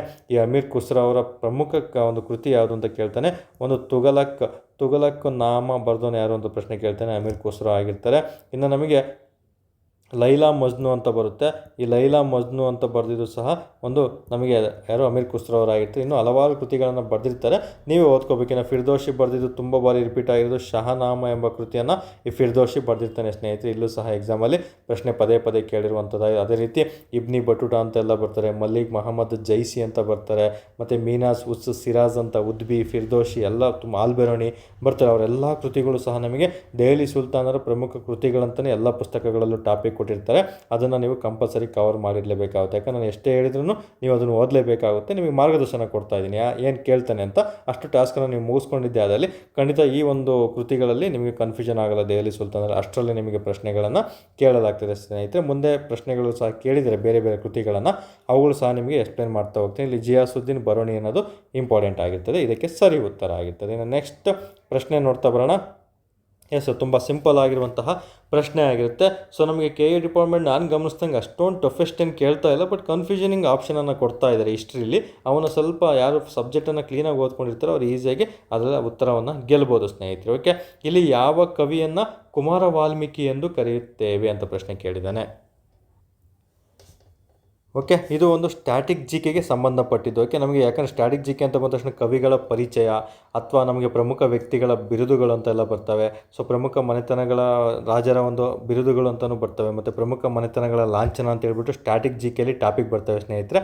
ಅಲ್ಲಿ ಇವುಗಳನ್ನು ಕವರ್ ಮಾಡಿರ್ತವೆ. ಸ್ಟ್ಯಾಟಿಕ್ ಜಿಕೆಗೆ ಬೆಸ್ಟ್ ಬುಕ್ ಯಾರಾದರೂ ಕೇಳೋದಾದರೆ ಪರಮ್ ಜಿಕೆ ಬುಕ್ ಅಂತ ಏನಿದೆ ಅದನ್ನು ಸಹ ನೀವು ಓದ್ಕೋಬೋದು, ತುಂಬ ಸುಲಭವಾಗಿರುವಂಥದ್ದು. ಇಲ್ಲಿ ಯಾವ ಕವಿಯನ್ನು ನಾವು ಕುಮಾರ ವಾಲ್ಮೀಕಿ ಅಂತ ಕರಿತಾ ಬರ್ತೀವಿ ಅಂತ ಕೇಳ್ತಾನೆ. ತುಂಬ ಸಿಂಪಲ್ಲು. ಈ ಕುಮಾರ ವಾಲ್ಮೀಕಿ ಅಂತಲೂ ಸಹ ಕರಿತಾ ಬರ್ತೀವಿ. ಆತನಿಗಿರುವಂಥ ಇನ್ನೊಂದು ಹೆಸರು ಅಂತ ಕೇಳಿದರೆ ನರಹರಿ ಆಗಿರ್ತಾರೆ ಸ್ನೇಹಿತರೆ. ಈ ನರಹರಿ ಅಂತ ಬಂದ ತಕ್ಷಣ ಈತನ ಒಂದು ಕೃತಿ ತುಂಬಾ ಇಂಪಾರ್ಟೆಂಟು. ತೊರೆವ ರಾಮಾಯಣ ಎಂಬ ಕೃತಿಯನ್ನು ಬರೆದವನು ಯಾರು ಅಂತ ಪ್ರಶ್ನೆ ಕೇಳ್ತಾನೆ, ಅದು ನರಹರಿ ಆಗಿರ್ತಾರೆ ಸ್ನೇಹಿತರೆ. ಅದು ನಥಿಂಗ್ ಬಟ್ ಕುಮಾರ ವಾಲ್ಮೀಕಿ ಆಗಿರ್ತಾನೆ. ಹಾಗಾಗಿ ಇಲ್ಲಿ ಸರಿ ಉತ್ತರ ನರಹರಿ ಆಗಿರ್ತದೆ. ಇನ್ನು ಇವರಿಬ್ಬರು ತುಂಬ ಫೇಮಸ್ ಗೊತ್ತಿರುತ್ತೆ. ಹರಿಹರ ಅಂತ ಬಂದ ತಕ್ಷಣ ನಾವು ಒಂದು ರಗಳೆ ಕವಿ, ಯಾರನ್ನು ರಗಳೆ ಕವಿ ಅಂತ ಕರಿತೀವಿ ಅಂದರೆ ಹರಿಹರನನ್ನು ಕರಿತಾ ಬರ್ತೀವಿ. ಯಾರನ್ನು ಷಟ್ಪದಿಯ, ಓಕೆ, ಏನು ನಮಗೆ ಎಕ್ಸಾಮಲ್ಲಿ ತುಂಬ ಬಾರಿ ಪ್ರಶ್ನೆ ಆಗಿರೋದು ಷಟ್ಪದಿಯ ಬ್ರಹ್ಮ ಅಂತ ಯಾರನ್ನು ಕರಿತೀವಿ ಅಂದರೆ ರಾಘವಾಂಕನನ್ನು ಕರಿತಾ ಬರ್ತೀವಿ ಸ್ನೇಹಿತರೆ. ಎಕ್ಸಾಮಲ್ಲಿ ಕನ್ಫ್ಯೂಷನ್ ಆಯ್ತು. ರಗಳೆ ಕವಿಗೆ ರಾಘವಾಂಕ ಹರಿಹರ ಸ್ವಲ್ಪ ಜನಕ್ಕೆ ಫ್ರೆಷರ್ಗಳಿಗೆ ಕನ್ಫ್ಯೂಷನ್ ಆಗುತ್ತೆ ನೋಡಿ. ಇಲ್ಲಿ ರಾ ಇದೆ, ಇಲ್ಲೂ ಸಹ ರಾ ಇದೆ. ಸೊ ಹರಿಹರ ಅಂತ ನೆನ್ಪಿಟ್ಕೊಂಡ್ರೆ ಮುಗೀತು. ಇನ್ನು ಷಟ್ಪದಿಯ ಬ್ರಹ್ಮ ಅಂದರೆ ರಾಘವಾಂಕ ಆಗಿರ್ತಾನೆ. ಇನ್ನು ನಂಜುಂಡ ಕವಿನೂ ಸಹ ಸ್ವಲ್ಪ ಮಟ್ಟಿಗೆ ಫೇಮಸ್ ಆಗಿರ್ತಾರೆ. ಯಾಕಂದರೆ ಇವ್ರದ್ದೊಂದು ಕೃತಿ ತುಂಬಾ ಇಂಪಾರ್ಟೆಂಟ್, ಒಂದು ಕುಮಾರ ರಾಮನ ಸಾಂಗತ್ಯ ಎಂಬ ಕೃತಿಯನ್ನು ಬರೆದಿದ್ದಾನೆ. ತುಂಬ ಫೇಮಸ್ ಕೃತಿ ಇದು. ಇದನ್ನು ಸಹ ಎಕ್ಸಾಮಲ್ಲಿ ಪ್ರಶ್ನೆ ಆಗಿದೆ. ಕುಮಾರ ರಾಮನ ಸಾಂಗತ್ಯ ಬರೆದಿದ್ದು ಅಥವಾ ಕುಮಾರ ರಾಮ ಸಾಂಗತ್ಯ ಬರೆದಿದ್ದು ಯಾರು ಅಂತ ಕೇಳಿದರೆ ನಂಜುಂಡ ಕವಿ ಆಗಿರ್ತಾನೆ ಸ್ನೇಹಿತರೆ. ಇದಕ್ಕಿರುವಂತಹ ಇನ್ನೊಂದು ಹೆಸರೇ ಒಂದು ರಾಮನಾಥ ಚರಿತ್ರೆ. ರಾಮನಾಥ ಚರಿತ್ರೆ ಅಂತ ಬರುತ್ತೆ. ರಾಮನಾಥ ಚರಿತ ಅಂತ ಕರೀತಾರೆ. ರಾಮನಾಥ ಚರಿತ ನಥಿಂಗ್ ಬಟ್ ಕುಮಾರ ರಾಮನ ಸಾಂಗತ್ಯ ಆಗಿರ್ತದೆ. ಇದನ್ನು ಬರೆದಿದ್ದು ನಂಜುಂಡ ಕವಿಯವರಾಗಿರ್ತಾರೆ. ಸೊ ಈ 4 ಜನದ ಬಗ್ಗೆ ಮಾಹಿತಿಯನ್ನು ನೀಡಿದ್ದೀನಿ. ಇನ್ನು ರಾಘವಾಂಕ ಬರೆದಂಥ ಕೃತಿಗಳು, ಹರಿಹರ ಬರೆದಂತಹ ಕೃತಿಗಳು ಎಕ್ಸಾಮಲ್ಲಿ ತುಂಬ ಬಾರಿ ಪ್ರಶ್ನೆ ಕೇಳಿದ್ದೀನಿ. ಅವುಗಳು ಸಹ ನೀವು ಓದ್ಕೊಂಡಿರಬೇಕು. ಕವಿಗಳ ಪರಿಚಯ ಅಂತ ಬಂದ ತಕ್ಷಣ ದ ರಾ ಬೇಂದ್ರೆ ಆಗಿರ್ಬೋದು, ಕುವೆಂಪು ಏನು ನಮಗೆ ಕೇಂದ್ರ ಸಾಹಿತ್ಯ ಅಕಾಡೆಮಿ ಪ್ರಶಸ್ತಿ ಆಗಿರ್ಬೋದು, ಮತ್ತು ಕೇಂದ್ರ ಸಾಹಿತ್ಯ ಅಕಾಡೆಮಿ ಪ್ರಶಸ್ತಿ ಆಗಿರ್ಬೋದು, ಜ್ಞಾನಪೀಠ ಪ್ರಶಸ್ತಿ ಆಗಿರ್ಬೋದು, ಪಂಪ ಪ್ರಶಸ್ತಿ ಆಗಿರ್ಬೋದು, ಸರಸ್ವತಿ ಸಮ್ಮಾನ್ ಪ್ರಶಸ್ತಿ ಆಗಿರ್ಬೋದು, ಇವನ್ನು ಪಡೆದುಕೊಂಡಂಥ ಕನ್ನಡಿಗರ ಮೇಲೆ ಅವುಗಳ ಕೃತಿಗಳ ಮೇಲೆ ಪ್ರಶ್ನೆಯನ್ನು ಕೇಳಲಾಗ್ತದೆ. ಅಲ್ಲೂ ಸಹ ನೀವು ಕವರ್ ಮಾಡಿರ್ಬೇಕು. ಇನ್ನು ರೀಸೆಂಟಾಗಿ ಯಾರಾದರೂ ಕವಿಗಳು ಒಂದು ಮರಣವನ್ನು ಹೊಂದಿದ್ರೆ ಅವ್ರ ಕೃತಿಗಳು ಸಹ ನಮಗೆ ಎಕ್ಸಾಮ್ ದೃಷ್ಟಿಯಿಂದ ಇಂಪಾರ್ಟೆಂಟ್ ಆಗಿರ್ತಾರೆ ಸ್ನೇಹಿತರೆ. ಸೊ ನಮಗೆ ಇತ್ತೀಚೆಗೆ ಒಂದು SL ಭೈರಪ್ಪ ಅವರು ನಿಧನ ಆದರು. ಹಾಗಾಗಿ ನಾನು ಇತ್ತೀಚೆಗೆ ನೀಡಿದಂತಹ ಒಂದು ಮಿಷನ್ KEA ಮಾಕ್ ಟೆಸ್ಟಲ್ಲಿ SL ಭೈರಪ್ಪ ಅವರ ಬಗ್ಗೆ ಸ್ಟೇಟ್ಮೆಂಟ್ ಮೂಲಕ 4 ಸ್ಟೇಟ್ಮೆಂಟನ್ನು ನೀಡಿ ABC ಸರಿ ಎಷ್ಟು ಹೇಳಿಕೆಗಳು ಸರಿಯಾಗಿದೆ ಅಂತ ಪ್ರಶ್ನೆ ಕೇಳಿದೆ. ಸೊ ಆ ರೀತಿಯೂ ಸಹ ನಿಮಗೆ KE ಡಿಪಾರ್ಟ್ಮೆಂಟಲ್ಲಿ ಕೇಳುವಂಥ ಚಾನ್ಸಸ್ ಇರುತ್ತೆ. ಹಾಗಾಗಿ ನಾನು SL ಭೈರಪ್ಪ ಅವ್ರ ಬಗ್ಗೆ ಆ ರೀತಿ ಪ್ರಶ್ನೆಯನ್ನು ಒಂದು ಕಳೆದ ಒಂದು ಅಪ್ಲಿಕೇಶನ್ ಆ್ಯಪಲ್ಲಿ ನೀಡಿದಂತಹ ಮಾಕ್ ಟೆಸ್ಟಲ್ಲಿ ಕೇಳಿದ್ದು ಸ್ನೇಹಿತರೆ. ಸೊ ಈ ರೀತಿ ಇಂಡೈರೆಕ್ಟಾಗಿ ನೀವೆಲ್ಲನೂ ಸಹ ಓದಿದ್ದೇ ಆದಲ್ಲಿ ಸಕ್ಸಸ್ ಆದಷ್ಟು ಬೇಗ ನಿಮಗೆ ಸಿಗ್ತಾ ಬರುತ್ತೆ. ಸೊ ಇಷ್ಟು ಸಹ ನಮಗೆ ಒಂದು BMTC ಅಂತ ಬಂದಾಗ BMTC ನಮಗೆ ಕಲ್ಯಾಣ ಕರ್ನಾಟಕ ಅಥವಾ ಏನು ನಮಗೆ HK ಹೈದರಾಬಾದ್ ಕರ್ನಾಟಕ ಅಂತ ಕರಿತೀವಿ. ಸೊ ನಮಗೆ ಇತಿಹಾಸದಲ್ಲಿ ಒಟ್ಟು 13 ಪ್ರಶ್ನೆಗಳನ್ನು ಕೇಳಿದ್ರು. 13 ಪ್ರಶ್ನೆಗಳಿಗೂ ಸಹ ನಾನು ವಿವರಣೆ ಸಮೇತ ಎಷ್ಟು ಬೇಕು ಎಕ್ಸಾಮ್ಗೆ ಅಷ್ಟು ವಿವರಣೆ ಕೊಟ್ಟಿದ್ದೀನಿ. ಪ್ಲಸ್ ಅದಕ್ಕೆ ಒಂದು ಮಾರ್ಗದರ್ಶನವನ್ನು ಸಹ ನೀಡ್ತಾ ಬಂದು ವಿವರಣೆ ಜೊತೆಗೆ ಮಾರ್ಗದರ್ಶನ ಓದ್ಬಿಟ್ರೆ ಇಲ್ಲೇ ನಿಮ್ಗೆ 50ರಿಂದ 60 ಪೇಜ್ ಆಗುತ್ತೆ ಒಂದು 13 ಇದರಲ್ಲಿ. ಸೊ ಎಲ್ಲನೂ ಸಹ ನೀವು ಫಾಲೋ ಅಪ್ ಮಾಡ್ತಾ ಬರಬೇಕಾಗುತ್ತೆ ಸ್ನೇಹಿತರೆ. ವಿವರಣೆ ನಿಮಗೆ ಎಕ್ಸಾಮ್ ದೃಷ್ಟಿಯಿಂದ ಇಂಪಾರ್ಟೆಂಟ್ ಆಗುತ್ತೆ. ಮಾರ್ಗದರ್ಶನ ನಿಮ್ಮ ಒಂದು ಎಕ್ಸಾಮನ್ನು ಯಾವ ರೀತಿ ಕ್ರ್ಯಾಕ್ ಮಾಡಬೇಕು ನೆಕ್ಸ್ಟ್ ಲೆವೆಲ್ ಪೇಪರ್ ಕೊಟ್ಟರೆ ಅದು ನಿಮಗೆ ತಿಳಿಸ್ಕೊಡ್ತಾ ಬರ್ತಾರೆ ಸ್ನೇಹಿತರೆ. ದಯವಿಟ್ಟು ಯಾರೆಲ್ಲ ಒಂದು ಅಬ್ದಿ ಅಕಾಡೆಮಿ ಟೆಲಿಗ್ರಾಮ್ ಚಾನಲ್ಗೆ ಜಾಯ್ನ್ ಆಗಿಲ್ಲ, ನಾನು ವಾಟ್ಸಪ್ ಒಂದು ಕಮೆಂಟ್ ಬಾಕ್ಸಲ್ಲಿ ಲಿಂಕನ್ನು ಕಳಿಸಿರ್ತೀನಿ, ಅಥವಾ ಮೇಲ್ಗಡೆ ಏನು ನಂಬರ್ ಹೇಳಿದೆ 8618631540 ನಂಬರ್ಗೆ ನೀವು ಮೆಸೇಜ್ ಮಾಡ್ತಾ ಬರ್ಬೋದು, ತಿಳ್ಕೊಬೋದಾಗುತ್ತೆ ಲಿಂಕನ್ನು ಕಳಿಸಿ ಅಂತ. ದಯವಿಟ್ಟು ವಿಡಿಯೋ ಇಷ್ಟ ಆಗಿದರೆ ಕಮೆಂಟ್ ಬಾಕ್ಸಲ್ಲಿ ಕಮೆಂಟನ್ನು ಮಾಡೋದನ್ನು ಮರಿಬೇಡಿ ಸ್ನೇಹಿತರೆ. ಯಾಕಂದರೆ ನಮಗೆ ಪ್ರತಿಯೊಂದನ್ನು ನೀವು ಕಮೆಂಟ್ ಮಾಡಿದಲ್ಲಿ ನಮಗೂ ಸಹ ನೆಕ್ಸ್ಟ್ ವೀಡಿಯೋ ಅದು ಇನ್ನೂ ನೆಕ್ಸ್ಟ್ ಲೆವೆಲಿಗೆ ಮಾಡಬೇಕು, ಅಥವಾ ಏನಾದರೂ ತಪ್ಪು ಹೇಳಿದರೆ ಅದನ್ನು ಮಿಸ್ಟೇಕ್ ಮಾಡಬೇಕು, ಏನಾದರೂ ಚೇಂಜಸ್ ಮಾಡಬೇಕಾಗುತ್ತೆ, ಅಥವಾ ಏನಾದರೂ ಸಜೆಷನ್ ಕೊಟ್ಟರೆ ಅದನ್ನು ನಾವು ಅಪ್ಡೇಟ್ ಮಾಡ್ಕೋಬೇಕಾಗುತ್ತೆ. ಸೊ ಅಥವಾ ವಿಡಿಯೋ ತುಂಬ ಇಷ್ಟ ಆಯ್ತಂದರೆ ನಿಮ್ಮ ಕಮೆಂಟ್ ಏನು ಅನಿಸುತ್ತೆ ನಿಮಗೆ ಅನಿಸಿಕೆ ಅದನ್ನು ತಿಳಿಸ್ಕೊಡ್ತಾ ಬರಬೇಕು. ಲೈಕ್ ಮಾಡಿ, ಹಾಗೆ ಕಮೆಂಟ್ ಮಾಡಿ. ನಿಮಗೆ ಫ್ರೆಂಡ್ಸ್ಗಳಿಗೆ ಈ ವಿಡಿಯೋ ಇಷ್ಟ ಆಯ್ತಂದರೆ ದಯವಿಟ್ಟು ಅವ್ರಿಗೂ ಸಹ ಶೇರ್ ಮಾಡ್ತಾ ಬನ್ನಿ ಸ್ನೇಹಿತರೆ. ಇನ್ನು ಮುಂದೆ ಪ್ರತಿದಿನ ಸಹ ನಾನು ಆದಷ್ಟು ಕ್ಲಾಸ್ ಮಾಡ್ಕೊಳೋದಕ್ಕೆ ಟ್ರೈ ಮಾಡ್ತೀನಿ. ಸೊ ಎಲ್ಲ KA ಡಿಪಾರ್ಟ್ಮೆಂಟ್ ಅಂತ ಬಂದ ತಕ್ಷಣ ನನ್ನ ಅಭ್ಯರ್ಥಿಗಳು, ಅಬ್ದಿ ಅಕಾಡೆಮಿ ಅಭ್ಯರ್ಥಿಗಳು ಯಾವುದೇ ಕಾರಣಕ್ಕೂ ಭಯ ಪಡ್ಕೋಬಾರ್ದು. ಎಲ್ಲರೂ ಸಹ ಕ್ರ್ಯಾಕ್ ಮಾಡೋ ಥರನೇ ನಾನು ನಿಮಗೆ ಮಾರ್ಗದರ್ಶನ ಇಡ್ತೀನಿ. ಆ ನಂಬಿಕೆ ನನಗಿದೆ. ಸೊ ನೀವು ಅದ್ರ ಜೊತೆ ಅದನ್ನ ವಿವರಣೆ ಪ್ಲಸ್ ಮಾರ್ಗದರ್ಶನ ಪ್ಲಸ್ ನೀವು ಓದಿರುವಂಥ ಆಥರ್ ಬುಕ್ಕನ್ನು ರೆಫರ್ ಮಾಡಿಕೊಂಡು ಸಕ್ಸಸ್ ಆಗೇ ಆಗ್ತೀನಿ ಅಂತ ಛಲ ನಿಮ್ಮಲ್ಲಿ ಇತ್ತಂದರೆ ಜಯ ಯಾವತ್ತು 499+1 500 ಜನಕ್ಕೂ ಅಧಿಕ ಅಭ್ಯರ್ಥಿಗಳನ್ನು ಒಂದು ಸರ್ಕಾರಿ ಹುದ್ದೆಗೆ ಆಯ್ಕೆ ಮಾಡಿಸ್ತೀನಿ ಅಂತ ಏನು ಪಣ ತೊಟ್ಟಿದ್ದೀನಿ, ಆ ಒಂದು ನೀವು ಆಗಿರಬೇಕು 499+ ನನ್ನ ಅಬ್ದಿ ಅಕಾಡೆಮಿ ಸ್ಟೂಡೆಂಟ್ಸ್, ಪ್ಲಸ್ ಒಂದು ಈಗೇನು ವಿಡಿಯೋ ನೋಡ್ತಾ ಇದ್ದೀರ ಛಲದಿಂದ ಅವರು ಆಗಿರಬೇಕು ಸ್ನೇಹಿತರೆ. ಎಲ್ಲರೂ ಸಹ ಆದಲ್ಲಿ ನನಗೆ 500 ಟಾರ್ಗೆಟ್ ಸಿಗುತ್ತೆ. ಅದಕ್ಕೆ ಏನು ಬೇಕು ಪ್ರಯತ್ನ ನಾನು ಎಲ್ಲ ಮಾಡ್ತಾ ಬರ್ತೀನಿ. ಅದಕ್ಕೆ ತಕ್ಕಂತೆ ನೀವು ನನಗೆ ಕೈ ಜೋಡಿಸಿದರೆ ಖಂಡಿತ ನಾನು ಸಕ್ಸಸ್ ಆದಂಗೆ ನೀವು ಸಹ ಸಕ್ಸಸ್ ಆದಂಗೆ ಸ್ನೇಹಿತರೆ. ಎಲ್ರಿಗೂ ಸಹ ಶುಭವಾಗಲಿ. ವಿಡಿಯೋ ಇಷ್ಟ ಆಗಿದ್ರೆ ದಯವಿಟ್ಟು ಕಮೆಂಟನ್ನು ಮಾಡ್ತಾ ಬನ್ನಿ, ಲೈಕನ್ನು ಮಾಡ್ತಾ ಬನ್ನಿ, ಶೇರ್ ಮಾಡ್ತಾ ಬನ್ನಿ. ಇಷ್ಟು ಹೇಳ್ತಾ ಈ ಒಂದು ಕ್ಲಾಸಸನ್ನು ಮುಗಿಸ್ತಾ ಇದ್ದೀನಿ. ಧನ್ಯವಾದಗಳು.